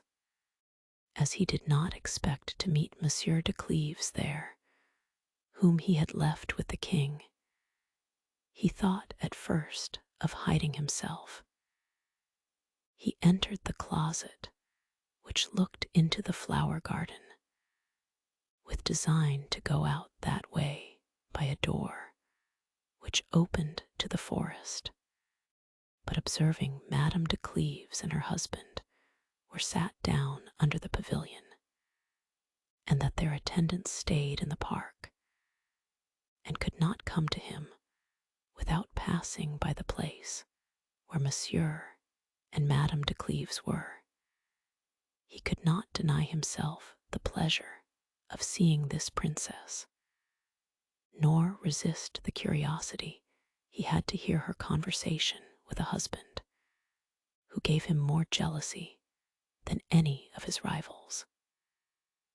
He heard Monsieur de Cleves say to his wife, "But why will you not return to Paris? What can keep you here in the country? You have of late taken a fancy for solitude, at which I am both surprised and concerned, because it deprives me of your company. I find, too, you are more melancholy than usual, and I am afraid you have some cause of grief. I have nothing to trouble my mind answered she with an air of confusion. But there is such a bustle at court, and such a multitude of people always at your house, that it is impossible but both body and mind should be fatigued, and one cannot but desire repose. Repose, answered he, is not very proper for one of your age. You are at home, and at court, in such a manner as cannot occasion weariness, and I am rather afraid you desire to live apart from me. You would do me great wrong to think so, replied she with yet more confusion. But I beg you to leave me here.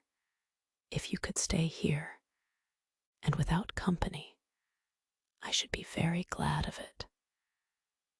Nothing would be more agreeable to me than your conversation in this retirement, provided you would approve not to have about you that infinite number of people who, in a manner, never leave you. Ah, madam, cries Monsieur de Cleves, both your looks and words convince me that you have reasons to desire to be alone, which I don't know. I conjure you to tell them me. He urged her a great while to inform him, without being able to oblige her to it. And after she had excused herself in a manner which still increased her husband's curiosity, she continued in a deep silence, with her eyes cast down then, taking up the discourse on a sudden, and looking upon him. Force me not, said she, to confess a thing to you which I have not the power to confess, though I have often designed it. Remember only that it is not prudent a woman of my years, and mistress of her own conduct, should remain exposed in the midst of a court. What is it, madam, cried Monsieur de Cleves, that you lead me to imagine? I dare not speak it, for fear of offending you. Madame de Cleves making no answer, her silence confirmed her husband in what he thought. You say nothing to me, says he, and that tells me clearly that I am not mistaken.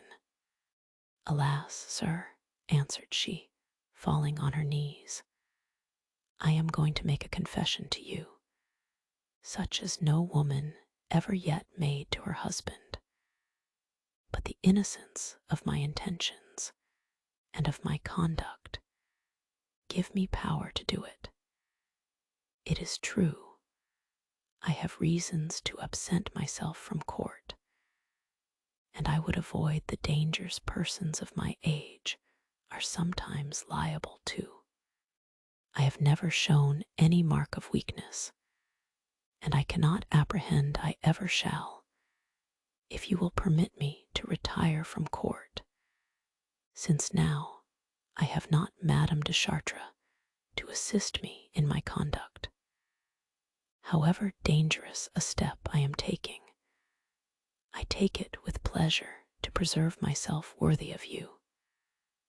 I ask you 1,000 pardons if I have sentiments which displease you. At least, I will never displease you by my actions. Consider that to do what I do requires more friendship and esteem for a husband than ever wife had. Direct my conduct. Have pity on me, and if you can still love me. Monsieur de Cleves, all the while she spoke, continued leaning his head on his hand, almost beside himself, and never thought of raising her up. When she had done speaking, and he cast his eyes upon her, and saw her on her knees with her face drowned in tears, inimitably beautiful, he was ready to die for grief, and taking her up in his arms, Have you pity on me, madam, says he.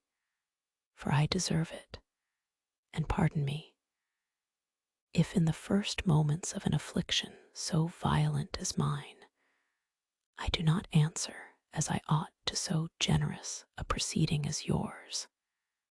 I think you more worthy of esteem and admiration than any woman that ever was, but I find myself also the most unfortunate of men. You inspired me with passion the first moment I saw you, and that passion has never decayed, not your coldness, nor even enjoyment itself, has been able to extinguish it. It still continues in its first force, and yet it has not been in my power to kindle in your breast any spark of love for me. And now I find you fear you have an inclination for another. And who is he, madam, this happy man that gives you such apprehensions? How long has he charmed you? What has he done to charm you? What method has he taken to get into your heart? When I could not gain your affections myself, it was some comfort to me to think that no other could gain them. In the meantime, another has effected what I could not, and I have at once the jealousy of a husband and lover. But it is impossible for me to retain that of a husband after such a proceeding on your part, which is too noble and ingenuous not to give me an entire security. It even comforts me as a lover. The sincerity you have expressed and the confidence you have placed in me are of infinite value. You have esteem enough for me to believe I shall not abuse the confession you have made to me. You are in the right, madam. I will not abuse it, or love you the less for it. You make me unhappy by the greatest mark of fidelity ever woman gave her husband. But go on, madam, and inform me who he is whom you would avoid. I beg you not to ask me, replied she. I am resolved not to tell you, nor do I think it prudent to name him. Fear not, madam, replied Monsieur de Cleves.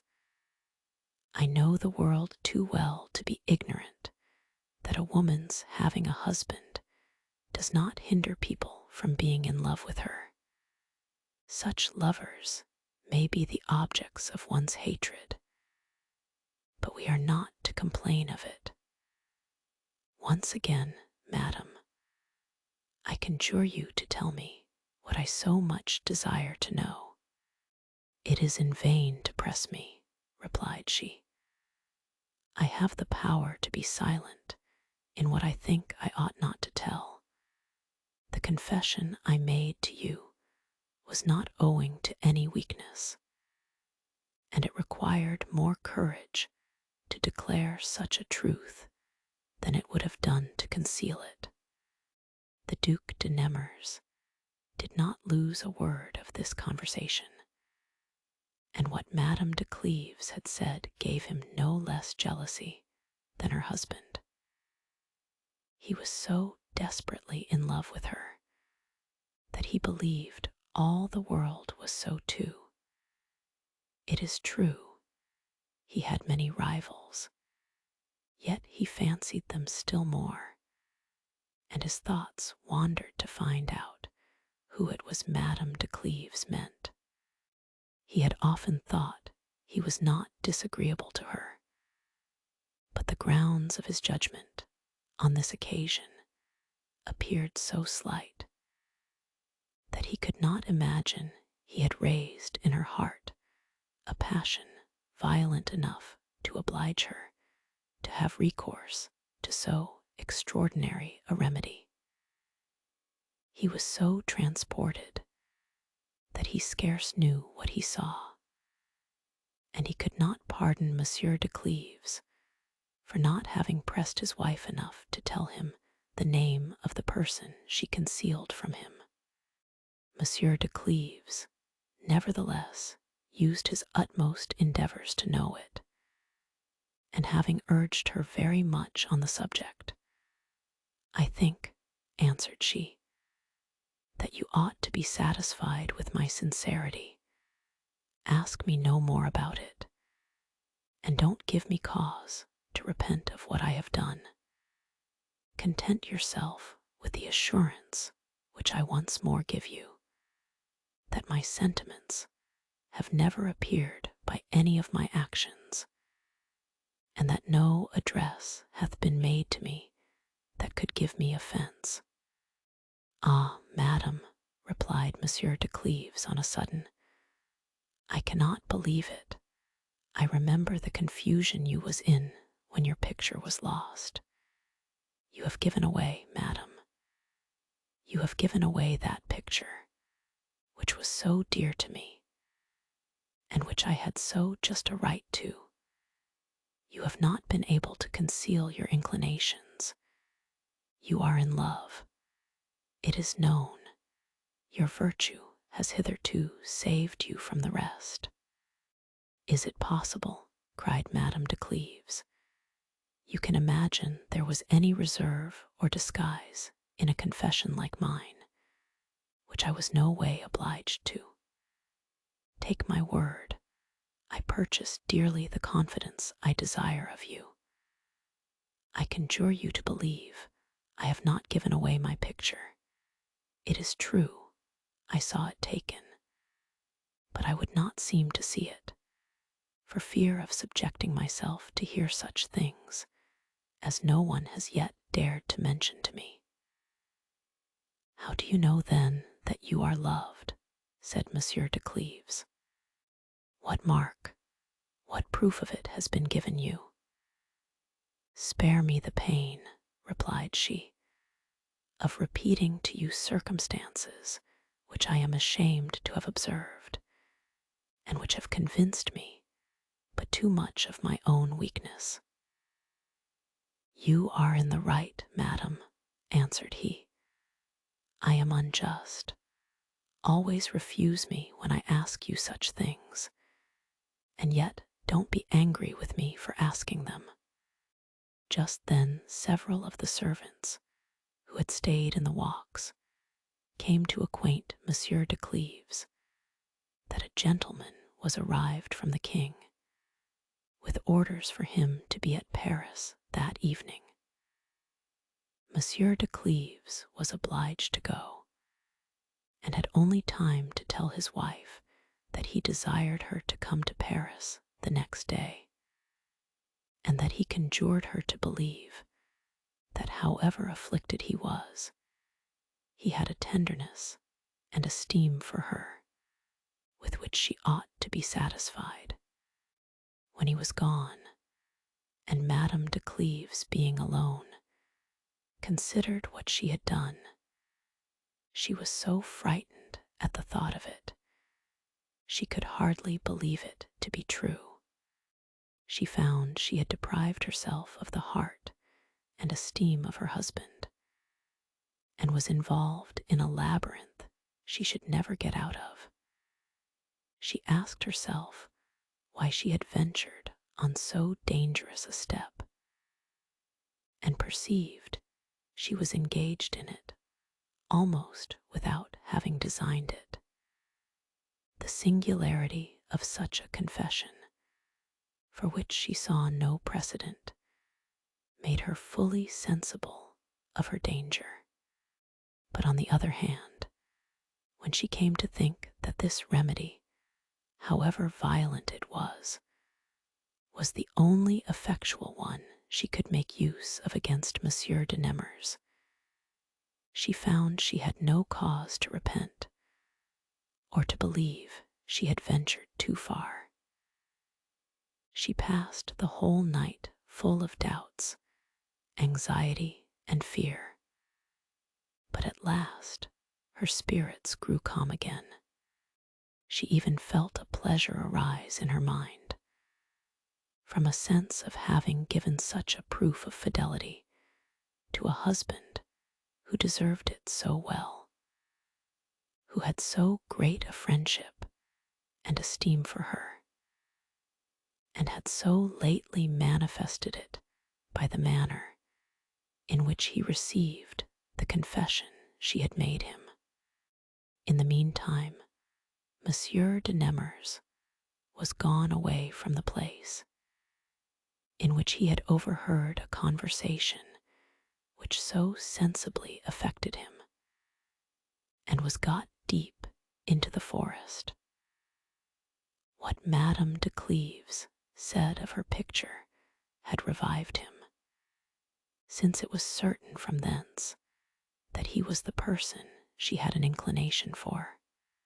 At first he gave a leap of joy, but his raptures were at an end as soon as he began to reflect that the same thing that convinced him he had touched the heart of Madame de Cleves ought to convince him also that he should never receive any marks of it, and that it would be impossible to engage a lady who had recourse to so extraordinary a remedy.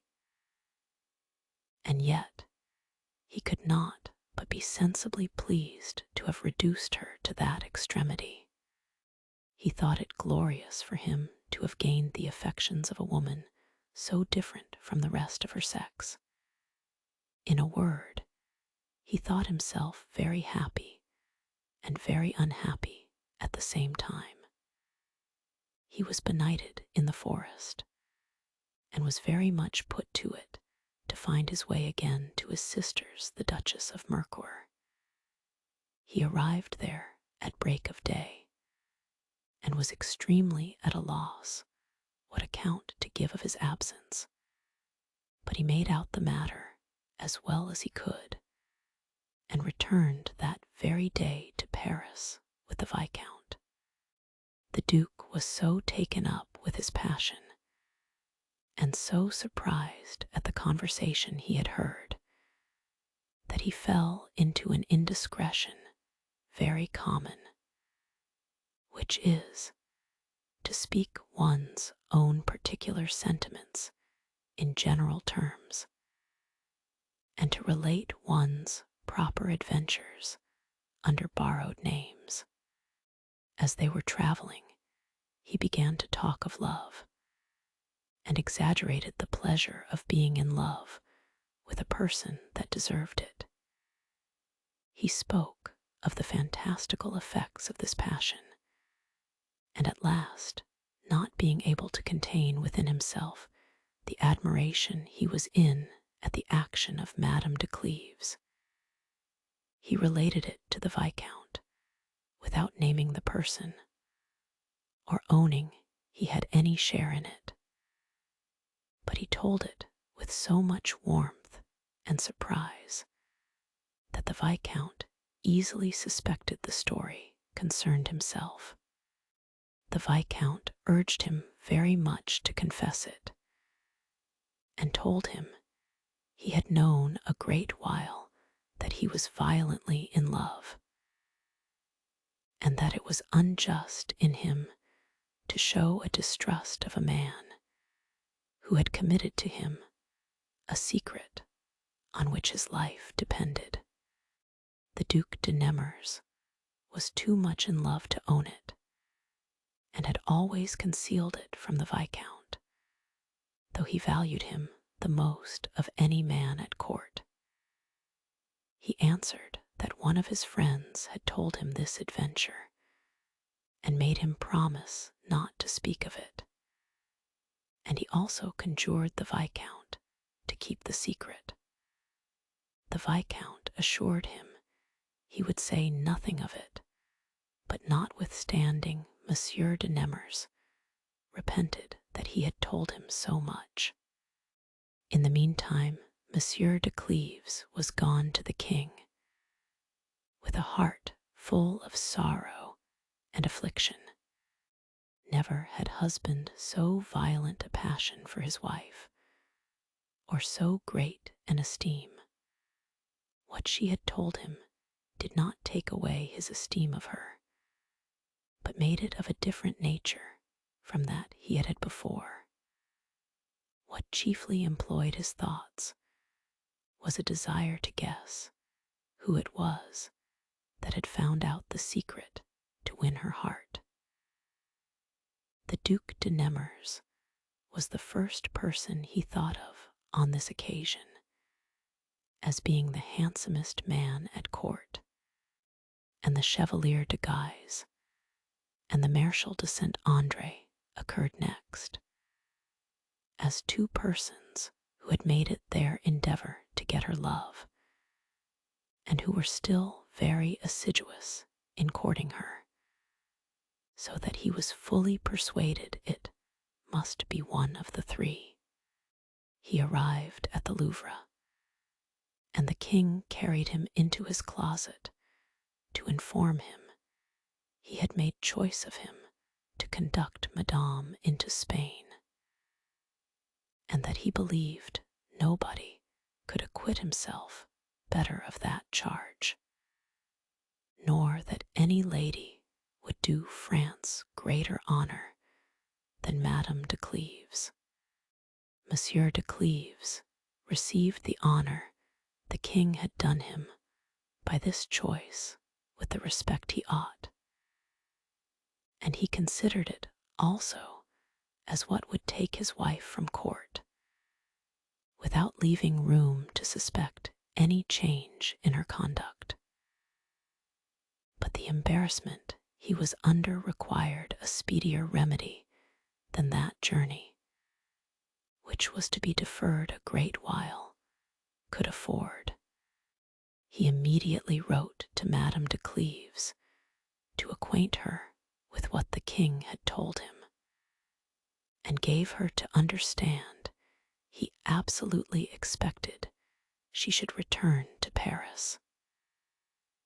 She returned according to his orders, and when they met, they found one another overwhelmed with melancholy. Monsieur de Cleves spoke to her as a man of the greatest honor in the world, and the best deserving the confidence she had reposed in him. "I am not alarmed as to your conduct," said he. "You have more strength and virtue than you imagine. I am not alarmed with fears of what may happen hereafter. What troubles me is that I see you have those sentiments for another which you want for me."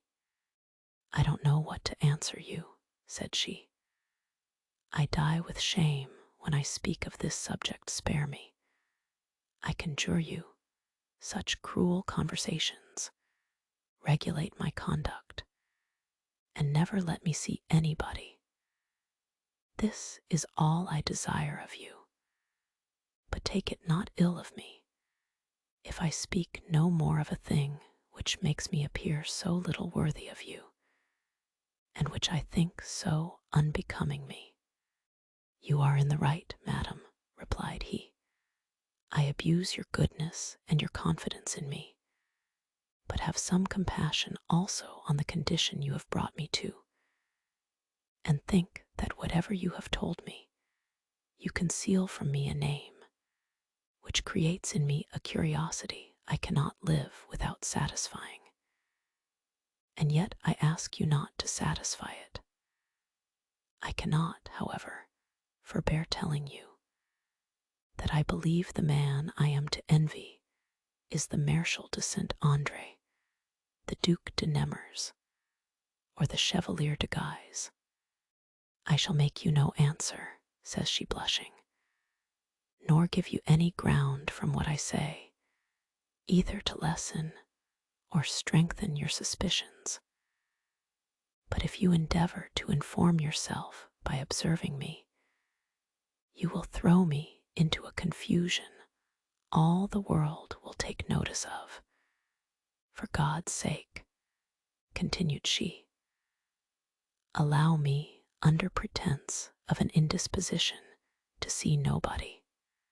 "No, madam," said he, "it will quickly be discovered to be a feigned business, and besides, I am unwilling to trust you to anything but yourself. My heart tells me this is the best way I can take, and my reason tells me so also, considering the temper of mind you are in. I cannot put a greater restraint upon you than by leaving you to your liberty. Monsieur de Cleves was not mistaken. The confidence he showed he had in his wife fortified her the more against Monsieur de Nemours, and made her take more severe resolutions than any restraint could have brought her to. She went to wait on the Queen Dauphin at the Louvre, as she used to do, but avoided the presence and eyes of Monsieur de Nemours with so much care that she deprived him of almost all the joy he had in thinking she loved him. He saw nothing in her actions but what seemed to show the contrary. He scarcely knew if what he had heard was not a dream. So very improbable it seemed to him. The only thing which assured him that he was not mistaken was Madame de Cleves' extreme melancholy, which appeared, whatever pains she took to hide it, and perhaps kind words and looks would not have increased the Duke of Nemours' love so much as this severe conduct did. One evening, as Monsieur and Madame de Cleves were at the Queen's apartment, it was said there was a report that the King would name another great lord to wait on Madame into Spain. Monsieur de Cleves had his eye fixed on his wife, when it was further said the Chevalier de Guise or the Marshal de Saint-André was the person. He observed she was not at all moved at either of those names, nor the discourse of their going along with her. This made him believe it was not either of them whose presence she feared. In order to clear up his suspicions, he went into the Queen's closet, where the King then was, and after having stayed there some time came back to his wife and whispered her that he had just heard the Duc de Nemours was the person designed to go along with them to Spain. The name of the Duc de Nemours and the thought of being exposed to see him every day during a very long journey in her husband's presence so affected Madame de Cleves that she could not conceal her trouble, and being willing to give other reasons for it, no choice, says she, could have been made more disagreeable for you. He will share all honors with you, and I think you ought to endeavor to get some other chosen. It is not honor, madam, replied Monsieur de Cleves. That makes you apprehensive of the Duc de Nemours' going with me. The uneasiness you are in proceeds from another cause, and from this uneasiness of yours I learn that which I should have discovered in another woman by the joy she would have expressed on such an occasion. But be not afraid. What I have told you is not true. It was an invention of mine to assure myself of a thing which I already believed, but too much.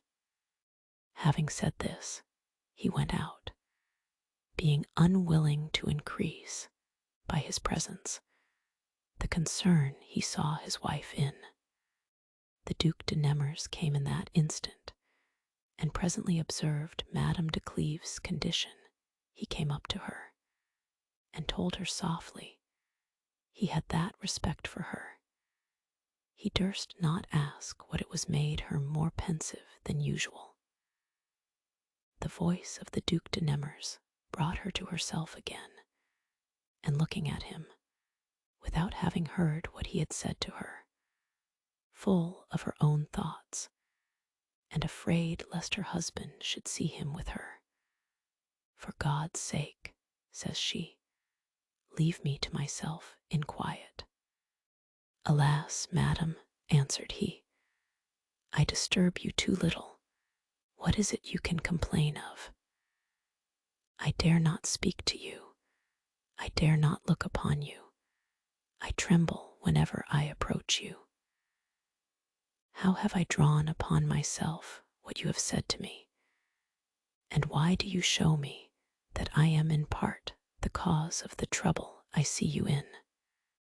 Madame de Cleves was very sorry to have given the Duke an opportunity of explaining himself more clearly than ever he had done before. She left him without making any answer, and went home with her mind more agitated than ever. Her husband perceived her concern was increased, and that she was afraid he would speak to her of what had passed, and followed her into her closet. "Do not shun me, madam," says he. "I will say nothing to you that shall displease you. I ask pardon for the surprise I gave you a while ago. I am sufficiently punished by what I have learnt from it. The Duke de Nemours was of all men he whom I most feared. I see the danger you are in. Command yourself for your own sake, and if it is possible, for mine. I do not ask this of you as a husband, but as a man whose happiness wholly depends on you, and who loves you more violently and more tenderly than he whom your heart prefers to me." Monsieur de Cleves was melted upon speaking these words, and could scarce make an end of them. His wife was so moved, she burst into tears, and embraced him with a tenderness and sorrow that put him into a condition not very different from her own. They continued silent a while, and parted without having the power to speak to one another. All things were ready for the marriage of Madame, and the Duke of Alva was arrived to espouse her. He was received with all the ceremony and magnificence that could be displayed on such an occasion. The king sent to meet him the Prince of Conde, the Cardinals of Lorraine and Guise, the Dukes of Lorraine and Ferrara, Daumil, de Bouillon, de Guise, and de Nemours. They had a great number of gentlemen, and a great many pages in livery. The king himself, attended with 200 gentlemen, and the constable at their head, received the Duke of Alva at the first gate of the Louvre. The Duke would have kneeled down, but the king refused it, and made him walk by his side to the Queen's apartment, and to Madame's, to whom the Duke of Alva had brought a magnificent present from his master. He went thence to the apartment of Madame Margaret, the king's sister, to compliment her on the part of the Duke of Savoy, and to assure her he would arrive in a few days. There were great assemblies at the Louvre, the show the Duke of Alva, and the Prince of Orange, who accompanied him, the beauties of the court. Madame de Cleves could not dispense with going to these assemblies, however desirous she was to be absent, for fear of disobliging her husband, who absolutely commanded her to be there. And what yet more induced her to it was the absence of the Duc de Nemours. He was gone to meet the Duke of Savoy, and after the arrival of that prince, he was obliged to be almost always with him, to assist him in everything relating to the ceremonies of the nuptials.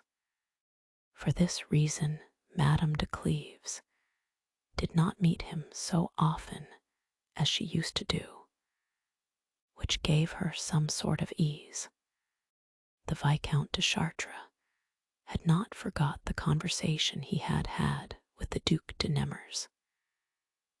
It still ran in his mind that the adventure the Duke had related to him was his own, and he observed him so carefully that it is probable he would have unraveled the business if the arrival of the Duke of Alva and of the Duke of Savoy had not made such an alteration in the court, and filled it with so much business as left no opportunities for a discovery of that nature. The desire he had to get some information about it, or rather the natural disposition one has to relate all one knows to those one loves, made him acquaint Madame de Martigues with the extraordinary action of that person who had confessed to her husband the passion she had for another. He assured her the Duc de Nemours was the man who had inspired so violent a love, and begged her assistance in observing him. Madame de Martigues was glad to hear what the Viscount told her, and the curiosity she had always observed in the Queen Dauphin for what concerned the Duc de Nemours made her yet more desirous to search into the bottom of the affair. A few days before that which was fixed for the ceremony of the marriage, the Queen Dauphin entertained at supper the king her father-in-law and the Duchess of Valentinois. Madame de Cleves, who had been busy in dressing herself, went to the Louvre later than ordinary. As she was going, she met a gentleman that was coming from the Queen Dauphin to fetch her. As soon as she entered the room, that princess, who was sitting upon her bed, told her aloud that she had expected her with great impatience. "I believe, madam," answered she, "that I am not obliged to you for it, and that your impatience was caused by something else, and not your desire to see me." "You are in the right," answered the Queen Dauphin, "but nevertheless you are obliged to me, for I'll tell you an adventure which I am sure you'll be glad to know." Madame de Cleves kneeled at her bedside, and very luckily for her, with her face from the light. "You know," said the Queen, "how desirous we have been to find out what had caused so great a change in the Duc de Nemours. I believe I know it, and it is what will surprise you. He is desperately in love with, and as much beloved by, one of the finest ladies of the court. It is easy to imagine the grief Madame de Cleves felt upon hearing these words, which she could not apply to herself, since she thought nobody knew anything of her passion for the Duke. "I see nothing extraordinary in that," replied she, "considering how young and handsome a man the Duc de Nemours is." "No," replied the Queen Dauphin, "there is nothing extraordinary in it, but what will surprise you is that this lady, who is in love with the Duc de Nemours, has never given him any mark of it, and that the fear she was in lest she should not always be mistress of her passion, has made her confess it to her husband, that he may take her away from court. And it is the Duke de Nemours himself who has related what I tell you. If Madame de Cleves was grieved at first through the thought that she had no concern in this adventure, the Queen Dauphin's last words threw her into an agony. By making it certain she had too much in it, she could not answer, but continued leaning her head on the bed. Meanwhile, the Queen went on, and was so intent on what she was saying that she took no notice of her embarrassment. When Madame de Cleves was a little come to herself, "This story, madam," says she, "does not seem very probable to me, and I should be glad to know who told it you." "It was Madame de Martigues," replied the Queen Dauphin, "and she heard it from the Viscount de Chartres. You know the Viscount is in love with her. He entrusted this matter to her as a secret, and he was told it by the Duke de Nemours himself. It is true the Duke did not tell the lady's name, nor acknowledge that he was the person she was in love with, but the Viscount makes no manner of question of it." When the Queen Dauphin had done speaking, somebody came up to the bed. Madame de Cleves was so placed that she could not see who it was, but she was presently convinced when the Queen Dauphin cried out with an air of gaiety and surprise, "Here he is himself. I'll ask him what there is in it."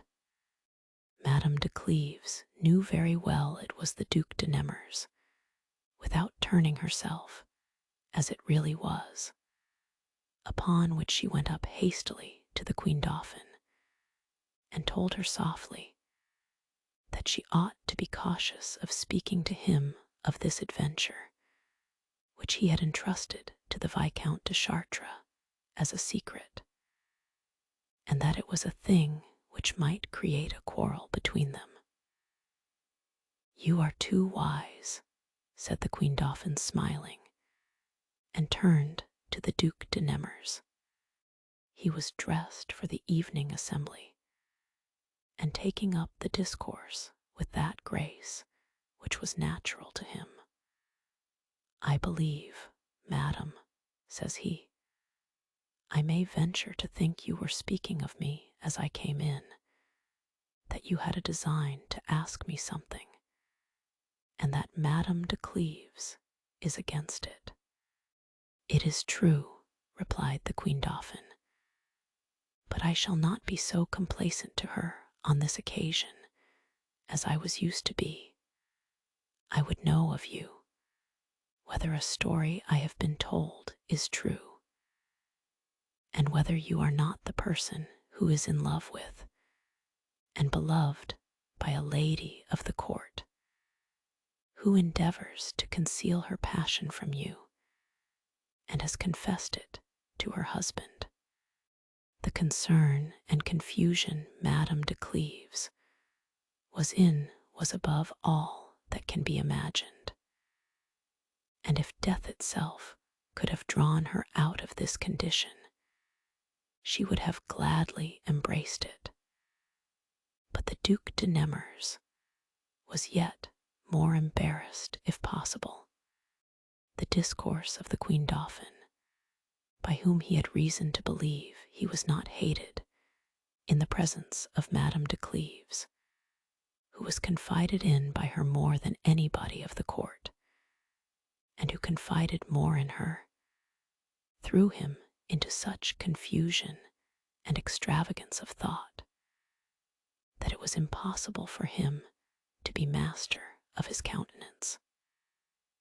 The concern he saw Madame de Cleves in through his fault, and the thought of having given her just cause to hate him, so shocked him he could not speak a word. The Queen Dauphin, seeing how thunderstruck she was, look upon him, said she to Madame de Cleves, and judge if this adventure be not his own. In the meantime, the Duc de Nemours, finding of what importance it was to him to extricate himself out of so dangerous a difficulty, recovered himself from his first surprise, and became at once master of his wit and looks. "I acknowledge, madam," said he, "it is impossible to be more surprised and concerned than I was at the treachery of the Viscount de Chartres in relating an adventure of a friend of mine, which I had in confidence imparted to him. I know how to be revenged of him," continued he, smiling with a calm air, which removed the suspicions the Queen Dauphin had entertained of him. "He has entrusted me with things of no very small importance, but I don't know, madam, why you do me the honor to make me a party in this affair. The Viscount can't say I am concerned in it, for I told him the contrary. I may very well be taken to be a man in love, but I cannot believe, madam, you will think me of the number of those who are loved again." The Duke was glad to say anything to the Queen Dauphin, which alluded to the inclination he had expressed for her formerly, in order to divert her thoughts from the subject in question. She imagined she understood well enough the drift of what he said, but without making any answer to it, she continued to rally him upon the embarrassment he was in. "I was concerned, madam," said he, "for the interest of my friend, and on account of the just reproaches he might make me for having told a secret which is dearer to him than life. He has nevertheless entrusted me but with one half of it, and has not told me the name of the person he loves. All I know is that he's the most deeply in love of any man in the world, and has the most reason to complain." "Do you think he has reason to complain," replied the Queen Dauphin, "when he is loved again?" "Do you believe he is, madam," replied he, "and that a person who had a real passion could discover it to her husband? That lady, doubtless, is not acquainted with love, and has mistaken for it a slight acknowledgment of the fondness her lover had for her. My friend can't flatter himself with the lent hopes, but unfortunate as he is, he thinks himself happy at least in having made her afraid of falling in love with him, and he would not change his condition for that of the happiest lover in the world. Your friend has a passion very easy to be satisfied," said the Queen Dauphin, "and I begin to believe it is not yourself you are speaking of. I am almost," continued she, "of the opinion of Madame de Cleves, who maintains that this story cannot be true." "I don't really believe it can be true," answered Madame de Cleves, who had been silent hitherto. "And though it were possible to be true, how should it have been known? It is very unlikely that a woman capable of so extraordinary a resolution would have the weakness to publish it, and surely her husband would not have told it neither, or he must be a husband very unworthy to have been dealt with in so generous a manner."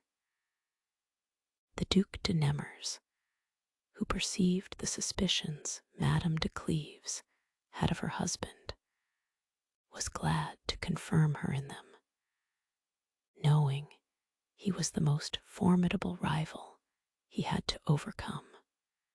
"Jealousy," said he, "and a curiosity, perhaps, of knowing more than a wife has thought fit to discover, may make a husband do a great many imprudent things." Madame de Cleves was put to the last proof of her power and courage, and not being able to endure the conversation any longer, she was going to say she was not well, when by good fortune for her the Duchess of Valentinois came in, and told the Queen Dauphin that the king was just coming. The Queen Dauphin went into the closet to dress herself, and the Duc de Nemours came up to Madame de Cleves as she was following her. "I would give my life, madam," said he, "to have a moment's conversation with you. But though I have a world of important things to say to you, I think nothing is more so than to entreat you to believe that if I have said anything in which the Queen Dauphin may seem concerned, I did it for reasons which do not relate to her." Madame de Cleves pretended not to hear him, and left him without giving him a look, and went towards the king, who was just come in.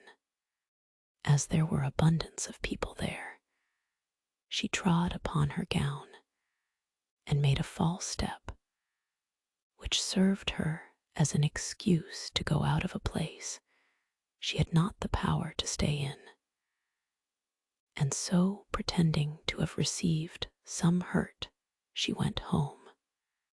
Monsieur de Cleves came to the Louvre, and was surprised not to find his wife there. They told him of the accident that had befallen her, and he went immediately home to inquire after her. He found her in bed, and perceived her hurt was not considerable. When he had been some time with her, he found her so excessive melancholy that he was surprised at it. "What ails you, madam?" says he. "You seem to have some other grief than that which you complain of." "I feel the most sensible grief I can ever experience," answered she. "What use have you made of that extraordinary, or rather foolish confidence which I placed in you? Did not I deserve to have my secret kept?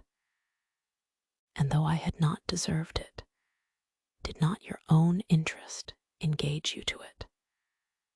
Should your curiosity to know a name, it was not reasonable for me to tell you have obliged you to make a confidant to assist you in the discovery. Nothing but that curiosity could have made you guilty of so cruel an indiscretion. The consequences of it are as bad as they possibly can be. This adventure is known, and I have been told it by those who are not aware that I am principally concerned in it." "What do you say, madam?" answered he. "You accuse me of having told what passed between you and me, and you inform me that the thing is known. I don't go about to clear myself from this charge. You can't think me guilty of it. Without doubt, you have applied to yourself what was told you of some other." "Ah, sir," replied she, "the world has not an adventure like mine. There is not another woman capable of such a thing. The story I have heard could not have been invented by chance. Nobody could imagine any like it. An action of this nature never entered any thoughts but mine. The Queen Dauphin has just told me the story. She had it from the Viscount de Chartres, and the Viscount from the Duc de Nemours." "The Duc de Nemours," cried Monsieur de Cleves, like a man transported and desperate. How does the Duc de Nemours know that you are in love with him and that I am acquainted with it? You are always for singling out the Duc de Nemours rather than any other, replied she. I have told you I will never answer you concerning your suspicions.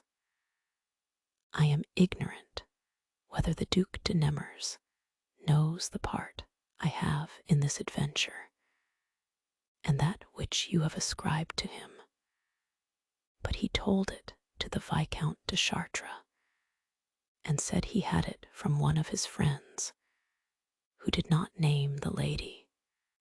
This friend of the Duc de Nemours must needs be one of yours, whom you entrusted the secret to, in order to clear up your suspicions.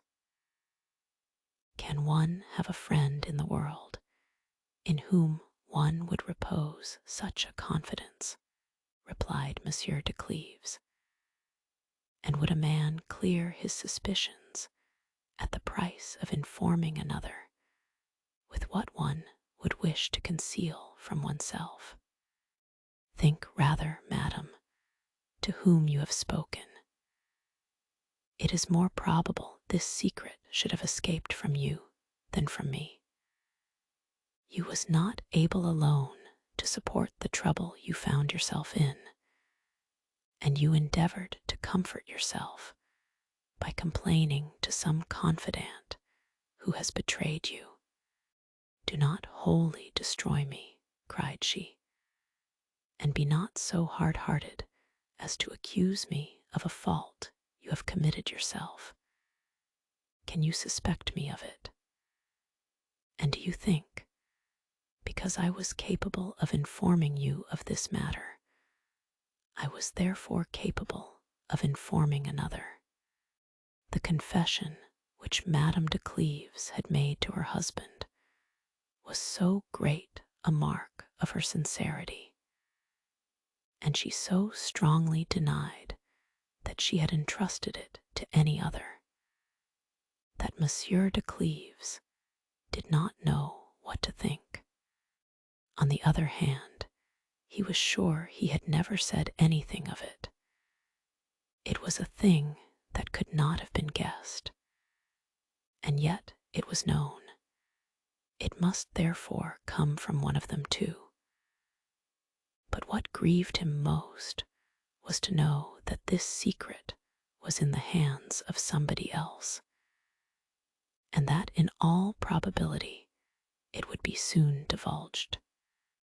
Madame de Cleves thought much after the same manner. She found it equally impossible that her husband should or should not have spoken of it. What the Duc de Nemours had said to her, that curiosity might make a husband do indiscreet things, seemed so justly applicable to Monsieur de Cleves' condition that she could not think he said it by chance, and the probability of this made her conclude that Monsieur de Cleves had abused the confidence she had placed in him. They were so taken up, the one and the other, with their respective thoughts, that they continued silent a great while. And when they broke from this silence, they only repeated the same things they had already said very often. Their hearts and affections grew more and more estranged from each other. It is easy to imagine how they passed the night. Monsieur de Cleves could no longer sustain the misfortune of seeing a woman whom he adored in love with another. He grew quite heartless, and thought he had reason to be so in an affair where his honor and reputation were so deeply wounded. He knew not what to think of his wife, and was at a loss what conduct he should prescribe to her, or what he should follow himself. He saw nothing on all sides but precipices and rocks, at last, after having been long tossed to and fro in suspense, he considered he was soon to set out for Spain, and resolved to do nothing which might increase the suspicion or knowledge of his unfortunate condition. He went to his wife and told her that what they had to do was not to debate between themselves who had discovered the secret, but to make it appear that the story which was got abroad was a business in which she had no concern, that it depended upon her to convince the Duc de Nemours and others of it, that she had nothing to do but to behave herself to him with that coldness and reserve which she ought to have for a man who professed love to her, that by this proceeding she would easily remove the opinion he entertained of her being in love with him, and therefore she needed not to trouble herself as to what he might hitherto have thought, since, if for the future she discovered no weakness, his former thoughts would vanish of themselves, and that especially she ought to frequent the Louvre and the assemblies as usual. Having said this, Monsieur de Cleves left his wife without waiting her answer. She thought what he said very reasonable, and the resentment she had against the Duc de Nemours made her believe she should be able to comply with it with a great deal of ease. But it seemed a hard task to her to appear at the marriage with that freedom and tranquility of spirit as the occasion required. Nevertheless, as she was to carry the Queen Dauphin's train, and had been distinguished with that honor in preference to a great many other princesses, it was impossible to excuse herself from it without making a great deal of noise, and putting people upon inquiring into the reasons of it. She resolved, therefore, to do her utmost, and employed the rest of the day in preparing herself for it, and in endeavoring to forget the thoughts that gave her so much uneasiness. And to this purpose she locked herself up in her closet. Of all her griefs, the most violent was that she had reason to complain of the Duc de Nemours, and could find no excuse to urge in his favor. She could not doubt but he had related this adventure to the Viscount de Chartres. He had owned it himself, nor could she any more doubt from his manner of speaking of it, but that he knew the adventure related to her. How could she excuse so great an imprudence?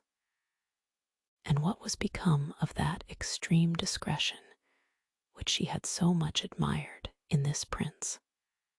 He was discreet, said she, while he was unhappy, but the thought of being happy, though on uncertain grounds, has put an end to his discretion. He could not consider that he was beloved without desiring to have it known. He said everything he could say. I never acknowledged it. Was he I was in love with, he suspected it, and has declared his suspicions.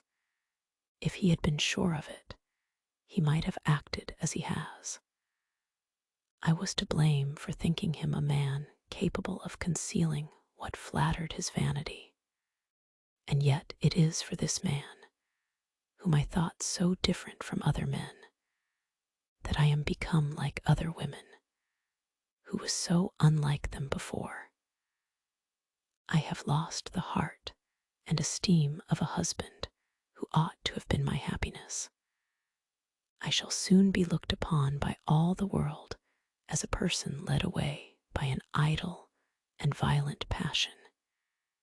He for whom I entertain this passion is no longer ignorant of it, and it was to avoid these misfortunes that I hazarded my quiet and even my life. These sad reflections were followed by a torrent of tears. But however great her grief was, she plainly perceived she should be able to support it, were she but satisfied in the Duc de Nemours. The Duke was no less uneasy than she. The indiscretion he had been guilty of in telling what he did to the Viscount de Chartres, and the mischievous consequences of it, vexed him to the heart.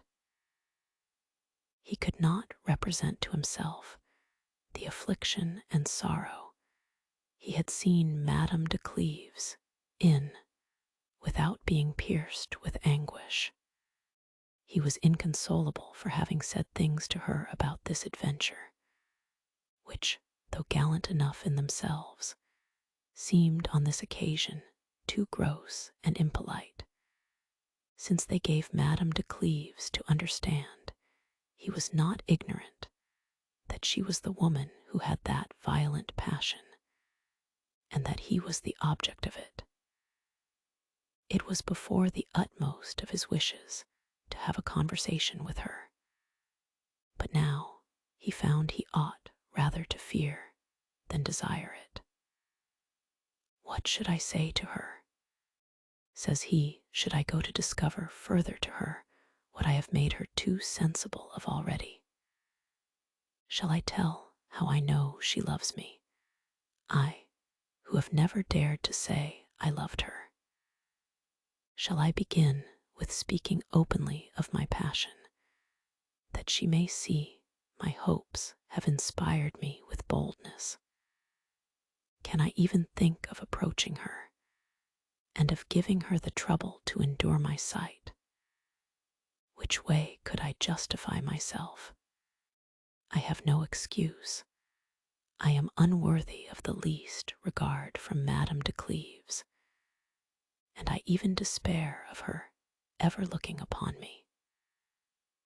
I have given her by my own fault better means of defending herself against me than any she was searching for, and perhaps searching for to no purpose. I lose by my imprudence the glory and happiness of being loved by the most beautiful and deserving lady in the world. But if I had lost this happiness without involving her in the most extreme grief and sufferings at the same time, I should have had some comfort. For at this moment I am more sensible of the harm I have done her than of that I have done myself in forfeiting her favor. The Duc de Nemours continued turning the same thoughts over and over, and tormenting himself a great while. The desire he had to speak to Madame de Cleves came constantly into his mind. He thought of the means to do it. He thought of writing to her, but at last he found, considering the fault he had committed and the temper she was in, his best way was to show her a profound respect by his affliction and his silence, to let her see he durst not present himself before her, and to wait for what time, chance, and the inclination she had for him might produce to his advantage. He resolved also not to reproach the Viscount de Chartres for his unfaithfulness, for fear of confirming his suspicions. The preparations for the espousals and marriage of Madame on the next day so entirely took up the thoughts of the court that Madame de Cleves and the Duc de Nemours easily concealed from the public their grief and uneasiness.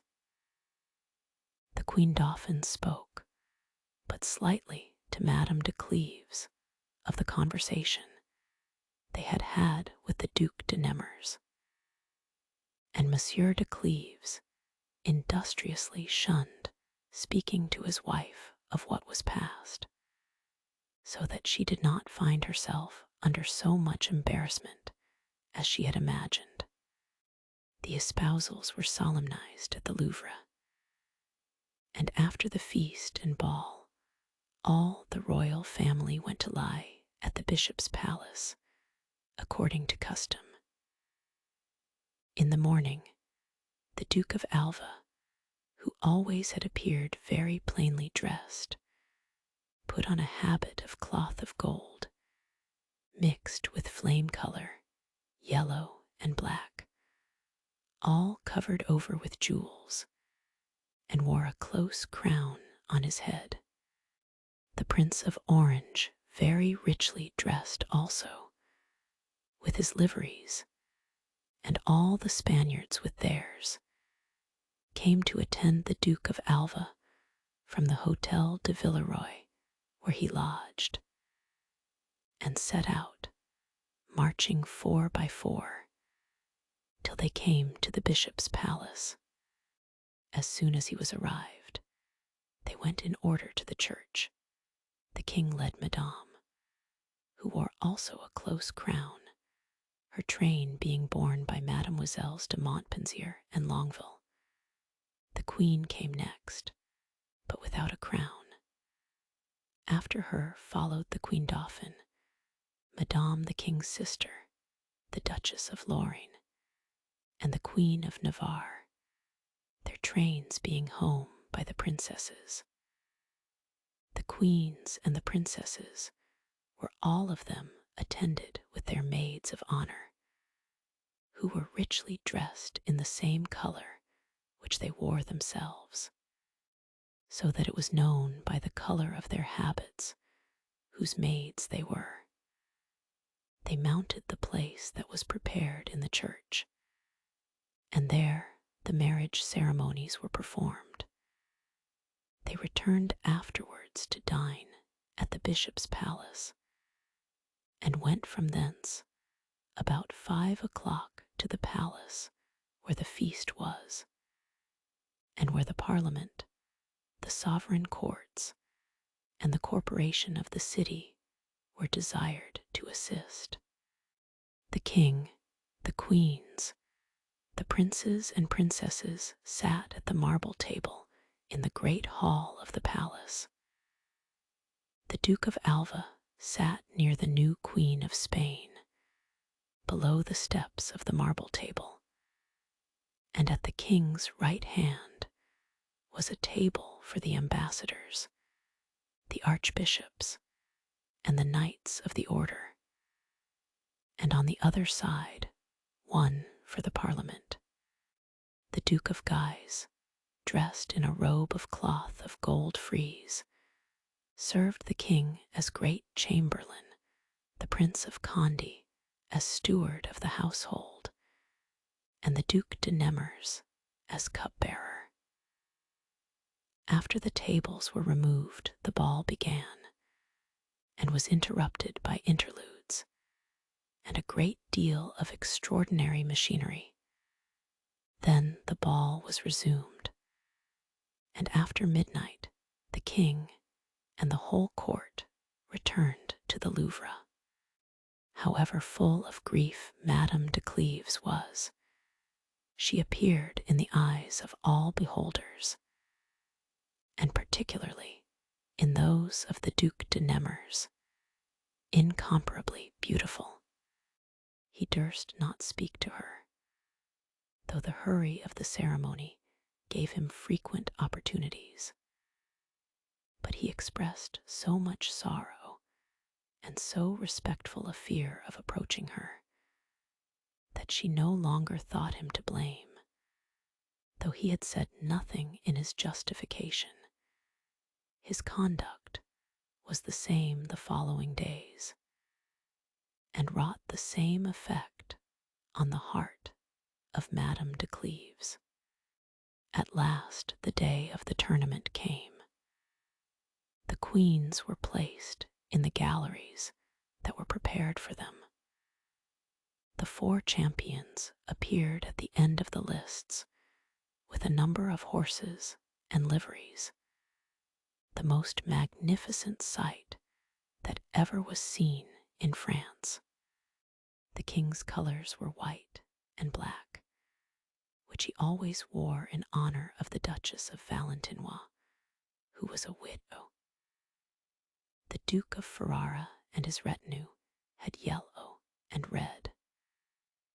Monsieur de Guise's carnation and white. It was not known at first for what reason he wore those colors, but it was soon remembered that they were the colors of a beautiful young lady whom he had been in love with while she was a maid, and whom he yet loved, though he durst not show it. The Duc de Nemours had yellow and black. Why he had them could not be found out. Madame de Cleves only knew the reason of it. She remembered to have said before him she loved yellow, and that she was sorry her complexion did not suit that color. As for the Duke, he thought he might take that color without any indiscretion, since not being worn by Madame de Cleves, it could not be suspected to be hers. The 4 champions showed the greatest address that can be imagined, though the king was the best horseman in his kingdom. It was hard to say which of them most excelled. The Duc de Nemours had a grace in all his actions which might have inclined to his favor persons less interested than Madame de Cleves. She no sooner saw him appear at the end of the lists, but her heart felt uncommon emotions, and every course he made she could scarce hide her joy when he had successfully finished his career. In the evening, when all was almost over, and the company ready to break up, so it was for the misfortune of the state that the king would needs break another lance. He sent orders to the Count de Montgomery, who was a very dexterous combatant, to appear in the lists. The Count begged the king to excuse him, and alleged all the reasons for it he could think of, but the king, almost angry, sent him word he absolutely commanded him to do it. The queen conjured the king not to run any more, told him he had performed so well that he ought to be satisfied, and desired him to go with her to her apartments. He made answer, it was for her sake that he would run again, and entered the barrier.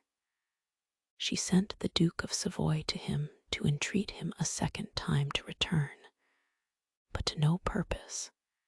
He ran, the lances were broke, and a splinter of the Count de Montgomery's lance hit the king's eye and stuck there. The king fell, his gentleman, and Monsieur de Montmorency, who was one of the marshals of the field, ran to him. They were astonished to see him wounded, but the king was not at all disheartened. He said that it was but a slight hurt, and that he forgave the Count de Montgomery. One may imagine what sorrow and affliction so fatal an accident occasioned on a day set apart to mirth and joy. The king was carried to bed, and the surgeons, having examined his wound, found it very considerable. The constable immediately called to mind the prediction which had been told the king, that he should be killed in single fight, and he made no doubt but the prediction would be now accomplished.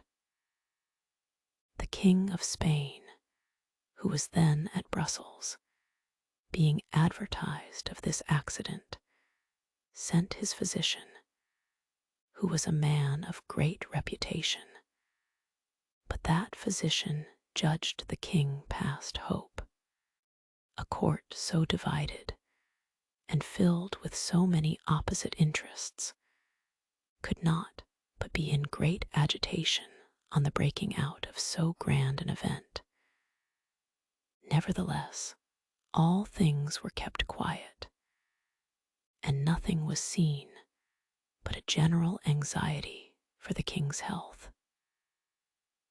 The queens, the princes and princesses hardly ever went out of his antechamber. Madame de Cleves, knowing that she was obliged to be there, that she should see there the Duc de Nemours, and that she could not conceal from her husband the disorder she should be in upon seeing him, and being sensible also that the mere presence of that prince would justify him in her eyes and destroy all her resolutions, thought proper to feign herself ill. The court was too busy to give attention to her conduct, or to inquire whether her illness was real or counterfeit. Her husband alone was able to come at the truth of the matter, but she was not at all averse to his knowing it. Thus she continued at home, altogether heedless of the great change that was soon expected, and full of her own thoughts, which she was at full liberty to give herself up to. Everyone went to court to inquire after the king's health, and Monsieur de Cleves came home at certain times to give her an account of it. He behaved himself to her in the same manner he used to do, except when they were alone, and then there appeared something of coldness and reserve. He had not spoke to her again concerning what had passed, nor had she power, nor did she think it convenient to resume the discourse of it. The Duc de Nemours, who had waited for an opportunity of speaking to Madame de Cleves, was surprised and afflicted not to have had so much as the pleasure to see her. The king's illness increased so much that the 7th day he was given over by the physicians, he received the news of the certainty of his death with an uncommon firmness of mind, which was the more to be admired, considering that he lost his life by so unfortunate an accident, that he died in the flower of his age, happy, adored by his people, and beloved by a mistress he was desperately in love with. The evening before his death, he caused Madame his sister to be married to the Duke of Savoy without ceremony. One may judge what condition the Duchess of Valentinois was in. The queen would not permit her to see the king, but sent to demand of her the king's signets and the jewels of the crown which she had in her custody. The Duchess inquired if the king was dead, and being answered, "No, I have then as yet no other matter," said she, "and nobody can oblige me to restore what he has trusted in my hands." As soon as the king expired at Château de Talmelles, the Duke of Ferrara, the Duke of Guise, and the Duc de Nemours conducted the queen mother, the new king, and the queen consort to the Louvre. The Duc de Nemours led the queen mother. As they began to march, she stepped back a little and told the queen, her daughter-in-law, It was her place to go first, but it was easy to see that there was more of spleen than decorum in this compliment. Part 4. The Queen Mother was now wholly governed by the Cardinal of Lorraine.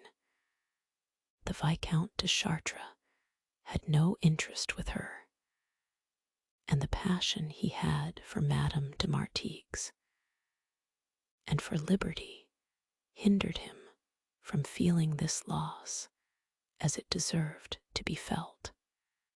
The cardinal, during the 10 days' illness of the king, was at leisure to form his designs and lead the queen into resolutions agreeable to what he had projected, so that the king was no sooner dead, but the queen ordered the constable to stay at Tournel's with the corpse of the deceased king in order to perform the usual ceremonies. This commission kept him at a distance and out of the scene of action. For this reason, the constable dispatched a courier to the King of Navarre to hasten him to court, that they might join their interest to oppose the great rise of the House of Guise. The command of the army was given to the Duke of Guise, and the care of the finances to the Cardinal of Lorraine. The Duchess of Valentinois was driven from court.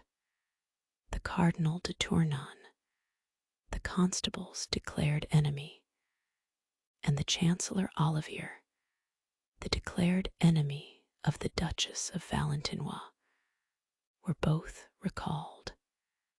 In a word, the complexion of the court was entirely changed. The Duke of Guise took the same rank as the princes of the blood in carrying the king's mantle at the funeral ceremonies. He and his brothers carried all before them at court, not only by reason of the cardinal's power with the Queen Mother, but because she thought it in her power to remove them should they give her umbrage, whereas she could not so easily remove the constable, who was supported by the princes of the blood. When the ceremonial of the morning was over, the constable came to the Louvre and was very coldly received by the king. He desired to speak with him in private, but the king called for Messieurs de Guise and told him before them that he advised him to live at ease, that the finances and the command of the army were disposed of, and that when he had occasion for his advice, he would send for him to court. The queen received him in a yet colder manner than the king, and she even reproached him for having told the late king that his children by her did not resemble him. The King of Navarre arrived, and was no better received. The Prince of Condé, more impatient than his brother, complained aloud, but to no purpose. He was removed from court, under pretense of being sent to Flanders to sign the ratification of the peace. They showed the King of Navarre a forged letter from the King of Spain, which charged him with a design of seizing that king's fortresses. They put him in fear for his dominions, and made him take a resolution to go to Bern. The queen furnished him with an opportunity by appointing him to conduct Madame Elizabeth, and obliged him to set out before her, so that there remained nobody at court that could balance the power of the House of Guise. Though it was a mortifying circumstance for Monsieur de Cleves not to conduct Madame Elizabeth, he could not complain of it, by reason of the greatness of the person preferred before him. He regretted the loss of this employment, not so much on account of the honor he should have received from it, as because it would have given him an opportunity of removing his wife from court without the appearance of design in it.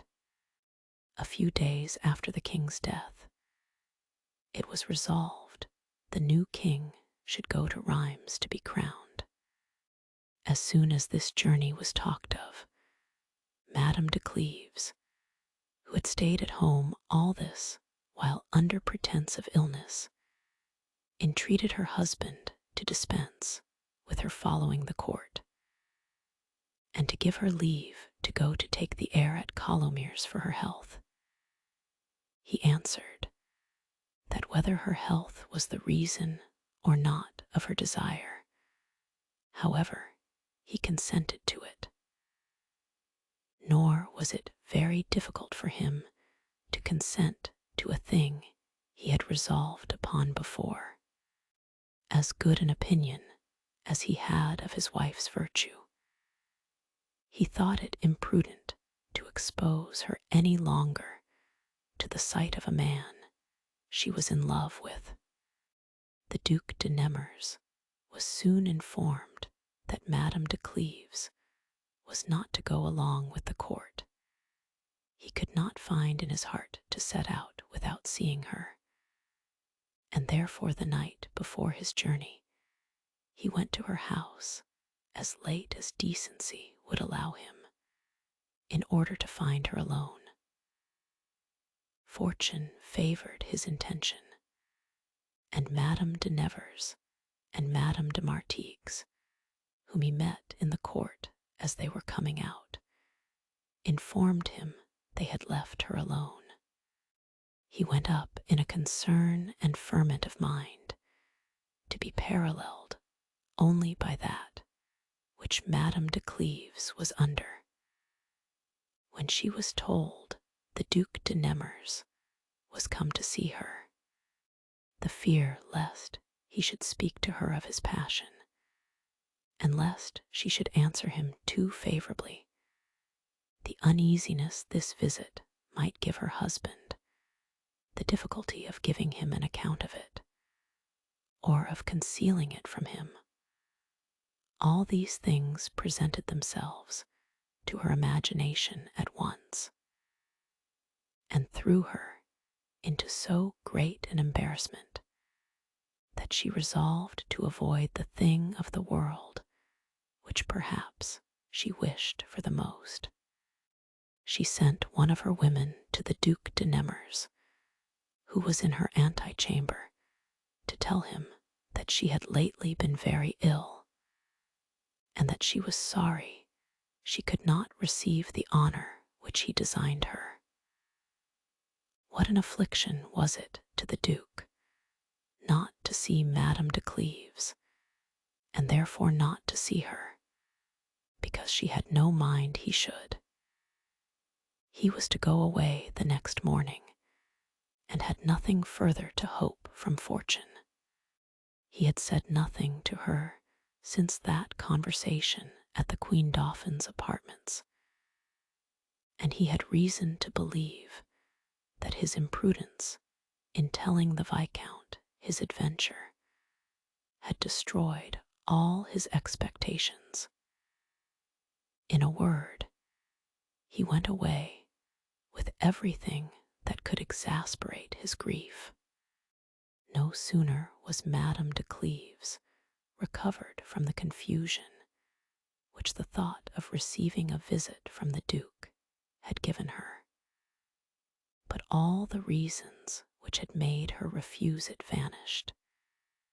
She was even satisfied she had been to blame, and had she dared, or had it not been too late, she would have had him called back. Madame de Nevers and Madame de Martigues went from the Princess of Cleves to the Queen Dauphin's, where they found Monsieur de Cleves. The Queen Dauphin asked them from whence they came.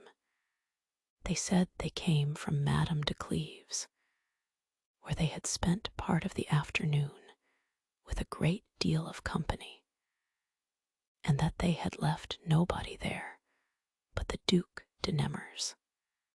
These words, which they thought so indifferent, were not such with Monsieur de Cleves.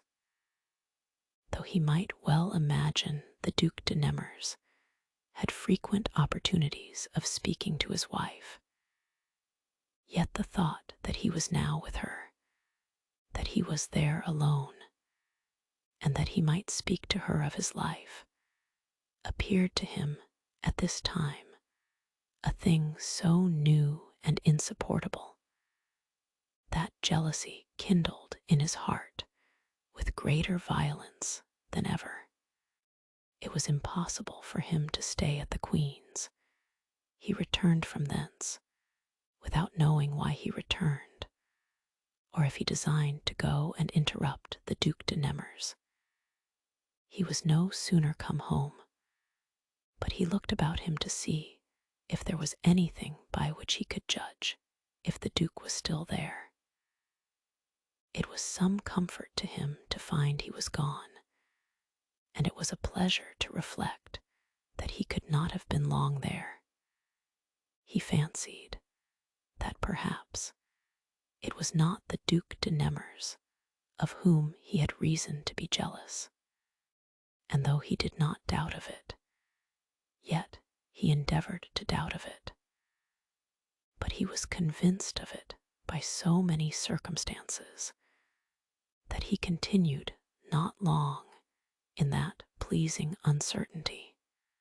He immediately went into his wife's room, and after having talked to her for some time about indifferent matters, he could not forbear asking her what she had done, and who she had seen, and accordingly she gave him an account. When he found she did not name the Duc de Nemours, he asked her, trembling, if those were all she had seen, in order to give her an occasion to name the Duke, and that he might not have the grief to see she made use of any evasion. As she had not seen him, she did not name him, when Monsieur de Cleves, with accents of sorrow, said, "And have you not seen the Duc de Nemours, or have you forgot him?" "I have not seen him indeed," answered she. "I was ill, and I sent one of my women to make my excuses."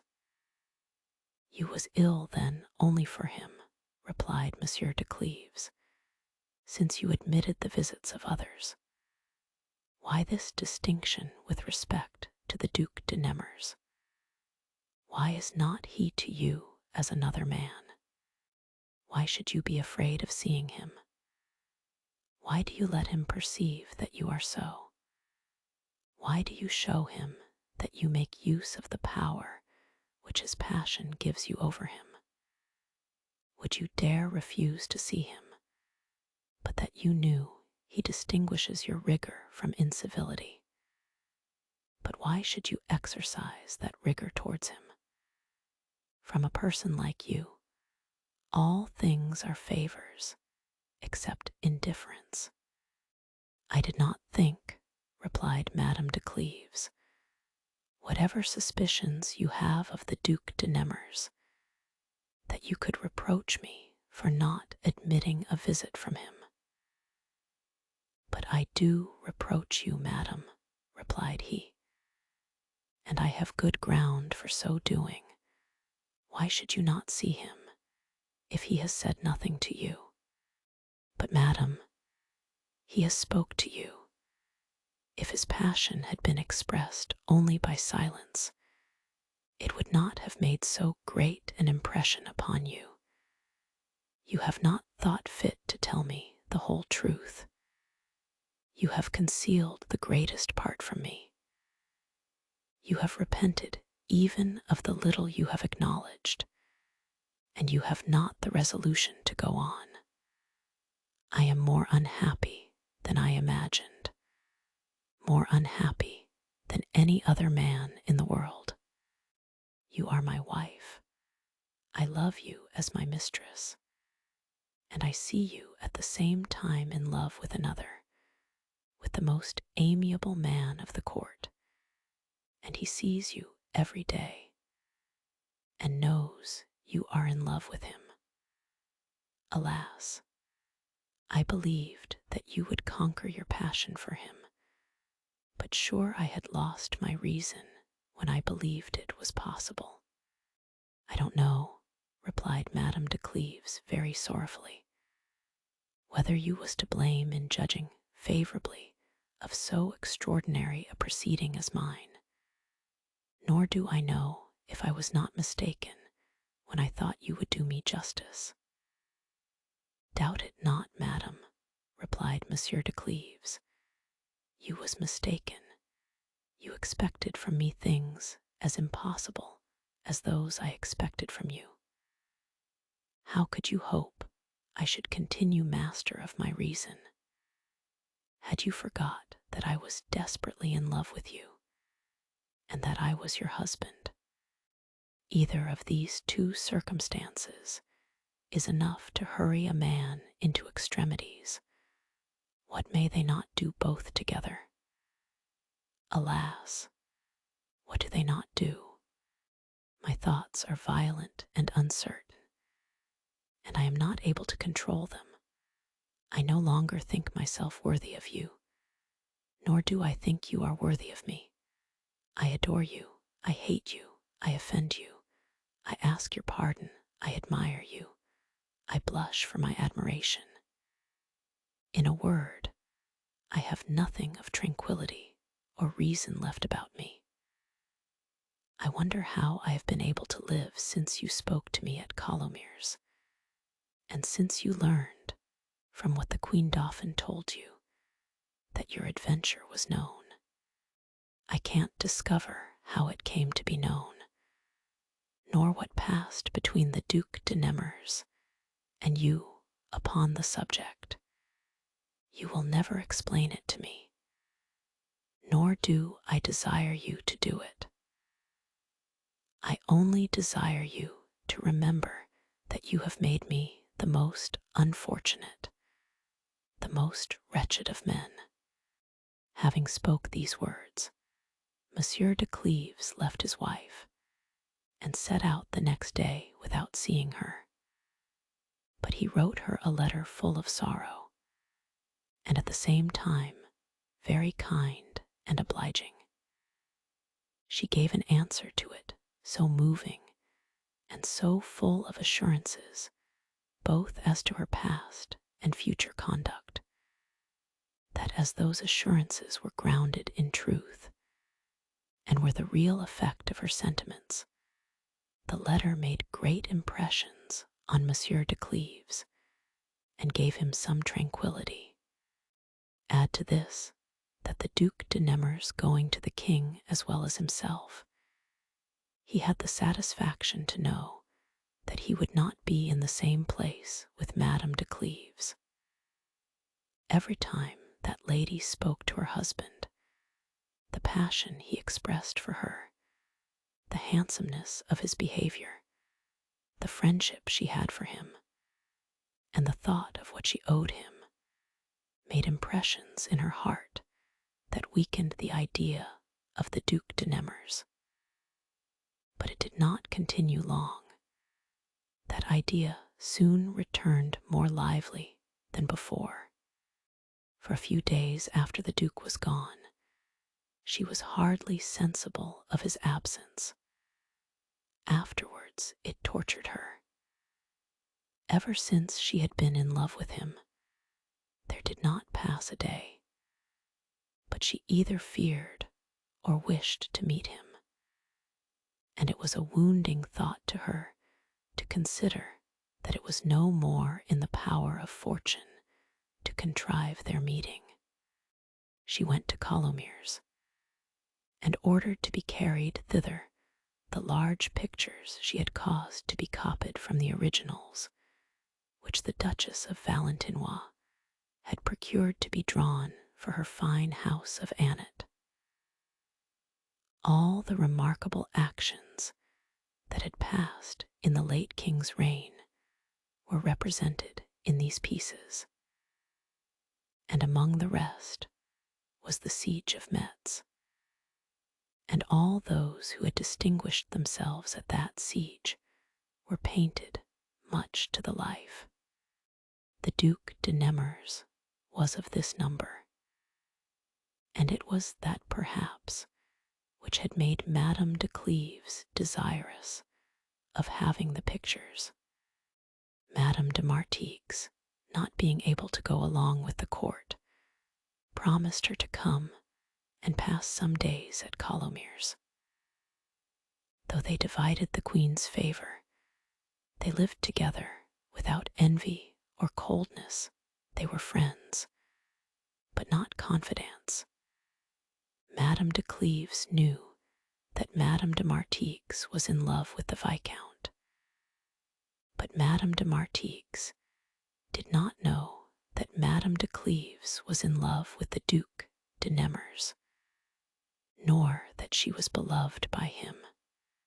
The relation Madame de Cleves had to the Viscount made her more dear to Madame de Martigues, and Madame de Cleves was also fond of her as a person who was in love as well as herself, and with an intimate friend of her own lover.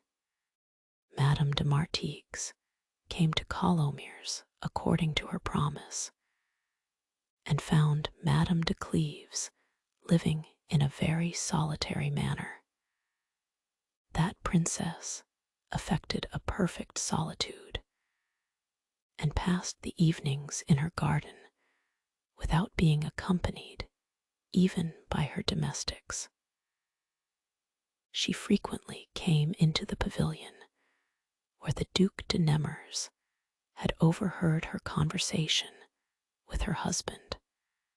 She delighted to be in the bower that was open to the garden, while her women and attendants waited in the other bower under the pavilion, and never came to her but when she called them. Madame de Martigues, having never seen Coulommiers, was surprised at the extraordinary beauty of it, and particularly with the pleasantness of the pavilion. Madame de Cleves, and she usually passed the evenings there. The liberty of being alone in the night in so agreeable a place would not permit the conversation to end soon between two young ladies whose hearts were inflamed with violent passions, and they took great pleasure in conversing together, though they were not confidants. Madame de Martigues would have left Coulommiers with great reluctance had she not quitted it to go to a place where the Viscount was. She set out for Chambord, the court being there. The king had been anointed at Rheims by the Cardinal of Lorraine, and the design was to pass the rest of the summer at the castle of Chambord, which was newly built. The queen expressed a great deal of joy upon seeing Madame de Martigues again at court, and after having given her several proofs of it, she asked her how Madame de Cleves did, and in what manner she passed her time in the country. The Duc de Nemours and the Prince of Cleves were with the queen at that time. Madame de Martigues, who had been charmed with Coulommiers, related all the beauties of it, and enlarged extremely on the description of the pavilion in the forest, and on the pleasure Madame de Cleves took in walking there alone part of the night. The Duc de Nemours, who knew the place well enough to understand what Madame de Martigues said of it, thought it was not impossible to see Madame de Cleves there, without being seen by anybody but her.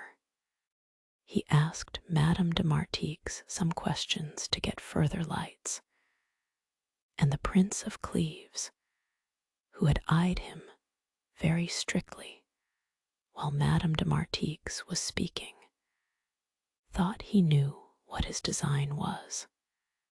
The questions the Duke asked still more confirmed him in that thought, so that he made no doubt, but his intention was to go and see his wife. He was not mistaken in his suspicions. This design entered so deeply into the Duke de Nemours' mind that after having spent the night in considering the proper methods to execute it, he went betimes the next morning to ask the king's leave to go to Paris on some pretended occasion. Monsieur de Cleves was in no doubt concerning the occasion of his journey, and he resolved to inform himself as to his wife's conduct, and to continue no longer in so cruel an uncertainty.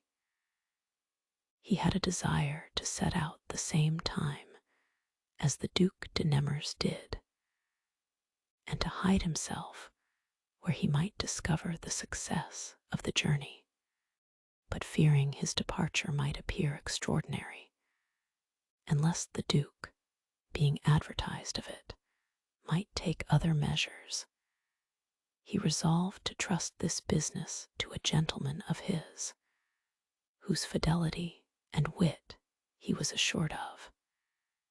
He related to him the embarrassment he was under, and what the virtue of his wife had been till that time, and ordered him to follow the Duke de Nemours, to watch him narrowly, to see if he did not go to Colomiers, and if he did not enter the garden in the night. The gentleman, who was very capable of this commission, acquitted himself of it with all the exactness imaginable. He followed the Duke to a village within half a league of Colomiers, where the Duke stopped, and the gentleman easily guessed his meaning was to stay there till night. He did not think it convenient to wait there, but passed on, and placed himself in that part of the forest where he thought the Duke would pass.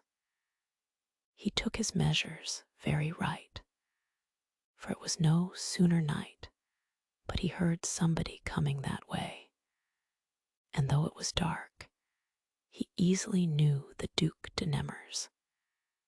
He saw him walk round the garden, as with a design to listen if he could hear anybody, and to choose the most convenient place to enter. The palisades were very high and double, in order to prevent people from coming in, so that it was very difficult for the Duke to get over. However, he made a shift to do it. He was no sooner in the garden, but he discovered where Madame de Cleves was. He saw a great light in the bower. All the windows of it were open. Upon this, slipping along by the side of the palisades, he came up close to it, and one may easily judge what were the emotions of his heart at that instant. He took his station behind one of the windows, which served him conveniently to see what Madame de Cleves was doing. He saw she was alone. He saw her so inimitably beautiful that he could scarce govern the transports which that sight gave him. The weather was hot. Her head and neck were uncovered, and her hair hung carelessly about her. She lay on a couch with a table before her, on which were several baskets full of ribbons, out of which she chose some, and he observed she chose those colors which he wore at the tournament. He saw her make them up into knots for an Indian cane, which had been his, and which he had given to his sister. Madame de Cleves took it from her, without seeming to know it had belonged to the Duke. After she had finished her work with the sweetest grace imaginable, the sentiments of her heart showing themselves in her countenance, she took a wax candle and came to a great table over against the picture of the siege of Metz, in which was the portrait of the Duc de Nemours. She sat down and set herself to look upon that portrait with an attention and thoughtfulness which love only can give. It is impossible to express what Monsieur de Nemours felt at this moment. To see, at midnight, in the finest place in the world, a lady he adored, to see her without her knowing that he saw her, and to find her wholly taken up with things that related to him, and to the passion which she concealed from him. This is what was never tasted nor imagined by any other lover.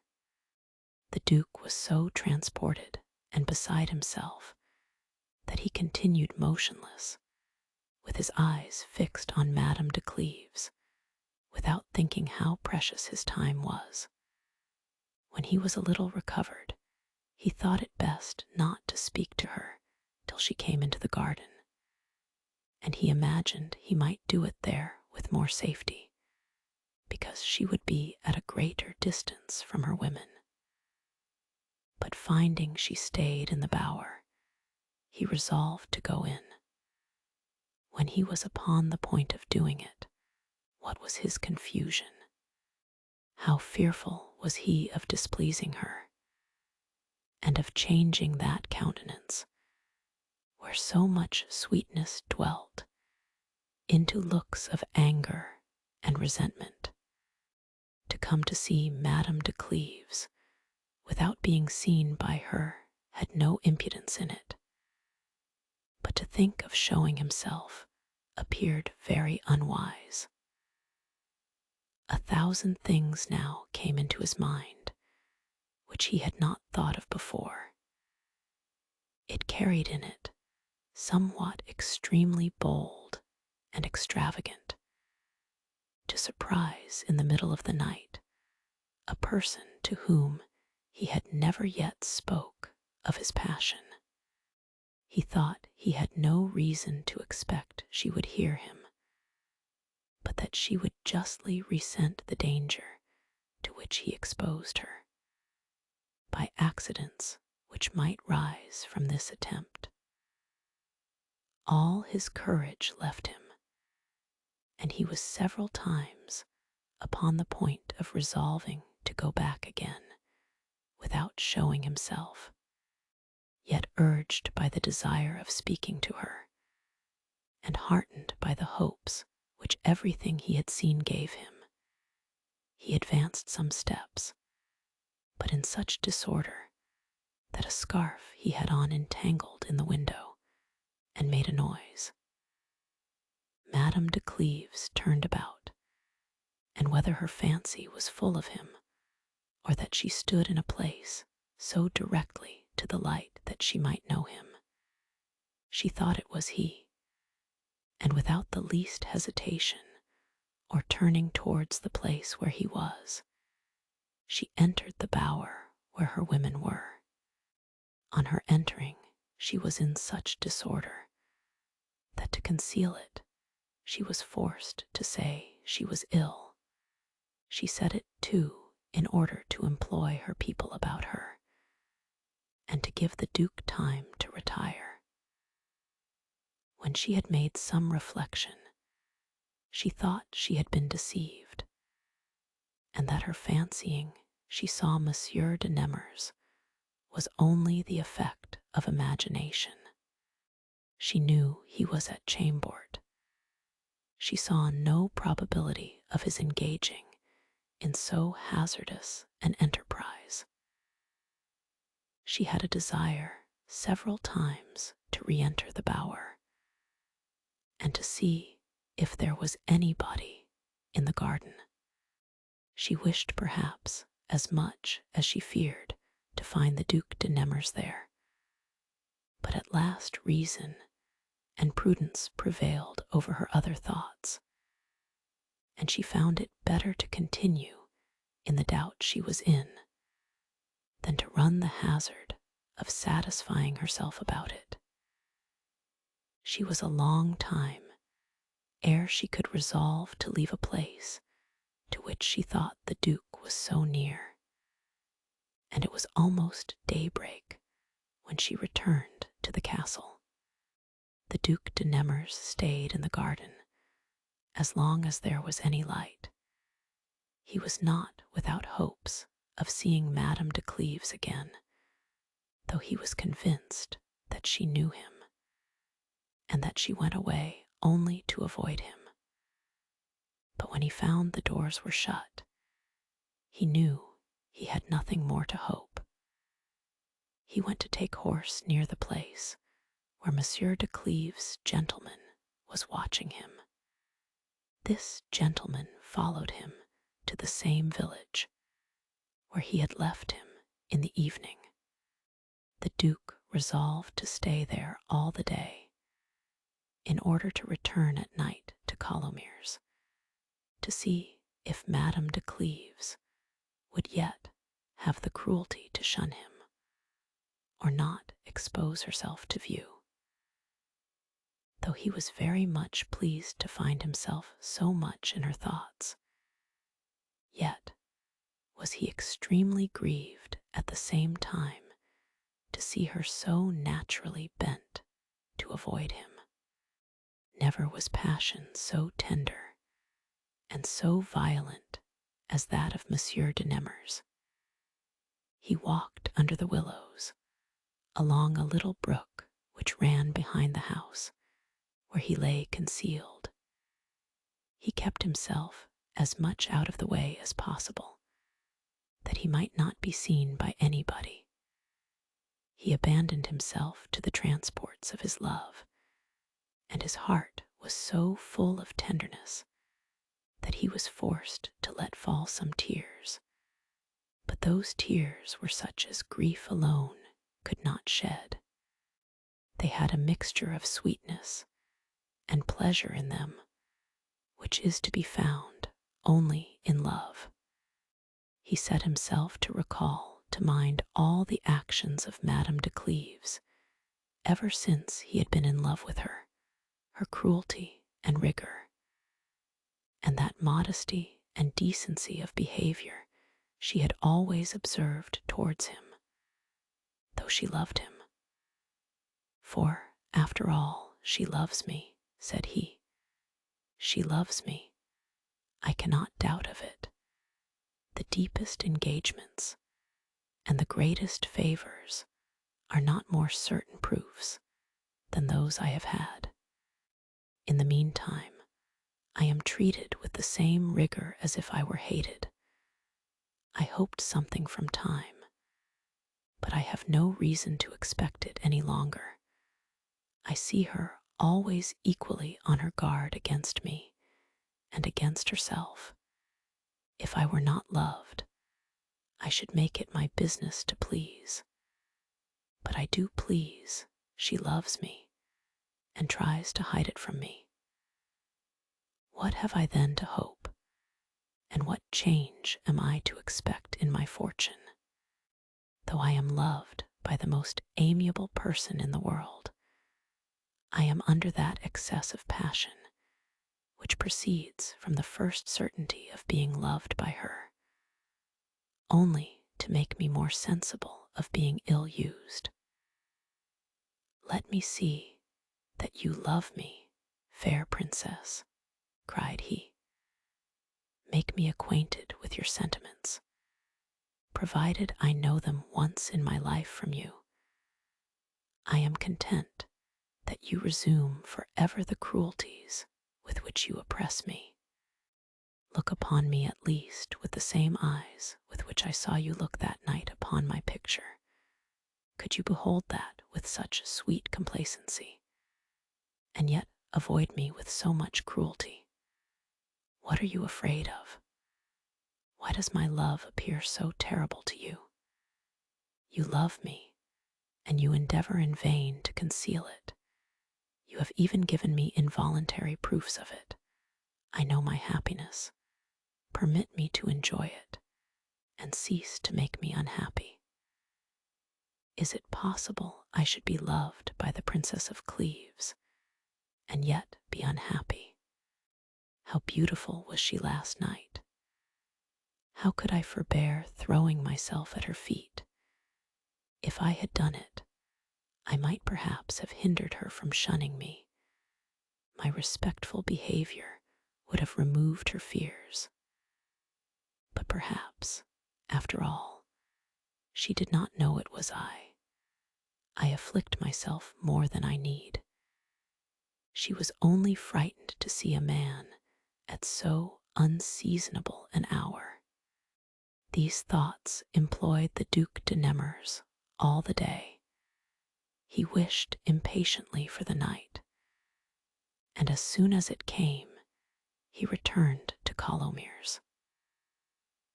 Monsieur de Cleves' gentleman, who was disguised that he might be less observed, followed him to the place to which he had followed him the evening before, and saw him enter the garden again. The Duke soon perceived that Madame de Cleves had not run the risk of his making another effort to see her, the doors being all shut. He looked about on all sides to see if he could discover any light, but he saw none. Madame de Cleves, suspecting he might return, continued in her chamber. She had reason to apprehend she should not always have the power to avoid him, and she would not submit herself to the hazard of speaking to him in a manner that would have been unsuitable to the conduct she had hitherto observed. Monsieur de Nemours, though he had no hopes of seeing her, could not find in his heart soon to leave a place where she so often was. He passed the whole night in the garden, and found some pleasure at least in seeing the same objects which she saw every day. It was near sunrise before he thought of retiring, but at last the fear of being discovered obliged him to go away. It was impossible for him to return to court without seeing Madame de Cleves. He made a visit to his sister, the Duchess of Mercoeur, at her house near Colomiers. She was extremely surprised at her brother's arrival, but he invented so probable a pretense for his journey, and conducted his plot so skillfully, that he drew her to make the first proposal herself of visiting Madame de Cleves.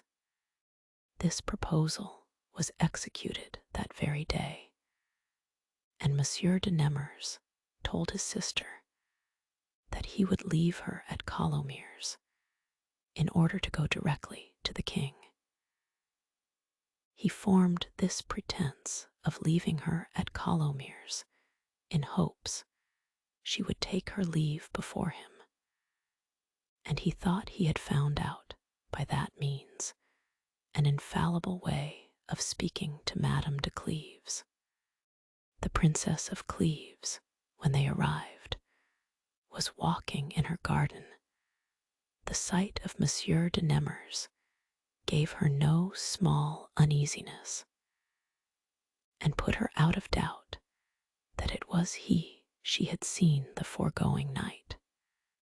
The certainty of his having done so bold and imprudent a thing, gave her some little resentment against him, and the Duke observed an air of coldness in her face, which sensibly grieved him. The conversation turned upon indifferent matters, and yet he had the skill all the while to show so much wit, complaisance, and admiration for Madame de Cleves. That part of the coldness she expressed towards him at first left her, in spite of herself. When his fears were over, and he began to take heart, he showed an extreme curiosity to see the pavilion in the forest. He spoke of it as of the most agreeable place in the world, and gave so exact a description of it that Madame de Mercoeur said he must needs have been there several times to know all the particular beauties of it so well. "And yet, I don't believe," replied Madame de Cleves, "that the Duc de Nemours was ever there. It has been finished but a little while." "It is not long since I was there," replied the Duke, looking upon her, "and I don't know if I ought not to be glad you have forgot you saw me there." Madame de Mercoeur, being taken up in observing the beauties of the gardens, did not attend to what her brother said.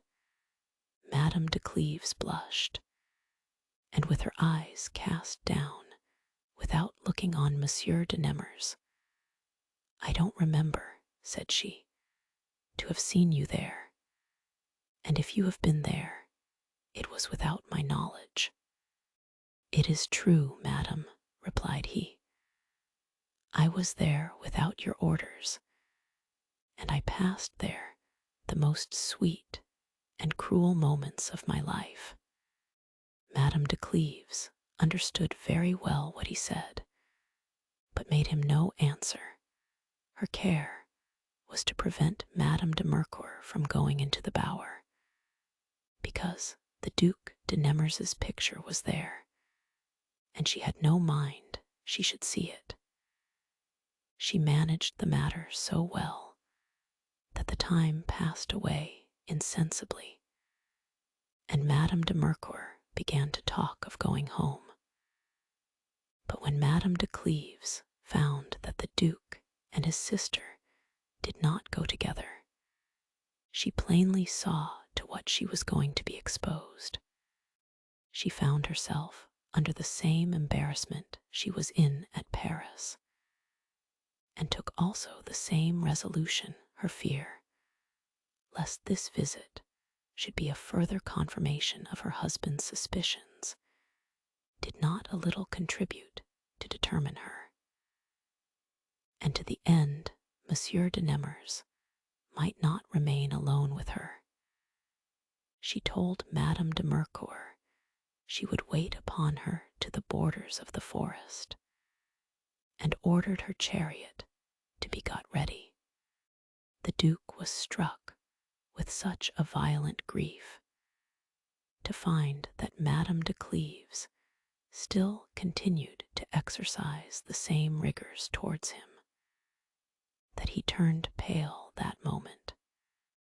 Madame de Mercoeur asked him if he was ill, but he looked upon Madame de Cleves without being perceived by anybody else, and made her sensible by his looks that he had no other illness besides despair.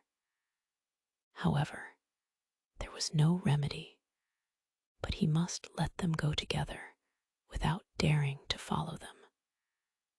After what he had told his sister, that he was to go directly to court, he could not return with her, but went to Paris, and set out from thence the next day.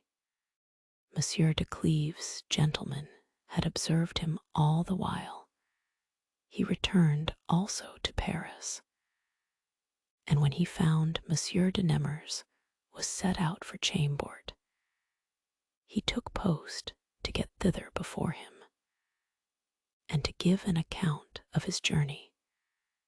His master expected his return with impatience, as if the happiness or unhappiness of his life depended upon it. As soon as he saw him, he judged from his countenance and his silence that the news he brought was very disagreeable. He was struck with sorrow and continued some time with his head hung down, without being able to speak. At last, he made signs with his hand to him to withdraw. "Go," says he. "I see what you have to say to me, but I have not the power to hear it." "I can acquaint you with nothing," said the gentleman, "upon which one can form any certain judgment. It is true, the Duc de Nemours went 2 nights successively into the garden in the forest, and the day after he was at Colomiers with the Duchess of Mercoeur." "'Tis enough," replied Monsieur de Cleves, still making signs to him to withdraw. "'Tis enough. I want no further information." The gentleman was forced to leave his master, abandoned to his despair, nor ever was despair more violent. Few men of so high a spirit, and so passionately in love, as the Prince of Cleves, have experienced at the same time the grief arising from the falsehood of a mistress, and the shame of being deceived by a wife. Monsieur de Cleves could set no bounds to his affliction. He felt ill of a fever that very night, and his distemper was accompanied with such ill symptoms that it was thought very dangerous.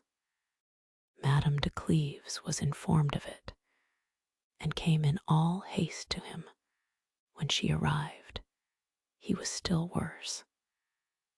Besides, she observed something in him so cold and chilling with respect to her, that she was equally surprised and grieved at it. He even seemed to receive with pain the services she did him in his sickness, but at last she imagined it was perhaps only the effect of his distemper. When she was come to Blois, where the court then was, the Duc de Nemours was overjoyed to think she was at the same place where he was. He endeavored to see her, and went every day to the Prince of Cleves, under pretense of inquiring how he did. But it was to no purpose. She did not stir out of her husband's room, and was grieved at heart for the condition he was in. It vexed Monsieur de Nemours to see her under such affliction, an affliction which he plainly saw revived the friendship she had for Monsieur de Cleves, and diverted the passion that lay kindling in her heart.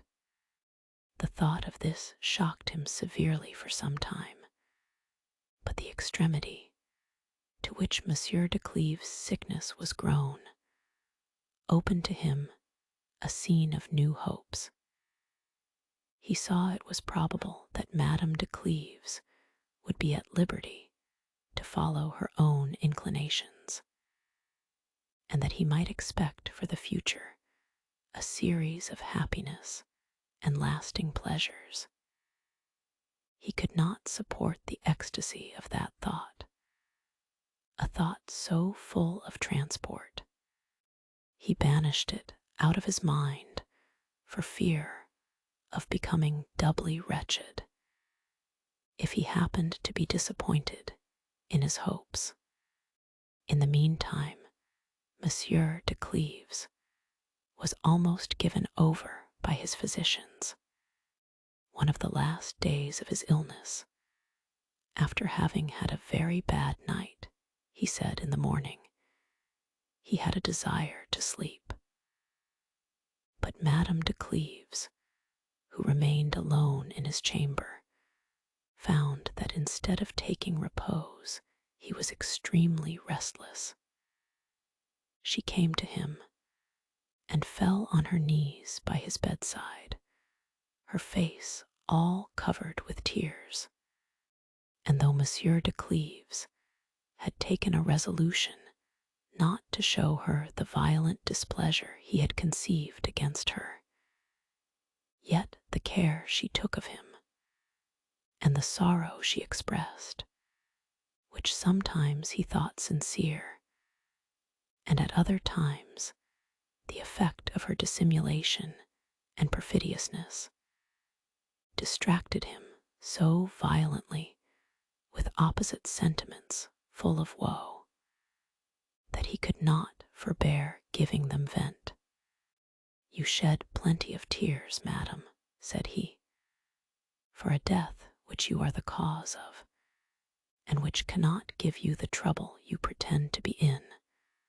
I am no longer in a condition to reproach you," added he with a voice weakened by sickness and grief.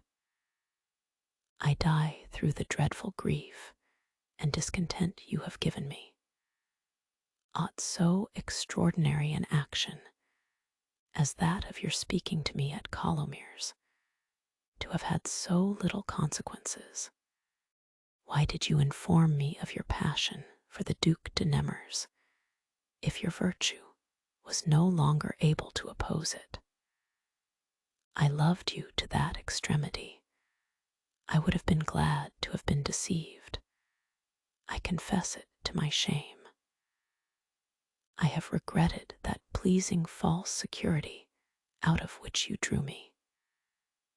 Why did not you leave me in that blind tranquility which so many husbands enjoy? I should perhaps have been ignorant all my life that you was in love with Monsieur de Nemours. I shall die," added he, "but know that you make death pleasing to me, and that, after you have taken from me the esteem and affection I had for you, life would be odious to me. What should I live for? To spend my days with a person whom I have loved so much, and by whom I have been so cruelly deceived, or to live apart from her and break out openly into violences so opposite to my temper and the love I had for you? That love, madam, was far greater than it appeared to you. I concealed the greatest part of it from you for fear of being importunate, or of losing somewhat in your esteem by a behavior not becoming a husband. In a word, I deserved your affection more than once, and I die without regret, since I have not been able to obtain it, and since I can no longer desire it. Adieu, madam. You will one day regret a man who loved you with a sincere and virtuous passion. You will feel the anxiety which reasonable persons meet with in intrigue and gallantry, and you will know the difference between such a love as I had for you and the love of people who only profess admiration for you to gratify their vanity in seducing you. But my death will leave you at liberty, and you may make the Duc de Nemours happy without guilt. What signifies anything that can happen when I am no more? And why should I have the weakness to trouble myself about it?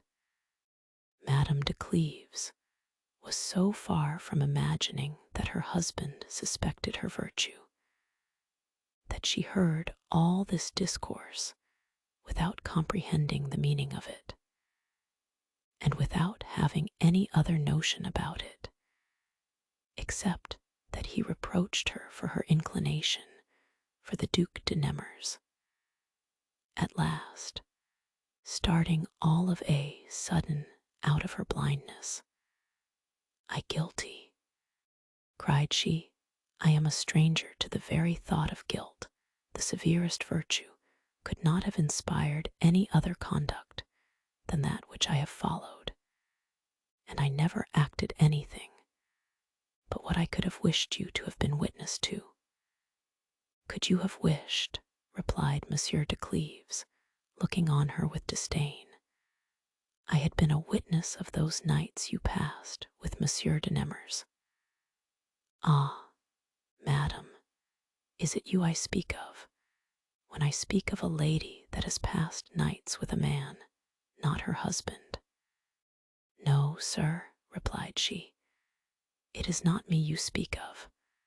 I never spent a night nor a moment with the Duc de Nemours. He never saw me in private. I never suffered him to do it, nor would give him a hearing. I'll take all the oaths. Speak no more of it, said he, interrupting her. False oaths or a confession would perhaps give me equal pain. Madame de Cleves could not answer him. Her tears and her grief took away her speech at last, struggling for utterance. Look on me at least, hear me, said she. If my interest only were concerned, I would suffer these reproaches. But your life is at stake. Hear me for your own sake. I am so innocent. Truth pleads so strongly for me. It is impossible, but I must convince you. Would to God you could, cried he, but what can you say? The Duc de Nemours, has not he been at Colomiers with his sister? And did not he pass the 2 foregoing nights with you in the garden in the forest? If that be my crime, replied she, it is easy to justify myself. I do not desire you to believe me. Believe your servants and domestics. Ask them if I went into the garden the evening before Monsieur de Nemours came to Colomiers, and if I did not go out of it the night before 2 hours sooner than I used to do. After this, she told him how she imagined she had seen somebody in the garden, and acknowledged that she believed it to be the Duc de Nemours. She spoke to him with so much confidence, and truth so naturally persuades, even where it is not probable, that Monsieur de Cleves was almost convinced of her innocence. I don't know, said he, whether I ought to believe you. I am so near death that I would not know anything that might make me die with reluctance. You have cleared your innocence too late. However, it will be a comfort to me to go away with the thought that you are worthy of the esteem I have had for you. I beg you I may be assured of this further comfort, that my memory will be dear to you, and that if it had been in your power, you would have had for me the same passion which you had for another. He would have gone on, but was so weak that his speech failed him. Madame de Cleves sent for the physicians, who found him almost lifeless. Yet he languished some days, and died at last with admirable constancy. Madame de Cleves was afflicted to so violent a degree that she lost, in a manner, the use of her reason. The Queen was so kind as to come to see her, and carried her to a convent without her being sensible whither she was conducted. Her sisters-in-law brought her back to Paris before she was in a condition to feel distinctly even her griefs.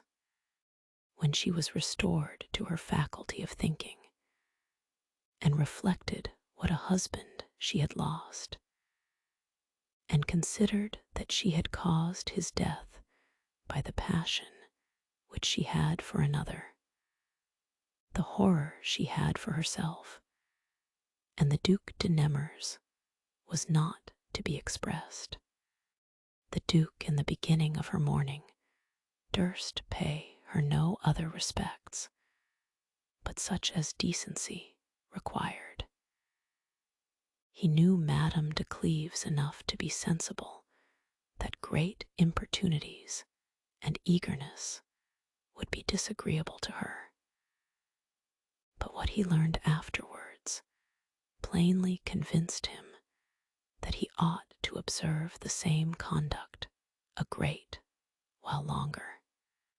A servant of the Duke's informed him that Monsieur de Cleves' gentleman, who was his intimate friend, had told him, in the excess of his grief for the loss of his master, that Monsieur de Nemours's journey to Colomiers was the occasion of his death.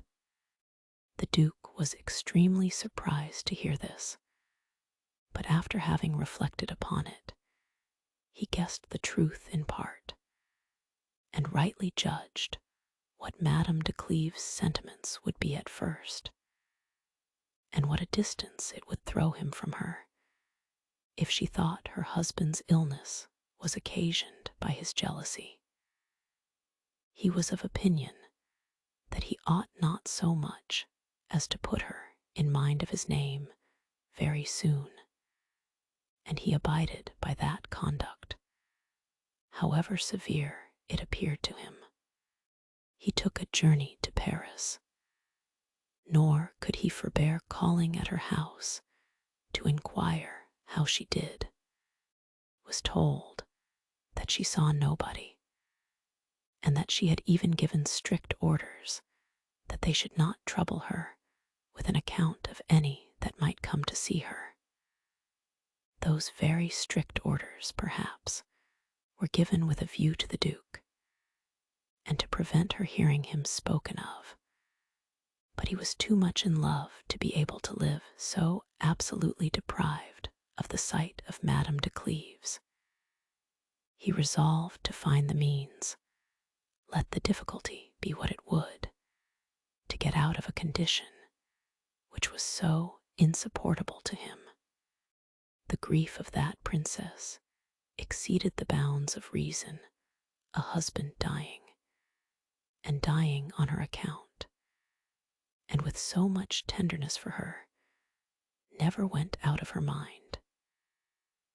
She continually revolved in her thoughts what she owed him, and she condemned herself for not having had a passion for him, as if that had been a thing which depended on herself. She found no consolation but in the thought that she lamented him as he deserved to be lamented, and that she would do nothing during the remainder of her life but what he would have been glad she should have done had he lived. She had often been thinking how he came to know that the Duc de Nemours had been at Colomiers.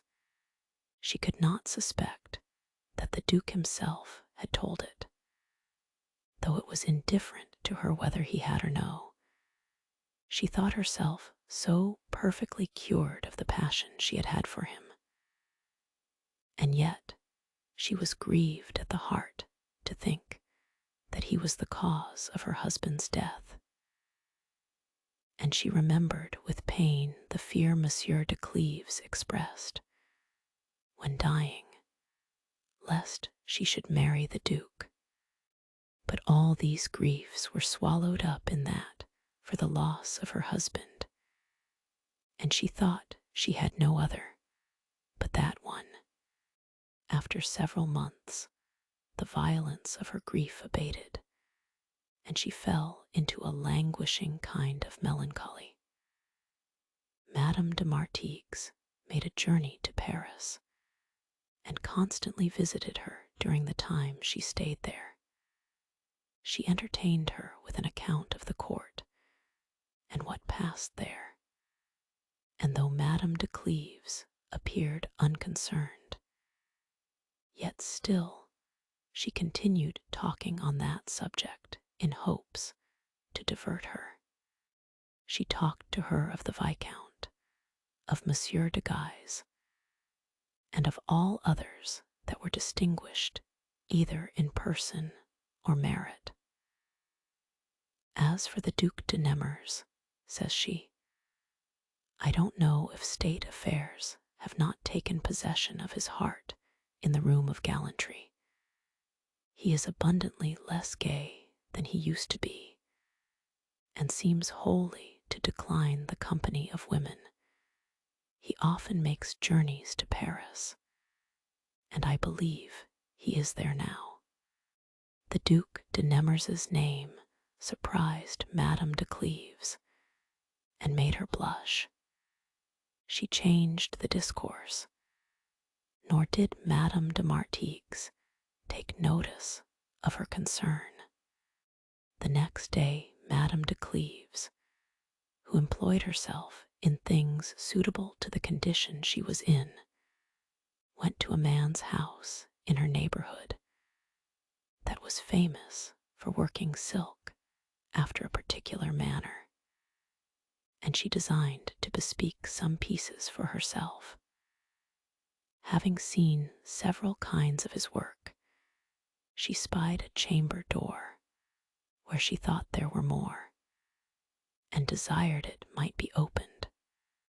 The master answered he had not the key, and that the room was taken by a man who came there sometimes in the daytime to draw the plans and prospects of the fine houses and gardens that were to be seen from his windows.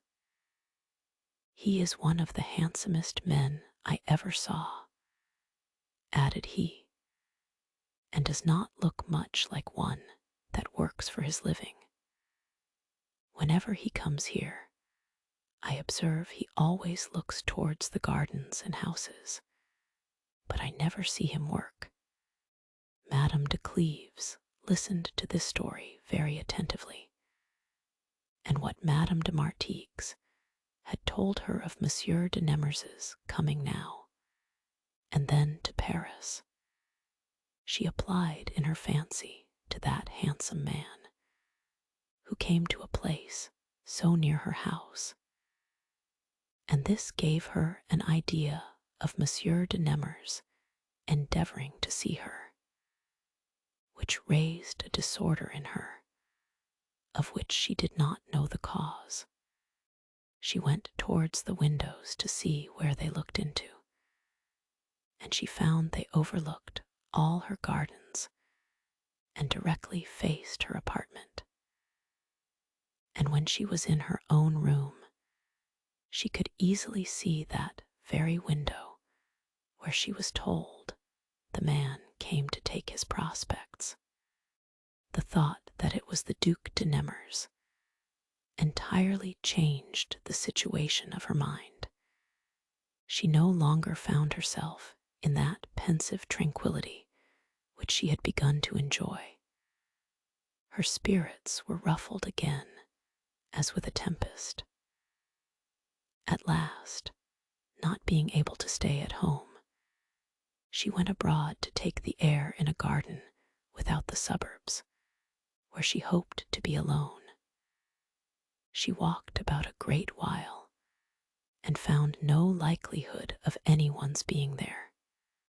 Having crossed a little wilderness, she perceived at the end of the walk, in the most remote part of the garden, a kind of a bower, open on all sides, and went towards it. When she was near, she saw a man lying on the benches, who seemed sunk into a deep contemplation, and she discovered it was the Duc de Nemours. Upon this she stopped short, but her attendants made some noise, which roused the Duke out of his musing. He took no notice who the persons were that disturbed him, but got up in order to avoid the company that was coming towards him, and making a low bow, which hindered him from seeing those he saluted, he turned into another walk. If he had known whom he avoided, with what eagerness would he have returned? But he walked down the alley, and Madame de Cleves saw him go out at a back door, where his coach waited for him. What an effect did this transient view produce in the heart of Madame de Cleves! What a flame rekindled out of the embers of her love, and with what violence did it burn! She went and sat down in the same place from which Monsieur de Nemours was newly risen, and seemed perfectly overwhelmed.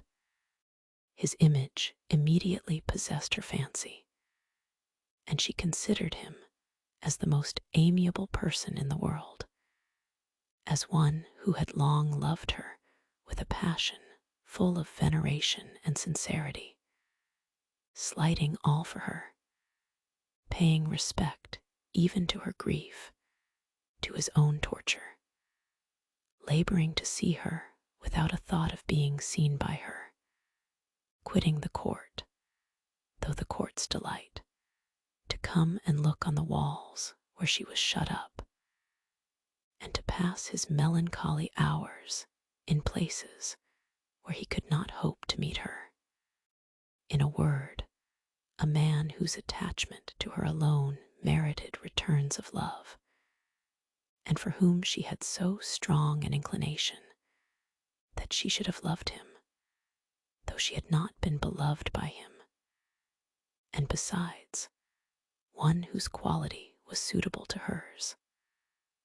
All the obstacles that could rise from duty and virtue were now removed, and all the trace that remained on her mind of their former condition was the passion the Duc de Nemours had for her, and that which she had for him. All these ideas were new to her. Her affliction for the death of her husband had left her no room for thoughts of this kind, but the sight of Monsieur de Nemours revived them, and they crowded again into her mind. But when she had taken her fill of them, and remembered that this very man, whom she considered as a proper match for her, was the same she had loved in her husband's lifetime, and was the cause of his death, and that on his deathbed he had expressed a fear of her marrying him, her severe virtue was so shocked at the imagination that she thought it would be as criminal in her to marry Monsieur de Nemours now as it was to love him before. In short, she abandoned herself to these reflections so pernicious to her happiness, and fortified herself in them by the inconveniency which she foresaw would attend such a marriage. After 2 hours' stay in this place, she returned home, convinced that it was indispensably her duty to avoid the sight of the man she loved. But this conviction, which was the effect of reason and virtue, did not carry her heart along with it. Her heart was so violently fixed on the Duc de Nemours that she became even an object of compassion, and was wholly deprived of rest. Never did she pass a night in so uneasy a manner. In the morning, the first thing she did was to see if there was anybody at the window which looked towards her apartment. She saw there Monsieur de Nemours, and was so surprised upon it, and withdrew so hastily, as made him judge she knew him. He had often wished to be seen by her, ever since he had found out that method of seeing her, and when he had no hopes of obtaining that satisfaction, his way was to go to muse in the garden, where she found him. Tired at last with so unfortunate and uncertain a condition, he resolved to attempt something to determine his fate. "What should I wait for?" said he. "I have long known she loves me. She is free. She has no duty now to plead against me. Why should I submit myself to the hardship of seeing her, without being seen by her or speaking to her? Is it possible for love so absolutely to have deprived me of reason and courage, and to have rendered me so different from what I have been in all my other amours? It was fit I should pay a regard to Madame de Cleves' grief, but I do it too long, and I give her leisure to extinguish the inclination she had for me." After these reflections, he considered what measures he ought to take to see her. He found he had no longer any reason to conceal his passion from the Viscount de Chartres. He resolved to speak to him of it, and to communicate to him his design with regard to his niece. The Viscount was then at Paris, the town being extremely full, and everybody busy in preparing equipages and dresses to attend the King of Navarre, who was to conduct the Queen of Spain. Monsieur de Nemours went to the Viscount and made an ingenuous confession to him of all he had concealed hitherto, except Madame de Cleves' sentiments, which he would not seem to know. The Viscount received what he told him with a great deal of pleasure, and assured him that though he was not acquainted with his sentiments on that subject, he had often thought, since Madame de Cleves had been a widow, that she was the only lady that deserved him. Monsieur de Nemours entreated him to give him an opportunity of speaking to her and learning what disposition she was in. The Viscount proposed to carry him to her house, but the Duke was of opinion she would be shocked at it, because as yet she saw nobody, so that they agreed it would be better for the Viscount to ask her to come to him under some pretense, and for the Duke to come to them by a private staircase, that he might not be observed. Accordingly, this was executed. Madame de Cleves came. The Viscount went to receive her, and led her into a great closet at the end of his apartment.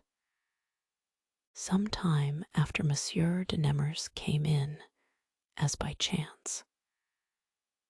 Madame de Cleves was in great surprise to see him. She blushed and endeavored to hide it.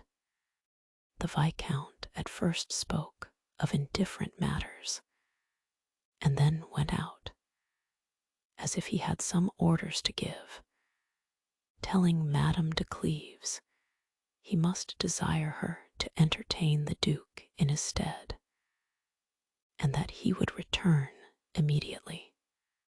It is impossible to express the sentiments of Monsieur de Nemours and Madame de Cleves when they saw themselves alone, and at liberty to speak to one another, as they had never been before. They continued silent a while. At length said Monsieur de Nemours, "Can you, madam, pardon the Viscount for giving me an opportunity of seeing you and speaking to you, an opportunity which you have always so cruelly denied me?" "I ought not to pardon him," replied she, "for having forgot the condition I am in, and to what he exposes my reputation. Having spoke these words, she would have gone away. But Monsieur de Nemours stopping her, "Fear not, madam," said he. "You have nothing to apprehend. Nobody knows I am here. Hear me, madam. Hear me, if not out of goodness, yet at least for your own sake, and to free yourself from the extravagancies which a passion I am no longer master of will infallibly hurry me into." Madame de Cleves now first yielded to the inclination she had for the Duc de Nemours, and beholding him with eyes full of softness and charms, "But what can you hope for," says she, "from the complaisance you desire of me? You will perhaps repent that you have obtained it, and I shall certainly repent that I have granted it. You deserve a happier fortune than you have hitherto had, or than you can have for the future, unless you seek it elsewhere." "I, madam," said he, "seek happiness anywhere else. Or is there any happiness for me but in your love? Though I never spoke of it before, I cannot believe, madam, that you are not acquainted with my passion, or that you do not know it to be the greatest and most sincere that ever was. What trials has it suffered in things you are a stranger to? What trials have you put it to by your rigor? Since you are desirous I should open myself to you," answered Madame de Cleves, "I'll comply with your desire, and I'll do it with a sincerity that is rarely to be met with in persons of my sex. I shall not tell you that I have not observed your passion for me. Perhaps you would not believe me if I should tell you so. I confess, therefore, to you, not only that I have observed it, but that I have observed it in such lights as you yourself could wish it might appear to me in. And if you have seen my passion, madam," said he, "is it possible for you not to have been moved by it? And may I venture to ask if it has made no impression on your heart?" "You should have judged of that from my conduct," replied she, "but I should be glad to know what you thought of it." "I ought to be in a happier condition," replied he, "to venture to inform you. My fortune would contradict what I should say. All I can tell you, madam, is that I heartily wished you had not acknowledged to Monsieur de Cleves what you concealed from me, and that you had concealed from him what you made appear to me." "How came you to discover," replied she, blushing, "that I acknowledged anything to Monsieur de Cleves?" "I learned it from yourself, madam," replied he. "But that you may the better pardon the boldness I showed in listening to what you said, remember, if I have made an ill use of what I heard, if my hopes rose upon it, or if I was the more encouraged to speak to you." Here he began to relate how he had overheard her conversation with Monsieur de Cleves, but she interrupted him before he had finished. "Say no more of it," said she. "I see how you came to be so well informed. I suspected you knew the business but too well at the Queen Dauphin's, who learned this adventure from those you had entrusted with it." Upon this Monsieur de Nemours informed her in what manner the thing came to pass. "No excuses," says she. "I have long forgiven you, without being informed how it was brought about. But since you have learned from my own self what I designed to conceal from you all my life, I will acknowledge to you that you have inspired me with sentiments I was unacquainted with before I saw you, and of which I had so slender an idea that they gave me at first a surprise which still added to the pain that constantly attends them. I am the less ashamed to make you this confession, because I do it at a time when I may do it without a crime, and because you have seen that my conduct has not been governed by my affections. Can you believe, madam, said Monsieur de Nemours, falling on his knees, but I shall expire at your feet with joy and transport. I have told you nothing, said she, smiling, but what you knew too well before. Ah, madam, said he, what a difference is there between learning it by chance and knowing it from yourself, and seeing withal that you are pleased I know it. It is true, answered she. I would have you know it, and I find a pleasure in telling it you. I don't even know if I do not tell it you more for my own sake than for yours, for after all, this confession will have no consequences, and I shall follow the austere rules which my duty imposes upon me. How? Madam, you are not of this opinion, replied Monsieur de Nemours. You are no longer under any obligation of duty. You are at liberty. And if I durst, I should even tell you that it is in your power to act so, that your duty shall one day oblige you to preserve the sentiments you have for me. My duty, replied she, forbids me to think of any man, but of you the last in the world, and for reasons which are unknown to you. Those reasons, perhaps, are not unknown to me, answered he, but they are far from being good ones.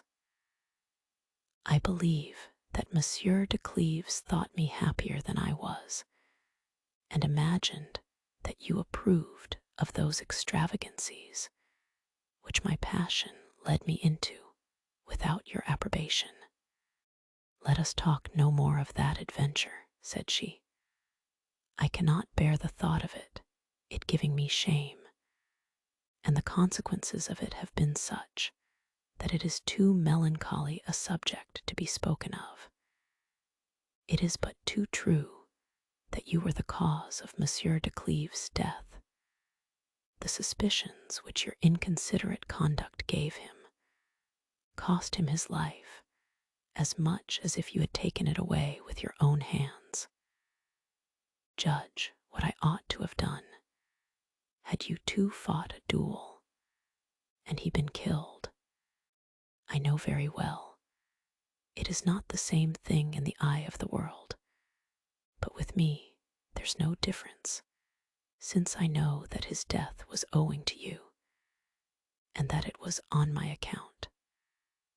Ah, madam, said Monsieur de Nemours, what phantom of duty do you oppose to my happiness?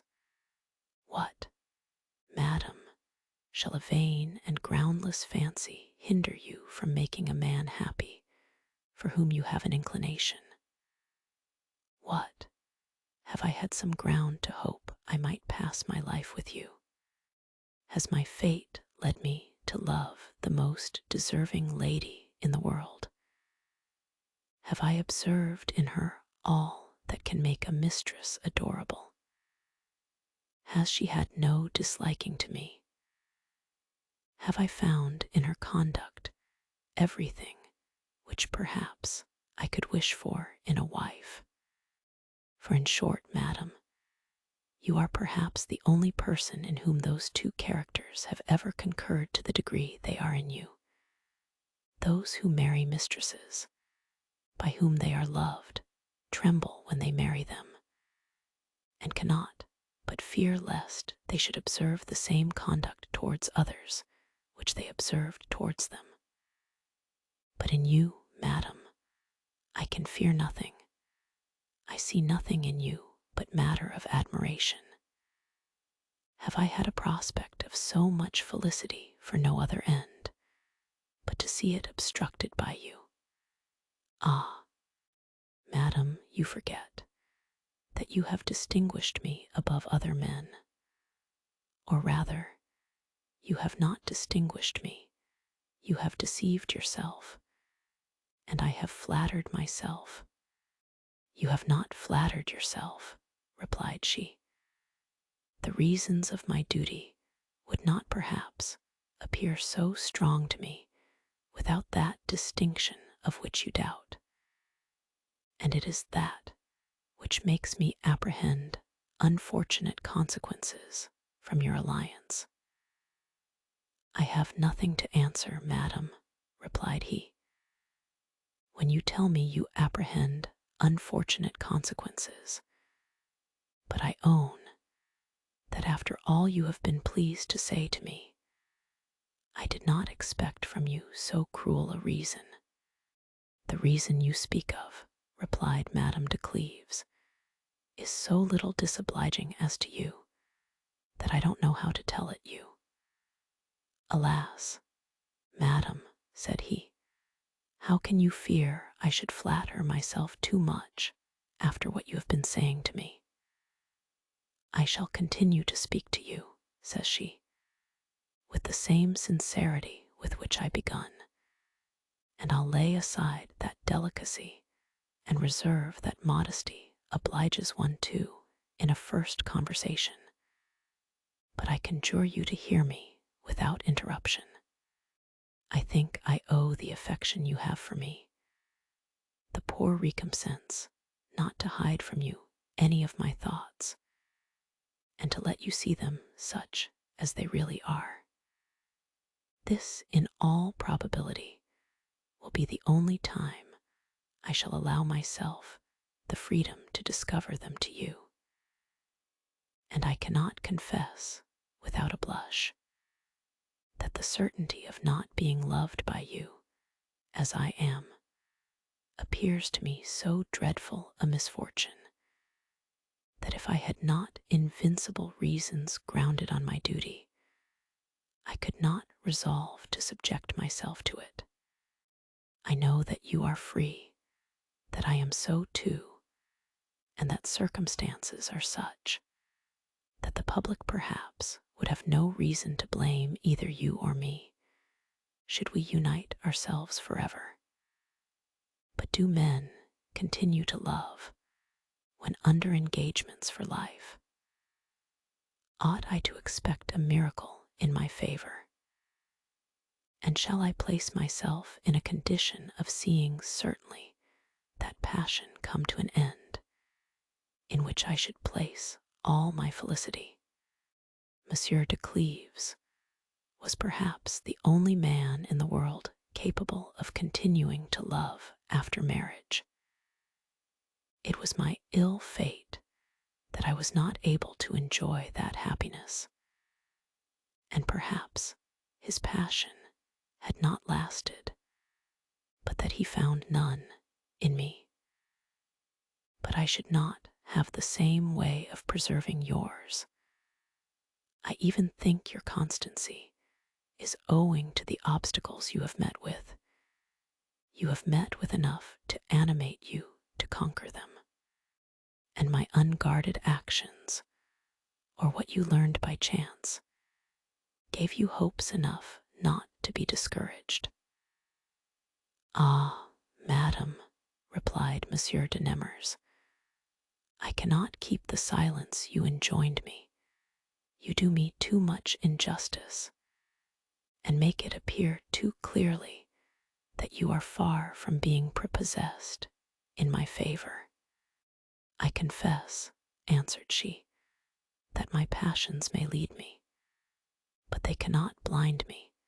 Nothing can hinder me from knowing that you are born with a disposition for gallantry, and have all the qualities proper to give success. You have already had a great many amours, and you will have more. I should no longer be she you placed your happiness in. I should see you as warm for another as you had been for me. This would grievously vex me, and I am not sure I should not have the torment of jealousy. I have said too much to conceal from you that you have already made me know what jealousy is, and that I suffered such cruel inquietudes the evening the Queen gave me Madame de Chartres' letter, which it was said was addressed to you, that to this moment I retain an idea of it, which makes me believe it is the worst of all ills. There is scarce a woman, but out of vanity or inclination desires to engage you. There are very few whom you do not please, and my own experience would make me believe that there are none whom it is not in your power to please. I should think you always in love and beloved, nor should I be often mistaken. And yet, in this case, I should have no remedy but patience. Nay, I question if I should dare to complain. A lover may be reproached, but can a husband be so when one has nothing to urge but that he loves one no longer? But admit, I could accustom myself to bear a misfortune of this nature. Yet, how could I bear that of imagining I constantly saw Monsieur de Cleves, accusing you of his death, reproaching me with having loved you, with having married you, and showing me the difference betwixt his affection and yours? It is impossible to overrule such strong reasons as these. I must continue in the condition I am in, and in the resolution I have taken never to alter it. Do you believe you have the power to do it, madam? Cried the Duc de Nemours.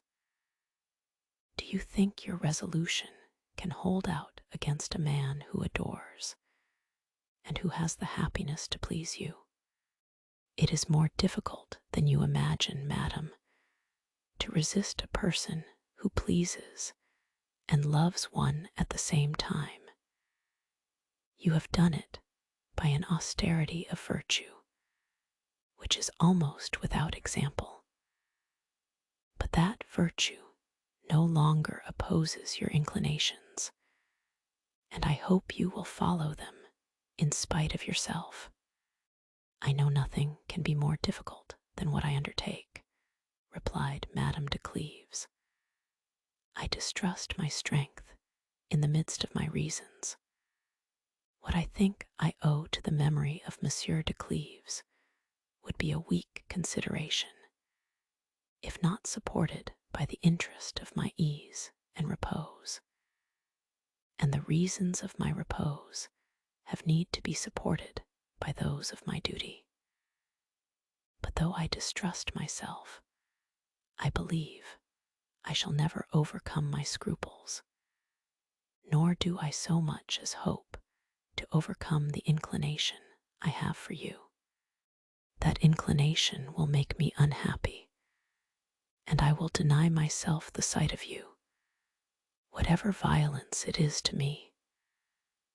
I conjure you, by all the power I have over you, to seek no occasion of seeing me.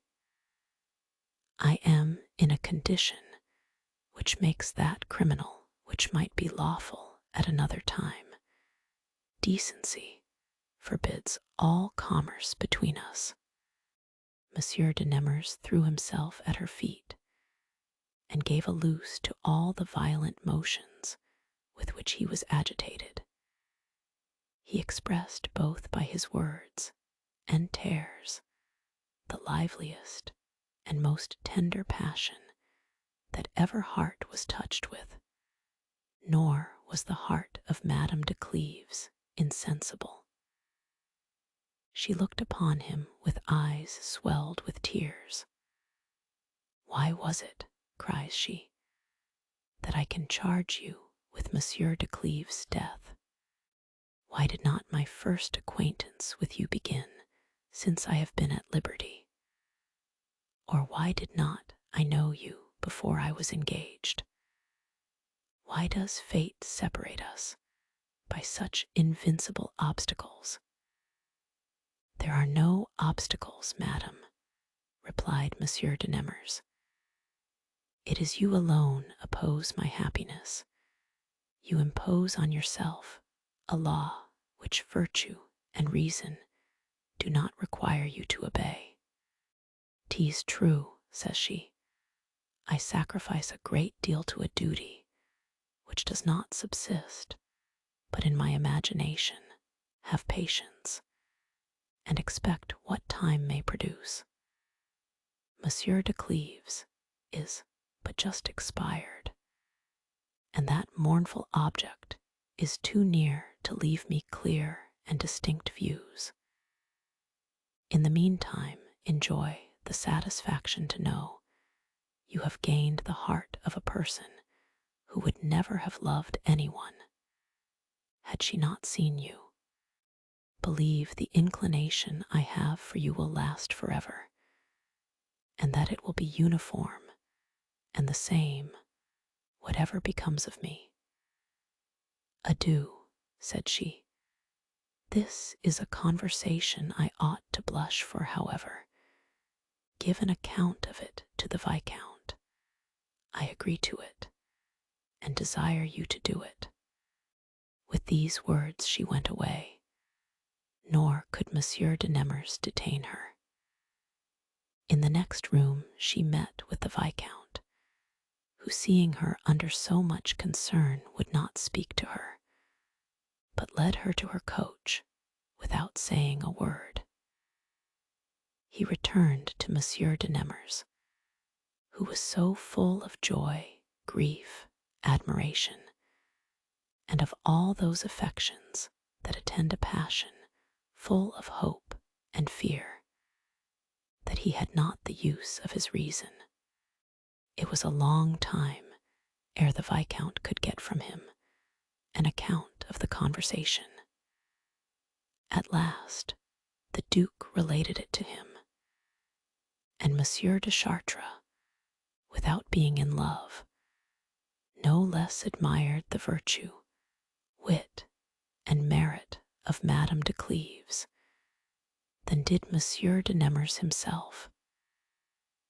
They began to examine what issue could reasonably be hoped for in this affair, and however fearful the Duc de Nemours was from his love, he agreed with the Viscount that it was impossible Madame de Cleves should continue in the resolution she was in.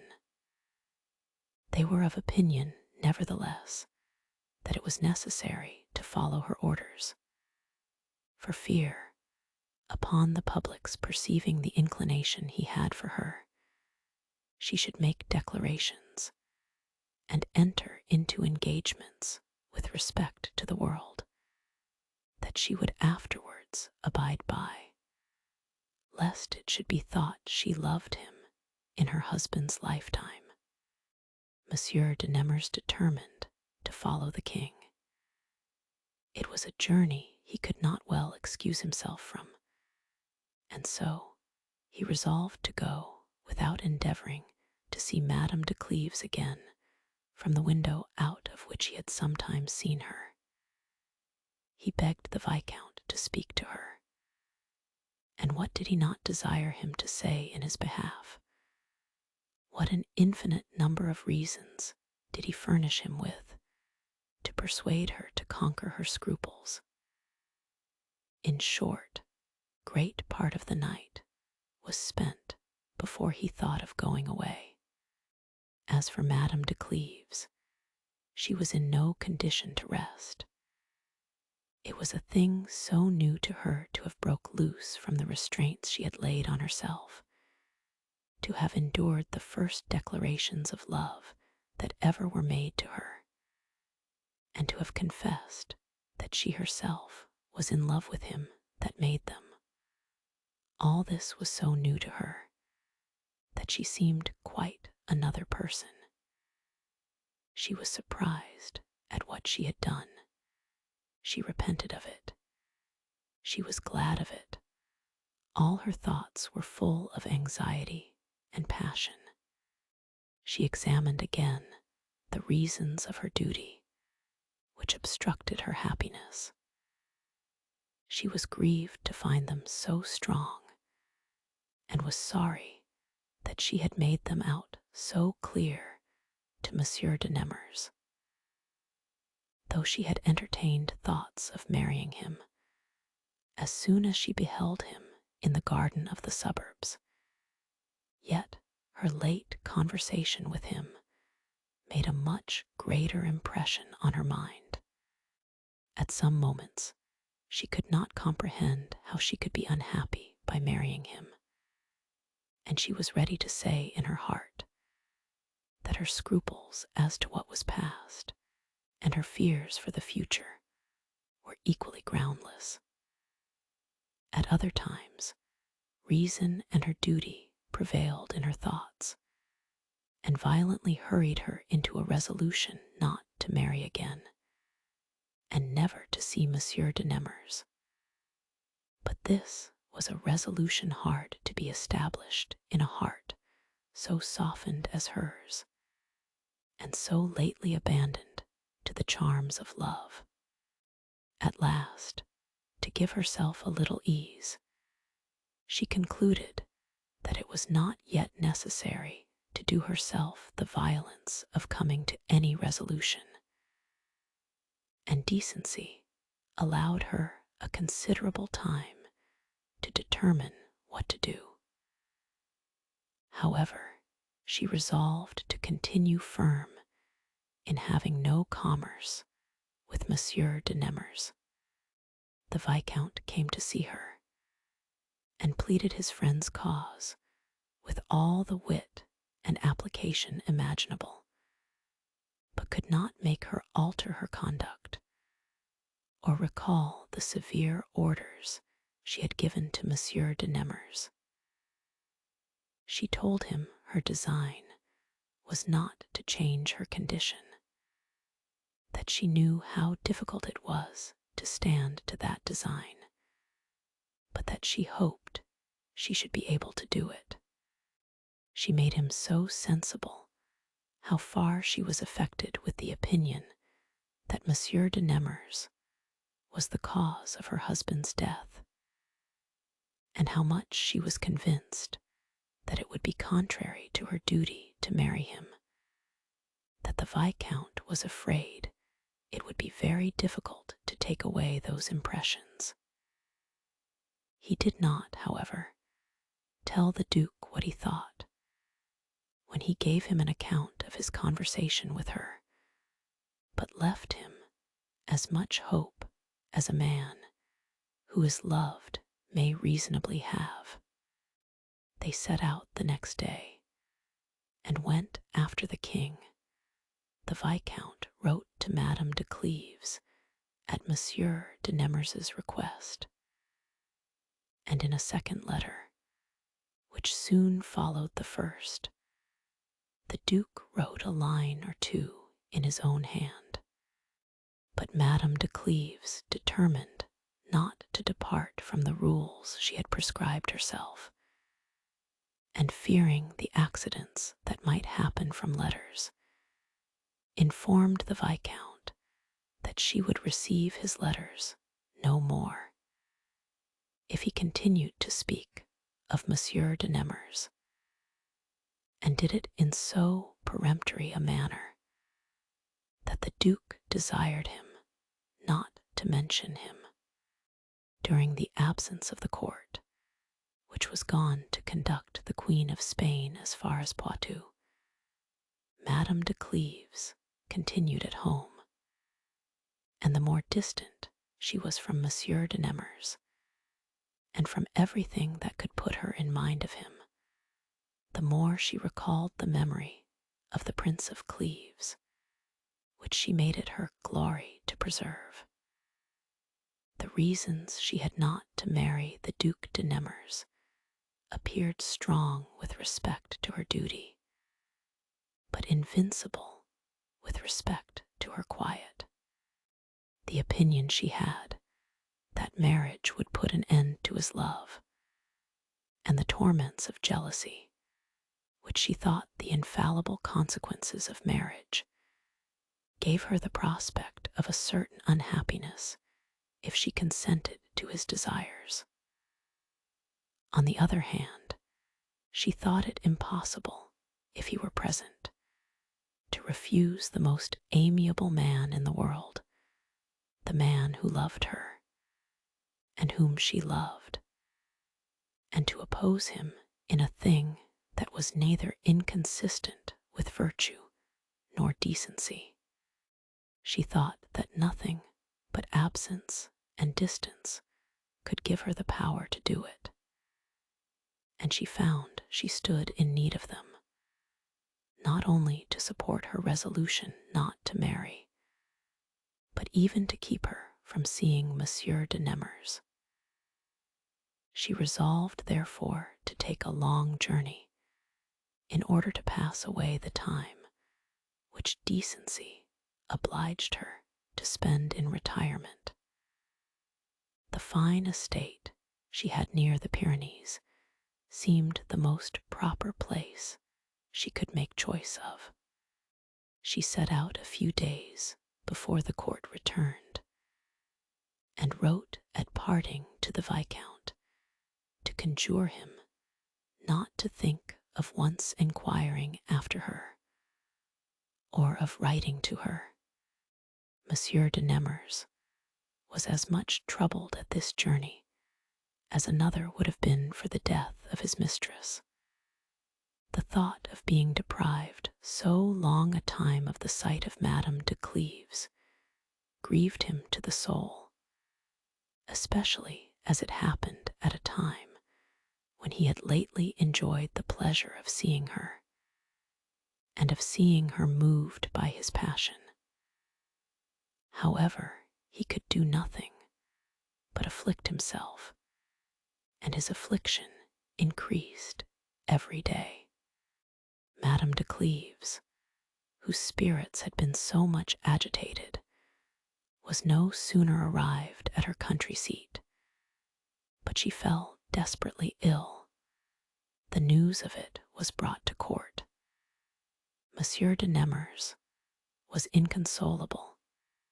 His grief proceeded even to despair and extravagance. The Viscount had much ado to hinder him from discovering his passion in public, and as much ado to keep him from going in person to know how she did. The relation and friendship between her and the Viscount served as an excuse for sending frequent messengers. At last they heard she was out of the extremity of danger she had been in, but continued in a languishing malady that left but little hopes of life. The nature of her disease gave her a prospect of death both near and at a distance, and showed her the things of this life in a very different view from that in which they are seen by people in health. The necessity of dying, to which she saw herself so near, taught her to wean herself from the world, and the lingeringness of her distemper brought her to a habit in it. Yet, when she was a little recovered, she found that Monsieur de Nemours was not effaced from her heart. But to defend herself against him, she called to her aid all the reasons which she thought she had never to marry him. After a long conflict in herself, she subdued the relics of that passion which had been weakened by the sentiments her illness had given her. The thoughts of death had reproached her with the memory of Monsieur de Cleves, and this remembrance was so agreeable to her duty that it made deep impressions in her heart. The passions and engagements of the world appeared to her in the light, in which they appear to persons who have more great and more distant views. The weakness of her body, which was brought very low, aided her in preserving these sentiments. But as she knew what power opportunities have over the wisest resolutions, she would not hazard the breach of those she had taken by returning into any place where she might see him she loved.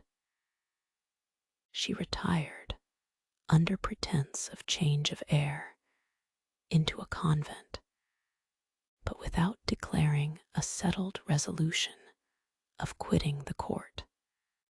Upon the first news of it, Monsieur de Nemours felt the weight of this retreat and saw the importance of it.